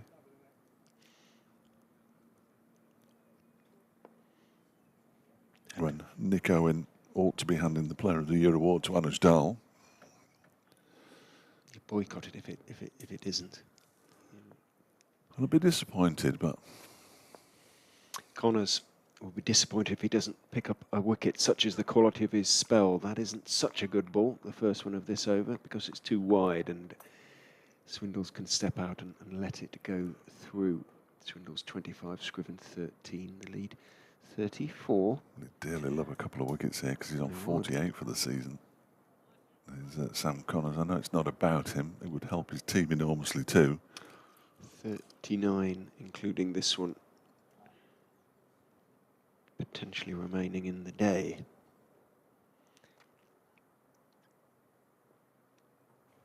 Shirt hanging out of his trousers as he runs in and bowls. Driving, and he's picking up 4 there. It was along the ground all the way. He's picked up 4 down to third man. It was a thick outside edge from Harry Swindles, but as I say, managed to get on top of the bounce. So, although it certainly wasn't exactly where he was looking to play it, it was along the ground all the way, and he picks up the boundary, moves on to 29, 357 for 5.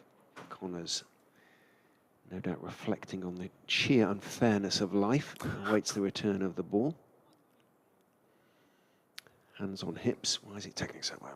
Muttering to himself. Miffed, he described himself Miffed, he as, did, didn't he? yeah. Which is a very gentle word, a very gentlemanly way of describing it.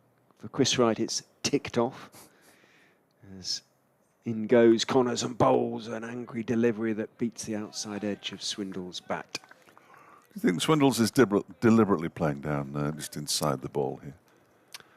Be fantastic if he was, wouldn't it? To have the ability to anger the bowler like that.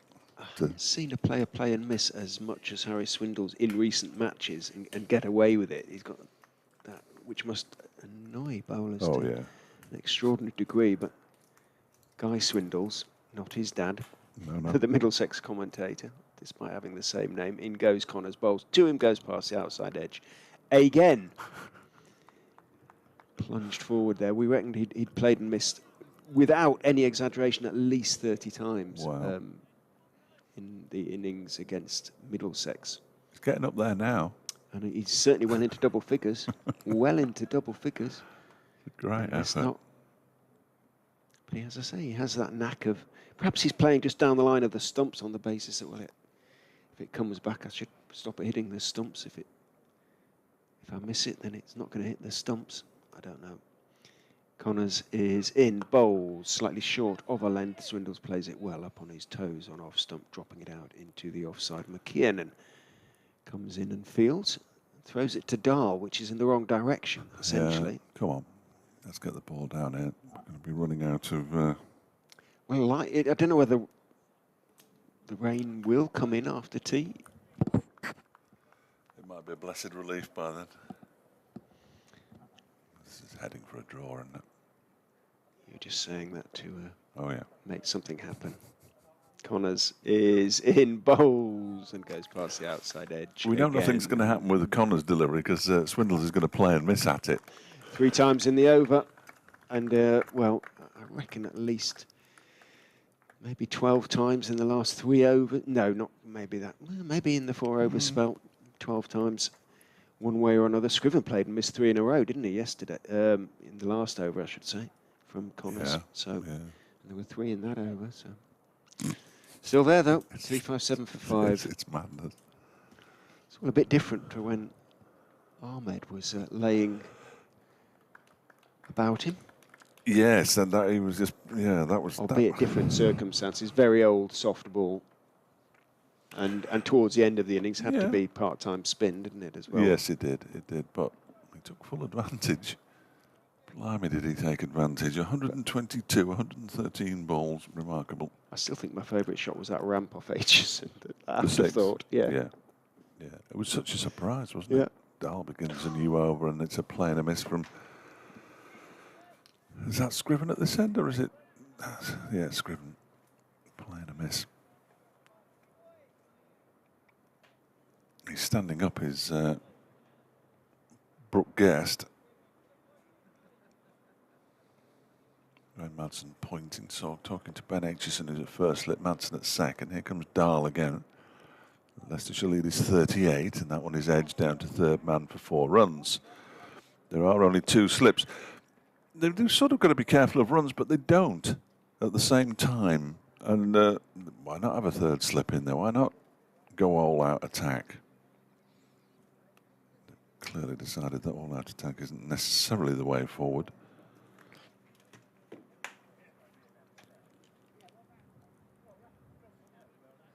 Nick Potts comes to retrieve the ball from down below as it's making its way slowly back to Anuj Dal, but not before Billy Goldman has a long chat with him. We've got around about 10 minutes until the tea interval, after which we'll probably have 35 overs in the day. Leicestershire leading by 42, and wickets are needed. And they're needed very, very quickly indeed, because Derbyshire are going to end up not winning a single game at the county ground, despite the fact that they've scored 300 or more in the first innings in every single game. Then comes Dahl again and bowls, and the back foot shot from Scriven out into the offside, and there's no run. The game at Edgbaston, not quite on a knife edge, but not far off. Hampshire 73 for 4. They need a further 66 runs to win.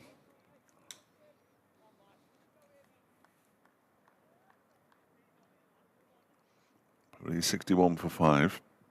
Darlin is 13th over, 1 for 34 his figures at the moment. There are now 3 slips, a bit late, and that one is defended by Scriven back towards Anuj Dal, and there's no run. They have chased the ball a little bit, I think it's fair to say, Derbyshire on occasions today. The ball goes through third slip. The reaction oughtn't necessarily to be to have a third slip.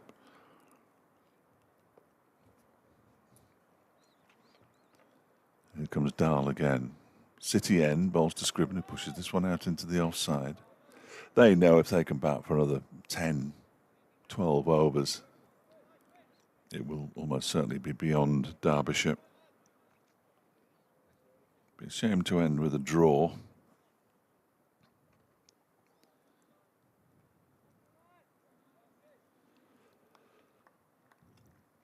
Just Glamorgan's game with Sussex going on, other than this one in the second division of the county championship, as Dahl is in again and bowls, and Scriven pushes this one out into the offside.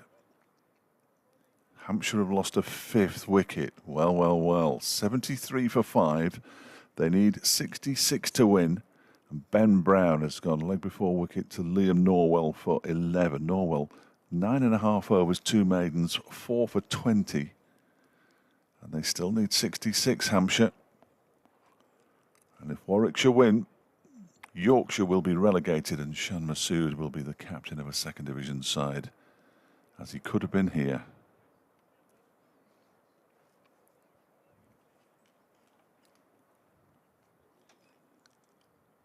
Dahl, 13 overs, 2 maidens, 1 for 34 now. I was going to give you the Glamorgan score, actually. Sussex batting really nicely, as in comes Connors. That one is pushed out into the offside by Swindles, and there's no run. Sussex following on, 484 for 7, leading Glamorgan by 209. So Glamorgan aren't going to win that one. The game at New Road has already ended in a draw, which means that, Middlesex had clinched with their bonus points the second promotion place. Both they and Glamorgan will have won 6 matches, but the 6 draws that Middlesex have got means that they just pipped Glamorgan. That one is edged along the ground. Ben Aitchison couldn't take it. He might have hurt his hand as well. It's raced down towards the boundary, and the batsman come through for a couple of runs.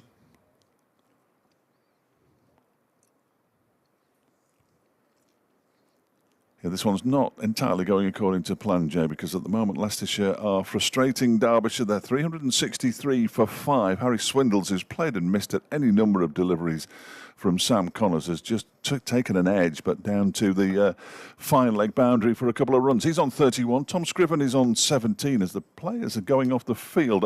It's too early for tea. I'm not entirely sure why they are going off. It is tea, unless they're shaking hands. I think they're shaking hands, and the game has ended in a draw here. I'm not sure.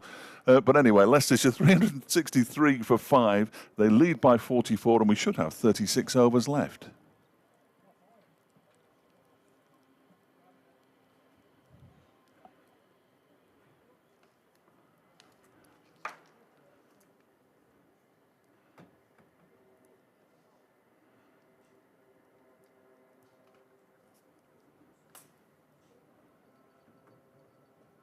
Well, yeah. Do you want to just stay with me, just so if I get confirmation?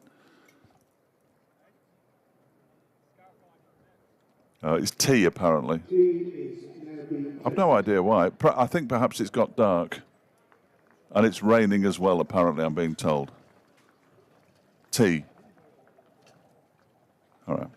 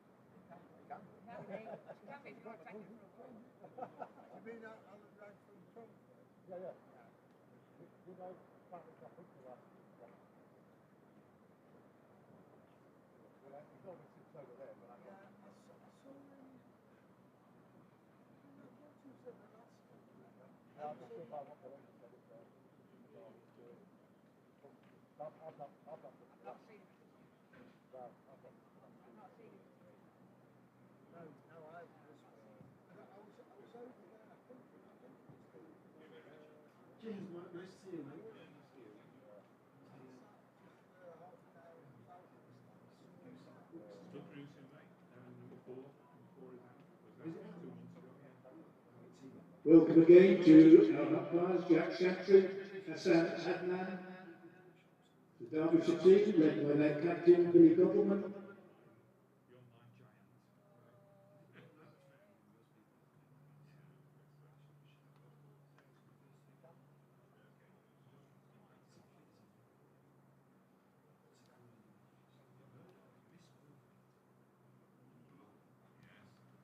And the two not-out batters for Leicestershire, Harry Swindles and Tom Scriven.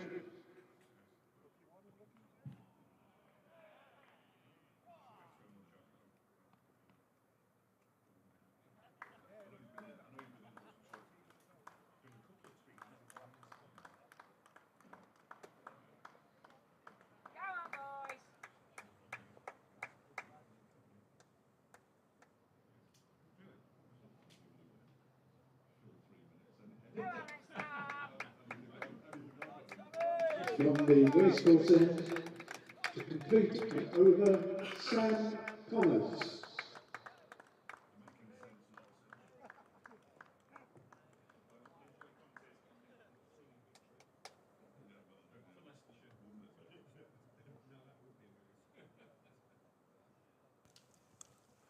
Welcome back to the Incora County Ground for what will be, you would think, the final session, and I'm fairly sure it'll be quite a brief final session as well. We've lost another 5 overs. We're going to start again at, well, we're starting early, 3:46. 6 down, Hampshire. Yes, yes, it's very exciting at Edgbaston. Liam Norwell's got a 5 for the Cornishman. Are you finishing an over here? Was it your over or was it mine? He's got 4 balls left in it. So Sam Connors, I seem to be describing him beating the bat frequently. He goes in and bowls to Harry Swindles. He drops the delivery outside off stump, but it's not a no ball. I thought for a minute umpire Adnan was putting out his right hand to signal a no ball. In fact, he was asking for Tom Scriven's bat, which he uses the handle to tap down the leg stump, I think it is. But, the non-striker's end, now he's happy that all is perfectly at 90 degrees in terms of the bails. To the stumps, in goes Connors and bowls, big flashing drive from Swindles, and he does not connect again. Well, how many times is Sam Connors going to go past the outside edge of Swindles, indeed Scriven's bat, and not create at least one opportunity? 3 slips waiting. They've got their hands in their pockets at the moment, but could get them warmed up fairly promptly. They go down hands on knees as in goes Connors. Bowls outside off stump, a little bit too wide on that occasion. Scriven can watch on as Swindles can let the ball go through underneath his raised bat. We're going to get very wet, by the way, fairly soon. I was kind of looking at the back of the building, and it was darkish, but it didn't coming sort of that way. Now, if you necessarily rain. look Was to it? Can you see rain? Look to the east, it's horrific. Right. We're lucky to get round to the pavilion. Be that wet. Connors needs the wickets then, goes in and bowls too wide again, and Swindles can step across, let it go through, ends the over, the interrupted over, interrupted that is by bad light, then a little bit of rain, and then tea, 363 for 5. 31, sorry. Brunty's trying to be funny. Yes, I know. Which one is you? Which Well, one is me? Well, I'd I'm take hoping I'm not the Fred one Truman. on the left. You're the You Yorkshireman. take Truman. Oh, you're the Yorkshireman. Truman's on the right. You take Arlo. Of course I would. All day long. At least it's not those two blokes off the Muppets, which I'm usually accused of being one of. Stadler and Waldorf. Stadler and Waldorf. Yeah. That's it. Don't know which one's Well, at least which. they're always being. I quite like them because they're always being rude about the act. Yes, Aren't they they? are. In fairness, they are fairly anarchic. Yeah. It's a very interesting Truman was just picture on Twitter. Going on out there. Go on, which one? Well, You in a suit? No. Somebody in a Nottinghamshire tracksuit holding a trophy. Oh, it's not. Oh, yes, it is. That one's is the it? first delivery from Ben Aitchison from the City End. Full tracksuit holding the trophy. 363 for 5, which is, in my book, unforgivable. That was allowed to go through to the keeper. Regular listeners will know exactly what I'm referring to. Shouldn't be on Twitter, should it? I mean, by all means, put it in your own personal album for when you've retired. But Next delivery is guided off an edge down to third man for 4 runs by Tom Scriven. He moves to 21, 367 for 5. The lead's 48. We've got 30 overs after this one to go. The game is up for Derbyshire. The game, however, is not up for Warwickshire. Hampshire are 87 for 6. Keith Barker's in with Nick Gubbins. Liam Norwell's got 5 for 32. Oliver Hannon Dolby with 1 for 31. Those two seem to have been bowling in tandem for pretty much the entire innings. They bowled 26 of the 31 overs that have been bowled so far, so you'd think they were probably getting tired, which is a bit of a worry. As Aitchison's in again outside the off stump. Scrivens allows that one to go through. So they need a further 52, Hampshire, to prevent Yorkshire. They must be conflicted as well. Just imagine being a Hampshire player and thinking, we could send Yorkshire down here. How good would that be? I'm still sulking about the Fred Truman thing. Aitchison bowls wide of the off stump. Scriven allows it to go through. They call him Gubbins then. You know we don't mean it. But you are the Yorkshireman in here. I am. That's Burton's major insult to me. A couple of the lads on the media team call me Yorkshire Dave because I always worked in Yorkshire. They think I've got a Yorkshire accent, which I clearly haven't. Oh, it's not dissimilar. Well, it's just a generic northern accent, I think, mine. That's what I like to think anyway. That one's driven by Scriven up towards mid-on where it's fielded by... Given you're from the same neck of the woods, it's not as noticeably sort of, for example, as sort of Boltonian as well, I only live in Bolton. Oh, this is true. How many years have you been in that neck of the woods? Well, if you listen to Callum Parkinson and my lad, you'd think they were both from Bolton, which they both are. I've been there about 35 years now. This next one is left alone. Quite a long time to take on a local twang. Yeah. I just wish I had a Merseyside or a Wirral accent, really, but I moved away too early. I'm so easily influenced. I've only got to live in a place for a couple of hours and I'm starting to talk like a local. You speak English with a Spanish accent. It's ridiculous. That would be great. Desperate to blend in. Connors will continue from the racecourse end. 23rd over of the innings, yet to be rewarded by a wicket. But this is the one. This is the this spell has been the best. I would suggest that he's bowled in this innings. In he goes, bowls to Swindles, slightly short of a length, and Swindles can get up on his toes and block it out into the offside. Harry Kame, 24 going on 12, is the fielder. He might resent it now, but you wait till you're 40, Harry, and look like you're 20, and you'll be very happy. Yeah, won't he?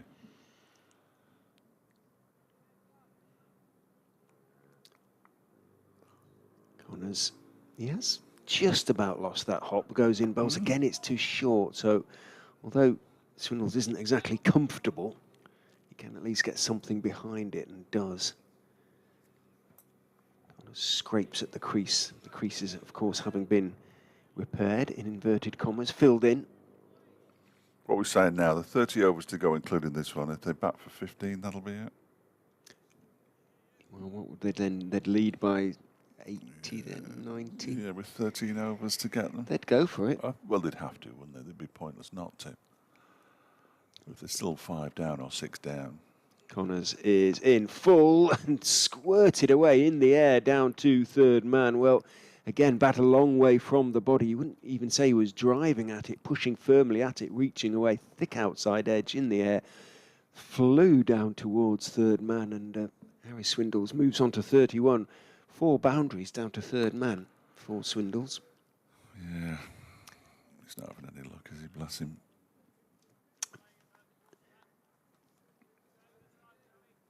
He's avoiding eye contact, Harry Swindles, at the moment. But he's, as things stand, steering, albeit slightly rocky course.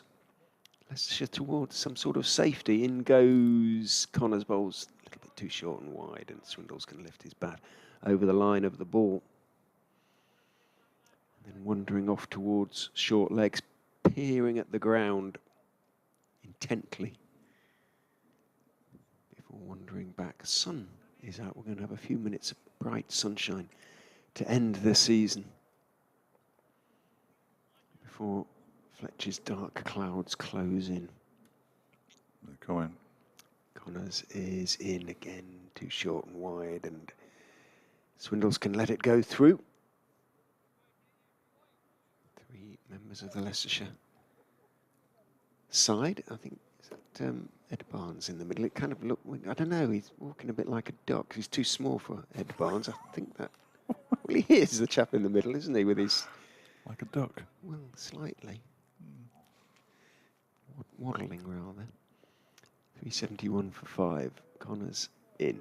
Bowls too wide, not making Swindles play often enough in that over from his and Derbyshire's point of view. 29. Remember, that flicked over quickly. The number of overs remaining, 29. The lead, 52. The equation beginning, whisper it, Leicestershire supporters, to tilt towards the draw. Yeah, no question about it. This is going to end in a draw. How much you need? Exactly 50. They're still 6 down. Well, Parker made runs in the first dig, didn't he? Yeah, no, he's a good player. He's got over 6,000 first-class runs and an average of 34. It's not a bad man coming in at 8. Oh, absolutely. Aitchison begins a new over from the city end. He's turned down the leg side by Scriven for a single down to Sam Connors, who fields it at long leg. 372 for 5, leading. Well, the lead is now 53. Derbyshire won the first 3 days of this match, but that counts for nothing. On top. How many wickets did we saw one day when only 1 wicket fell, I think, didn't we? Did we? I can't remember. This next delivery is pushed out. It seems to have been going on for most of my life, this game now. Pushed out to Nick Potts, and there's no run. The day that... no, we can't have been. No, We can't have been. 356 for 2. Godalman 158. Madsen was in by the end of the day. No, Derbyshire finished day 1 on 57 without loss. That one is allowed to go through. And did the next day... 356 for 2. Did they? Could have done. My bits of paper are all in the wrong order. I believe. So 2 wickets. So 2 wickets. Sorry, Two he wasn't wickets. exactly. Yeah, he weren't far off. No, I thought there weren't many. And today we've seen 3. Next delivery from Aitchison is very, very wide of the off stump and left alone by Swindles. Saw one. Yeah, Brooke Guest was out for 40, as well as just make the most of this last drop of sun if you're out there and listening to us, because this is the last sun you're going to see today, by the way. Most of the year, in fact. Stop it. It's going to get very dark in a minute. This next delivery from Ben Aitchison. Again, he's too wide of the off stump. They're sort of going through the motions here. It's almost time for those people out there who haven't bowled this season to have a bowl. There's only 2 of them on the field, I think, who haven't had a bowl this season. Brooke Guest and Billy Godalming. I've never seen Billy Godalming bowl. He's on the field at mid-off at the moment. That one is going past the edge of Swindles' bat. Through to the keeper. End of the over. 1 run from it. 372 for 5. 28 overs remain in the day. It's going to go very, very dark in a minute. But still no conversation between Billy Godalming and Hassan Adnan. I know they can't call it quits at 4 o'clock. They've probably got to wait till 4:30, haven't they, really? But I think bad light and a couple of drops of rain, and that could be it. Connors, personally. One last effort, supreme effort from Sam Connors. Can he pick a wicket or 2 and suddenly change the game into his run and bowls outside off stump? Played firmly down into the ground off the back foot by Tom Scriven out towards the covers. Harry Kane is quickly on to the ball with that outside sweater of his. Thank you to Tim Chambers for the very, very kind words on a little message sent to me on Twitter. People say that a lot as well, but I don't get it. I'll show you. I don't. It's a DM, so I won't. Connors is in. Scriven has got that one through off the back foot to the point boundary for 4. Really nice shot from Scriven, and he, like Ahmed, one of Leicestershire's beacons of light in the dark, so to speak, towards the end of this season. That was a really nice shot from Scriven. A proper shot, so to speak. And he moves onto 35. Foxy Phil's been in touch. That usually means a wicket. 3 to 7 down. 7. 91 for 7 now. And the man who is out is Keith Barker for 4. Connors is in to Scriven, who's driving for 4 on this occasion, steering it behind point. Consecutive boundaries for Tom Scriven, who moves into the 30s now. Is he, or have they put that up already? Waiting to see if the scoreboard is going to change. No, that's successive 4s, isn't it? So no, it hasn't been put up. There we go. Yeah. Moves on to 30 or 51 balls. 380 for 5. The lead now 61. The man with with the latest wicket is my favourite Cornishman. Always has been, always will be. Liam Norwell, 6 for 34 is his figures now. What a great. Well, he's single-handedly keeping Warwickshire in the. He's single-handedly sending Yorkshire down. That's more important. Potentially. More important. Connors is in, back foot defensive shot from Scriven. Now, a theory about this, which we might add to your.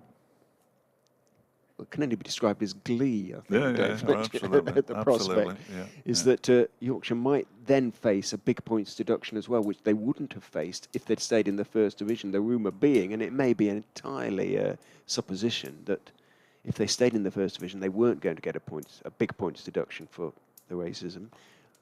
But if they went down, they would. It would be imposed. In goes Connors, bowls defended on the back foot again successfully by Scriven. Now, there's no logic to that. So you can be racist in the First Division, but not in the Second. Is the conclusion that you'd have to draw from that, isn't it? Indeed. Updates time. All right. Before we get into trouble. Well, before I get into trouble, there's no hint that Richard was saying anything untoward there.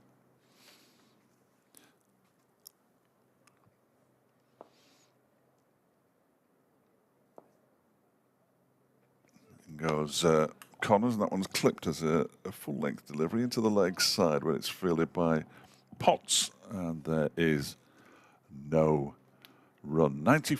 I was better to give the score here first. Leicestershire 380 for 5, leading by 61.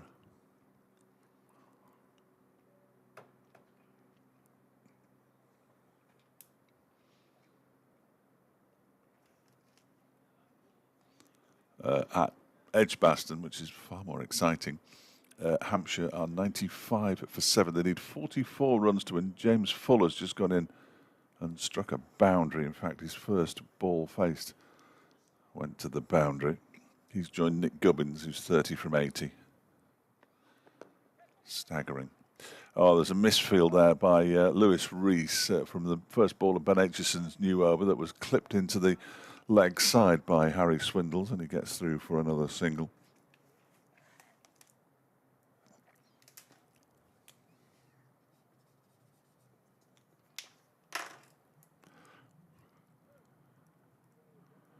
So 2 wickets on day 2, and we've only seen 3 today. This one, oh, a swing and a miss from Swindles. It's a horrible shot. We've had games like this before at Derbyshire.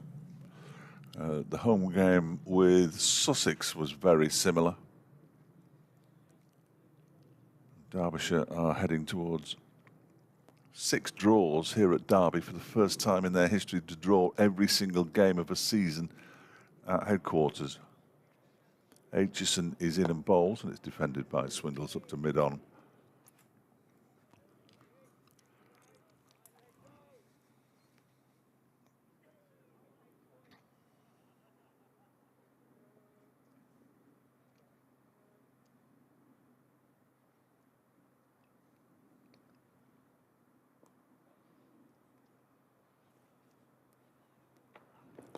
Next delivery is clipped into the leg side by Swindles, who's going to come back for a second run and move on to 37 and 382 for 5. Derbyshire trolling Test match special now.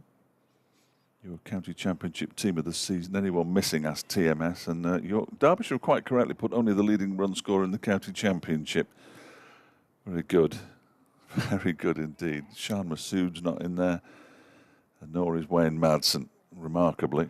Cheteshwar Pujara makes his way, and I think that's fair. Matty Potts from the second division. 2 more runs here as the ball is clipped down to the leg, to fine leg, and the throw's good from Sam Connors, but just back in time is Swindles, who moves to 41.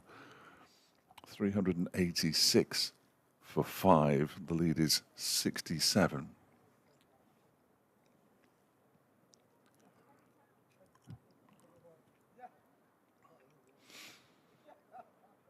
Ben Aitchison's pointing, I'm not quite sure at what. Here comes the update for Radio Derby. Yes, I'm afraid, Jay, this one's heading for a draw because Leicestershire are 386 for 5. We had 2 wickets fall on day 2. That was when Derbyshire were batting. Today, just 3 have fallen. Harry Swindles is on 41. Tom Scriven is on 30. Their partnership's worth 66. The star of the day, Rehan Ahmed, with his 122, a maiden first-class century. Leicestershire 386 for 5. They lead by 67, and we've only got 26 overs to go. That one is guided, edged, call it what you will, by Swindles, down to third man for a boundary. If there'd been a third man throughout Swindles' innings, he'd be on about 3, not 4 by now. But there's 6 boundaries down to third man, I think. He's on 45, 390 for 5, the lead 71. I exaggerate for effect, of course. Yeah. See, Derbyshire are trolling TMS. Are they? Yeah, because TMS put anyone missing question mark, and it's the BBC's county championship team of the season, and they've put only the leading run scorer in the county championship. Any chance of a second draft? Excellent work from the Derbyshire media team. Well done, Stephen. So Mr. Madsen isn't in the BBC. Madsen's team. not. Masood's not. Ben Compton and Keaton Jennings, the Masood's openers. not. No. Tom Abel, Harry Brook, Cheteshwar Pujara, Ben Folkes, Ed Barnard, Simon Harmer, who doesn't spin the ball, Toby Rowland Jones, Kyle Abbott, and Matty Potts. Sam Connors is bowling to Tom Scriven. He's going for the pull. He's caught behind. He's got his wicket. Didn't get up too much. I think it was a bottom edge. He went for the pull. And again, a Leicestershire player, having gotten established, have got themselves out. And hope springs eternal for a Derbyshire. Goodness me. Well, Connors has bowled many, many better deliveries than that one, but that's how it goes sometimes. And it didn't quite get up. You know, I think he pulled over the top of it, got a bottom edge, and it's taken by Guest. Well, Scriven goes for 30, 390 for 6. The Leicestershire lead is 71. Surely now not. just with 4 second innings wickets in hand. 6 o'clock finish, anybody? That bad weather, by the way, has passed to the south, as it always has. It is truly remarkable. The Leicestershire batsmen have given their wickets away today. There's no question about that. And Rehan Ahmed, he scored 122 off 113, but he gave his wicket away. Sam Evans was a legitimate delivery first thing this morning.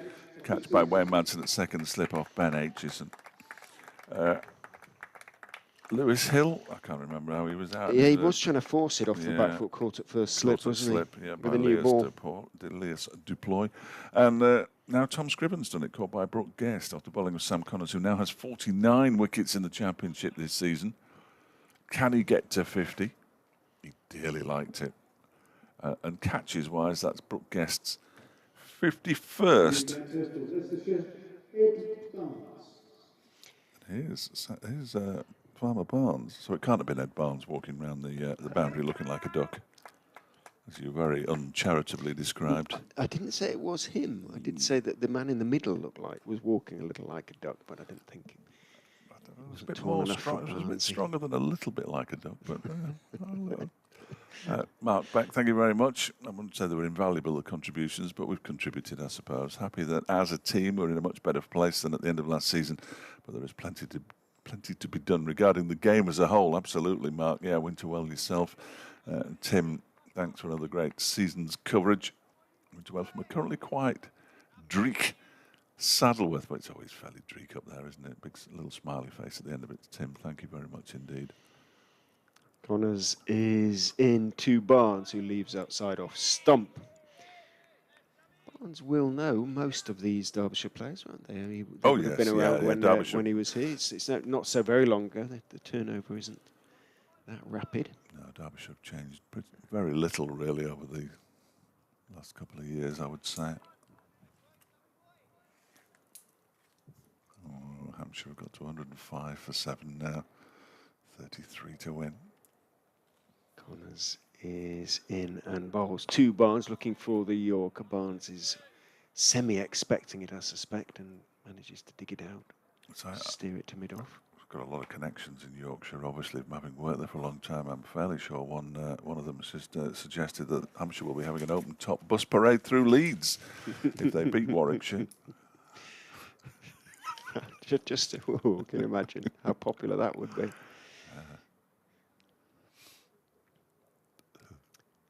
Connors in, bowls, outside off stump. Barnes gets in position to guide it away, but thinks twice about attempting the shot wisely, I suspect. That would not be the way to get out to just your 3rd delivery.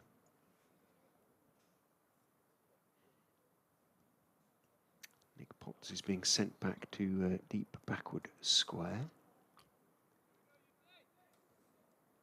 Connors worked hard for that wicket.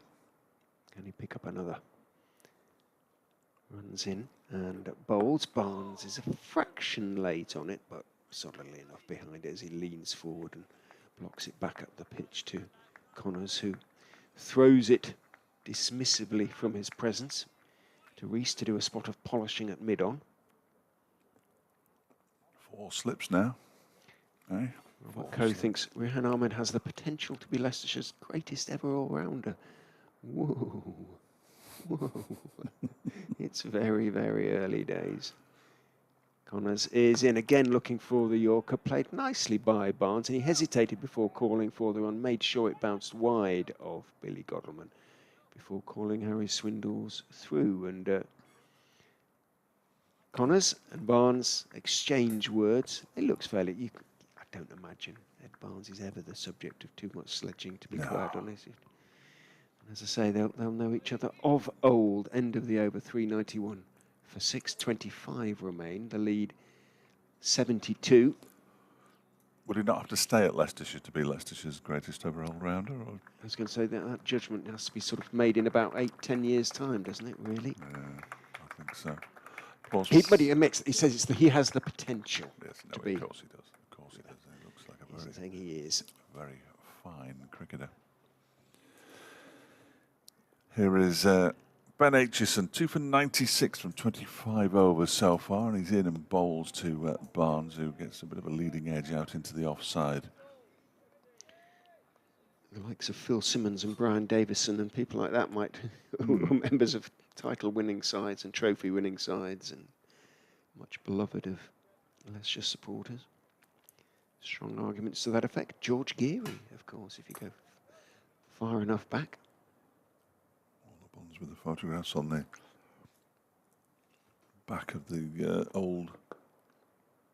This one's turned into the leg side by Barnes, straight to Lewis Rees on the old scoreboard side of the ground. Grace Road, a balloon flies past. It's going quite quickly, so there's a bit of a breeze out there. It's one of those little children's happy birthday type balloons. Helium in, no doubt. This next one is, again, rather edgishly played out into the offside by Barnes. It goes to Anuj Dal on this occasion. 2 wickets for Aitchison, 1 each for Dal, Connors, Rees and Duploy. I'd be amazed if we ever have another season like this weather-wise, because we have lost so little. Yeah, we've hardly been off. Hardly been cricket off. To the weather this year. We've more often than not been the last game standing, as this one is pushed back to Aitchison.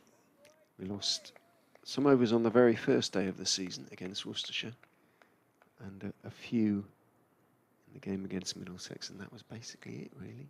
Handful. Yeah, I can't remember. But lost a couple of both games against Yorkshire in the T20 were rain affected, but next delivery is left alone by Barnes outside the off stump. Yeah. Didn't lose a game in the T20. We didn't lose one. No, we the didn't. RL50 or. We lost a whole game in the RL50 against Kent. Bless him. What's his name? Ben Watts. Yeah, Ben Watts came up, watched it rain all day, and then went back down again. That's not good, is it? The season before, it was Glamorgan that was washed out here. Notts was almost washed out last season, but they spread some sawdust all over the square. That didn't work. So they brought the mats that they use in the indoor school for bowling on. They brought them out, and the square was covered in green mats. Derbyshire won the game against Nottinghamshire. Happy days. That one is outside the off stump from Ben Aitchison and through to the keeper. That's a maiden over from Ben Aitchison, but that's about the least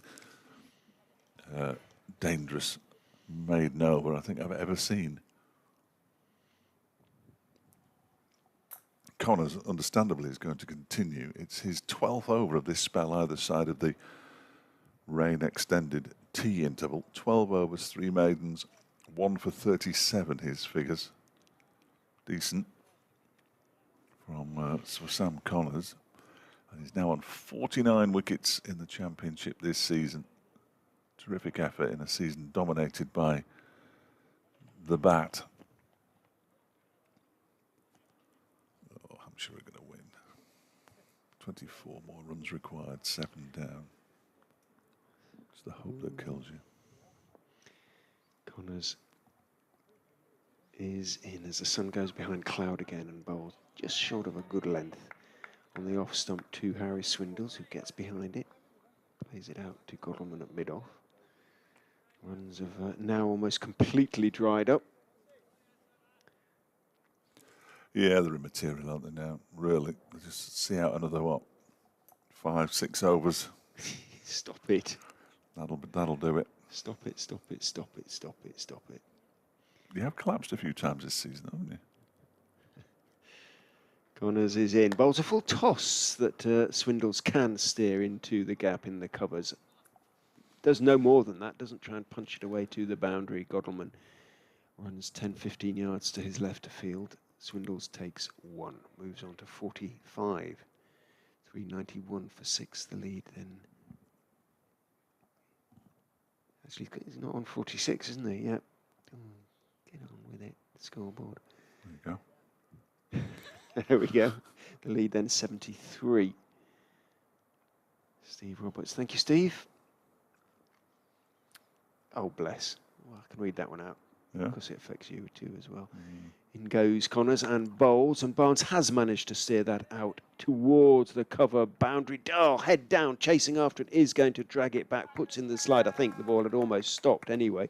Swindles turns for the third.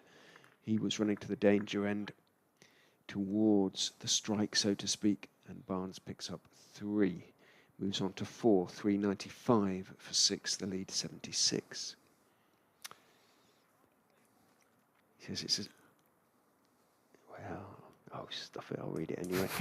especially good, he says, the last match of the season features the 2 best cricket commentators. Well, that's very kind of you to say. Oh, whoa, he's given it away. Swindles has given it away outside off stump from Connors. It was a poor ball. He went for the little dab through the offside, and having played and missed so often, he got the edge to that, and well might he throw the bat into the air because it was taken by Brooke Guest, and the 7th wicket has fallen. Are we going to get an explosive denouement here to the final match of the season? It's beginning to look that way. 395 for 7 and 50 wickets for Sam Connors in the County Championship this season. Well. This Sam Connors is going to be the Derbyshire hero. Capped at lunchtime. And he's now got 50 wickets for the season of the Championship, which is a magnificent effort from Sam Connors. Has he missed any games? I don't think he's missed many. Sam Connors, let's have a look.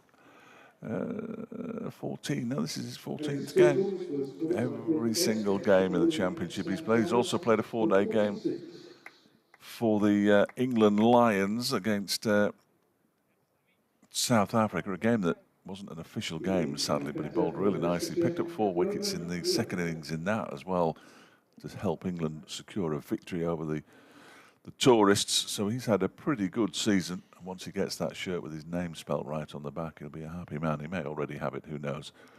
But he was CONNORS on the back of his England Lions shirt, which is poor, isn't it, really? Well, it's unforgivable, actually. Yes, really. it's poor, very poor. But yeah, he was told that he was going to get one sent with his actual name on the back rather than somebody else's name. So 50 wickets for the season. Again, a Leicestershire batsman can only be described as having gotten themselves out, really. He was trying to guide it down to third man. He was playing at it, not defensively. He was trying to get runs off the ball. So they need 3 and over at this rate. Dear, oh dear. Connors in to Roman Walker. Bowls. Walker is forward. Bat just in front of pad, and it sounded a little bit tinny, but he got something on it. It runs out to mid-on, and there's no run. Walker's whites are a very different shade. They're very creamy compared to his pads, which are very, very white indeed. It is towards the end of the season. Things have been washed a number of times. Ed Barnes' trousers look particularly white. He used a bit of fabric conditioner, perhaps, that Roman Walker hasn't, down the leg side that time from Connors. So, well, the 2 balls that he'll appreciate the irony, I'm sure, but he'll understand it too, that the 2 balls that have taken wickets have certainly not been the 2 best balls he's bowled. He beat Swindles for fun for a while, but couldn't take the wicket. Bowled a slightly wide one. Swindles thought, I can dab that one down to third man, not off the edge. And he did edge it through to Guest. 395 for 7. 24 remain. Take off 2, so it's 22 at the moment. Well, it'd be 21 if all final 3 wickets fell in this over. And that would be easily done, wouldn't it? It'd be 4 and over. Yeah, that'd be all right. 4 and over is fine, but they don't want it to get much more than sort of 7 or 8 and over, then because every man back on the boundary, it can be tricky, can't it? Here comes Ben Aitchison in and bowls to Barnes, who plays it straight back to Ben Aitchison, who tries to pick it up but can't, so he just leaves it in the middle of the pitch, sets off back to his... very good, Terry. I know you didn't mean this, but I'm going to read this one out because I think it's quite funny. It says, hi, Dave. Just to follow other listeners, I've enjoyed the commentary and banter from you and your fellow colleagues, hoping for further improvement next season. Long live county cricket as Aitchison bowls. That was pushed up to bid on. I think he means Derbyshire, further improvement from Derbyshire rather than I from think the it's from the commentators. commentary team, yeah. Definitely need further improvement. Further improvement. I'm looking forward to further improvement next year. That's much appreciated, Terry. Thank you. Cheered me up as well. Steve Roberts' tweet ends, hopefully next season we can win a championship match. Be nice. Hopefully. In comes Aitchison again, bowls wide of the off stump, too wide. It's left alone by Barnes to go through to the keeper. I keep being copied into sweets, biscuits that people like to be. Biscuits people like to be. Or would want to be because of the, okay. of the because old, of the custard cream business. Thing, yeah. Jane Lambert says, "Hi, Sally." That's very kind of you. It's Sally Pepper, obviously, who's doing it. As Aitchison is in and bowls, that one is a full delivery. It's driven out into the offside square by Barnes. He'll pick up a couple here. Dahl claws the ball back, and Potts will hurl it in to Brooke Guest. And they go through for 2 more. Barnes moves on to 397 for 7. The lead's up to 78. She'd be a chocolate-dipped flapjack because she loves porridge and chocolate. That's not a biscuit, though, is it? Not really. She's taken it a bit literally there as well, I think. But she won't be listening because she's listening to Sally Pepper. That one's defended by Barnes. Back towards Ben Aitchison. And a very good listener is too, by the way. She'll keep you company through the winter, and then you can come back to us in April. If you like listening to the cricket. Old men talking nonsense. Which I think is what it says in the Radio Times. This next one is driven, edgishly down to third man. That's 4 runs. The lead is 82 now, but Barnes, well, he wasn't in control of that at all. He went to the right of the gully, Harry came, and down to the boundary. So Barnes moves up to 10. Every batsman in double figures apart from Roman Walker so far. 400 up in the second innings. Oh, yes. Has I that ever happened before? I think Leicestershire have reached 400 in their second innings so far this season. He says reaching for his record book's probably done it about 15 times. I love a good record. 333 at home to Sussex. So comfortably their highest second innings score. I say I love a good record book. I don't have one, obviously. Connors is in. Bowls to Walker, who is driving rather pleasantly. He's got a good, solid basic technique. Roman Walker checked it slightly, but it looked good as it went across the ground towards Godalman. At mid-off, no. I'm sure he needs 17 now. I think that's gone. So the dream is dying. Not without causing a few heart attacks. No. In Yorkshire, I wouldn't think. Connors is in. Walker is reaching for a wide one. Comes off a thick bottom edge, bounces down and is taken by Guest on the third bounce. Umpire Adnan peering at the clouds. Eddie Barnes He's saying is it's dark, "Oh, isn't I can't see a thing here, ump." Blue sky away from where the weather's coming. I'd rather be facing Leo's deploy, please. With his wicket-taking, non-bouncing, pitching halfway down the wicket. Devil balls. Connors is in, outside off stump, stands up tall, and again plays a rather nice back foot punch. Nice looking anyway. Can't pierce the field, i.e. get it past Billy Godalman. Roman Walker remains scoreless. It's Leicestershire's 4th highest score, full stop this season. Yes. The 4th time they've got to 400. They did get to 756, of course. We did. At Hove. They did. That must have been a good win, was it? Sussex were very comfortable in their second innings. In goes Connors, bowls, leans forward, Walker there. Slightly angled back, pushing ball in defence out towards backward point. Has gone noticeably darker all of a sudden. Stop it. It has, though, It hasn't has, it? no, it I has. just saw that the one of the cars leaving the car park, his brake lights came on, and that's what attracted my attention to the car, if you know what I mean. Suddenly the lights sort of flashed in the distance. Billy Godalmann's waving at Alex Thompson. Connors in, bowls, forward goes Walker. Out into the offside to Dahl. It goes, it is definitely darker. There is the man of the day, potentially, if Leicestershire go on to save the game. Rehan Ahmed is walking around the boundary. The problem, of course, that Derbyshire will have is that if they do bowl Leicestershire out, say they got 3 quick wickets and they bowled them out they were chasing 100 in, I don't know, 15, 16 overs, Leicestershire bring the quicks on and the umpires will take everybody off because it's down to the umpires now, not the batsman. The batsman can't say, no, we'll stay out, thank you. Connors is in, outside off stump, sparring away is Roman Walker, thick outside head that's in the air for quite a long time, but doesn't go anywhere near a fielder and runs down to wide third man for 4. Slightly fortunate way to get off the mark. Sam Connors takes his cap, gets a pat on the back from Lewis Rees. The floodlights are now glinting off the back of Roman Walker's bat. And I think they are going to have to They'll be going off soon. To spin. Yeah, but they bring. He's having a conversation there, Billy Godalmann, with the 2 umpires, and off comes the hat of Alex Thompson. But I don't think we're going to be out there for much longer. Liz Deploy has just scratched out what looks like his oh dear, his run up at this end, but I can't imagine we're going to stay out for much longer. 19 overs. Well, it would be 18 if the last 3 wickets fell in this over. Yeah.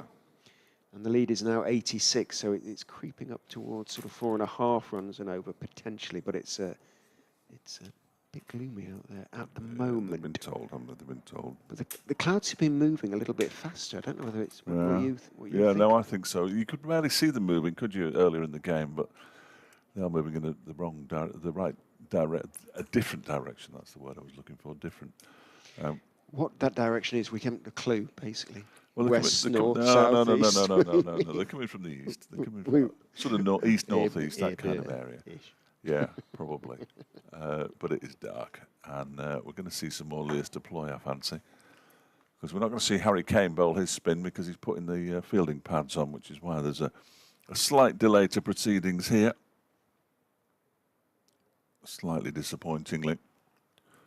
This game is going to end with bad light, I think, at some point in the next few minutes, because once they go off, we start losing over straight away. Derbyshire, well, they need 3 wickets and they need 86 runs at the moment, and there are only 21 overs left. So it's not the weather that's thwarted them. Let's make that perfectly clear. It's the Leicestershire batsmen who've done a terrific job. Sam Evans with his 64 yesterday, even though he was out early today. 122 from Rehan Ahmed, 60 from Lewis Hill, 30 from Tom Scriven and 46 from Harry Swindles, all with very valuable contributions to saving this game from a Leicestershire perspective with their 4th highest score of the season. They scored that 756 for 4 declared against Sussex. As in comes Thompson. First ball is defended by Barnes. They got 584 against Glamorgan in July and 440 against Nottinghamshire in June. Unfortunately, they also got 99 against Nottinghamshire in June. This next one is defended by Barnes back towards the ball. Hampshire have now lost an 8th wicket. Gubbins has gone. They need 15 runs to win. They're 8 down. What a finish that's going to be at Edgbaston. Yorkshire watching very closely. In comes Thompson again and bowls back into his crease goes Barnes, and then has to kick the ball away as well as it threatens to bounce towards the stumps. Lewis Deploy is warming up, I regret to inform you.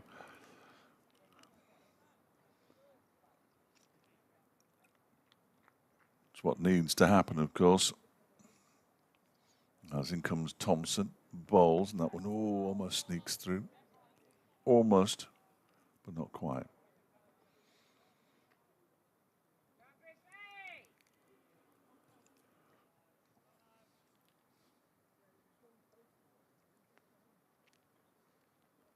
Thompson aborts his run. Pied Wagtail lands on the outfield. Last one of the summer. Excellent. In comes Thompson and Bowles. Gives that plenty of air. Barnes pushes it out into the offside. There's no run. We're not far away from Leas deploy time here. It is dark. I think there is more brightness coming. In comes Thompson and Bowles. That one inside edge onto pad.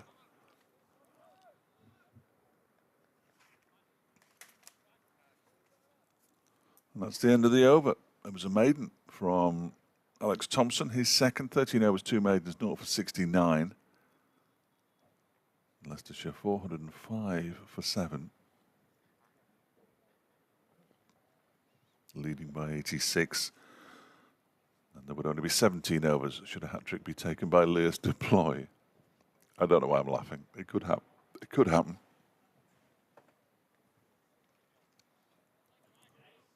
It could happen. I don't think it will. But it could. Hassan Adnan is taking them off. I think there's rain about. I think he's just taking his hat off because he has a similar haircut to me and the players are going off. And I think that is almost certainly going to be it for this match because we're going to start losing over straight away. It is raining now. And as a result, this game's going to end in a draw. They have removed the stumps so that they can get the covers on. They won't call it straight away, I don't think. But if and when they do return, we will return. If they don't, on behalf of Richard Ray and myself, as the players are giving each other big hugs, I think that may well be it. They're giving each other big hugs and leaving the field of play. Thank you very much for your company and for all your kind comments and for the unpleasant ones too.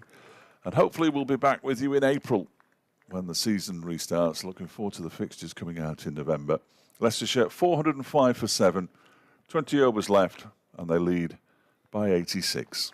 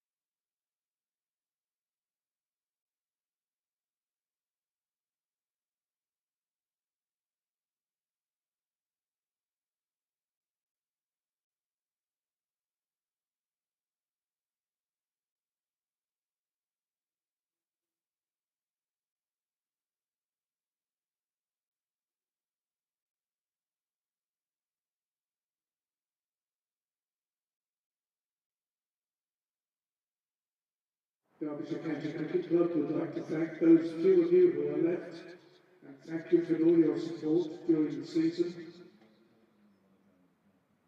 We do hope that you winter well and that you will be back again cheering on your boys.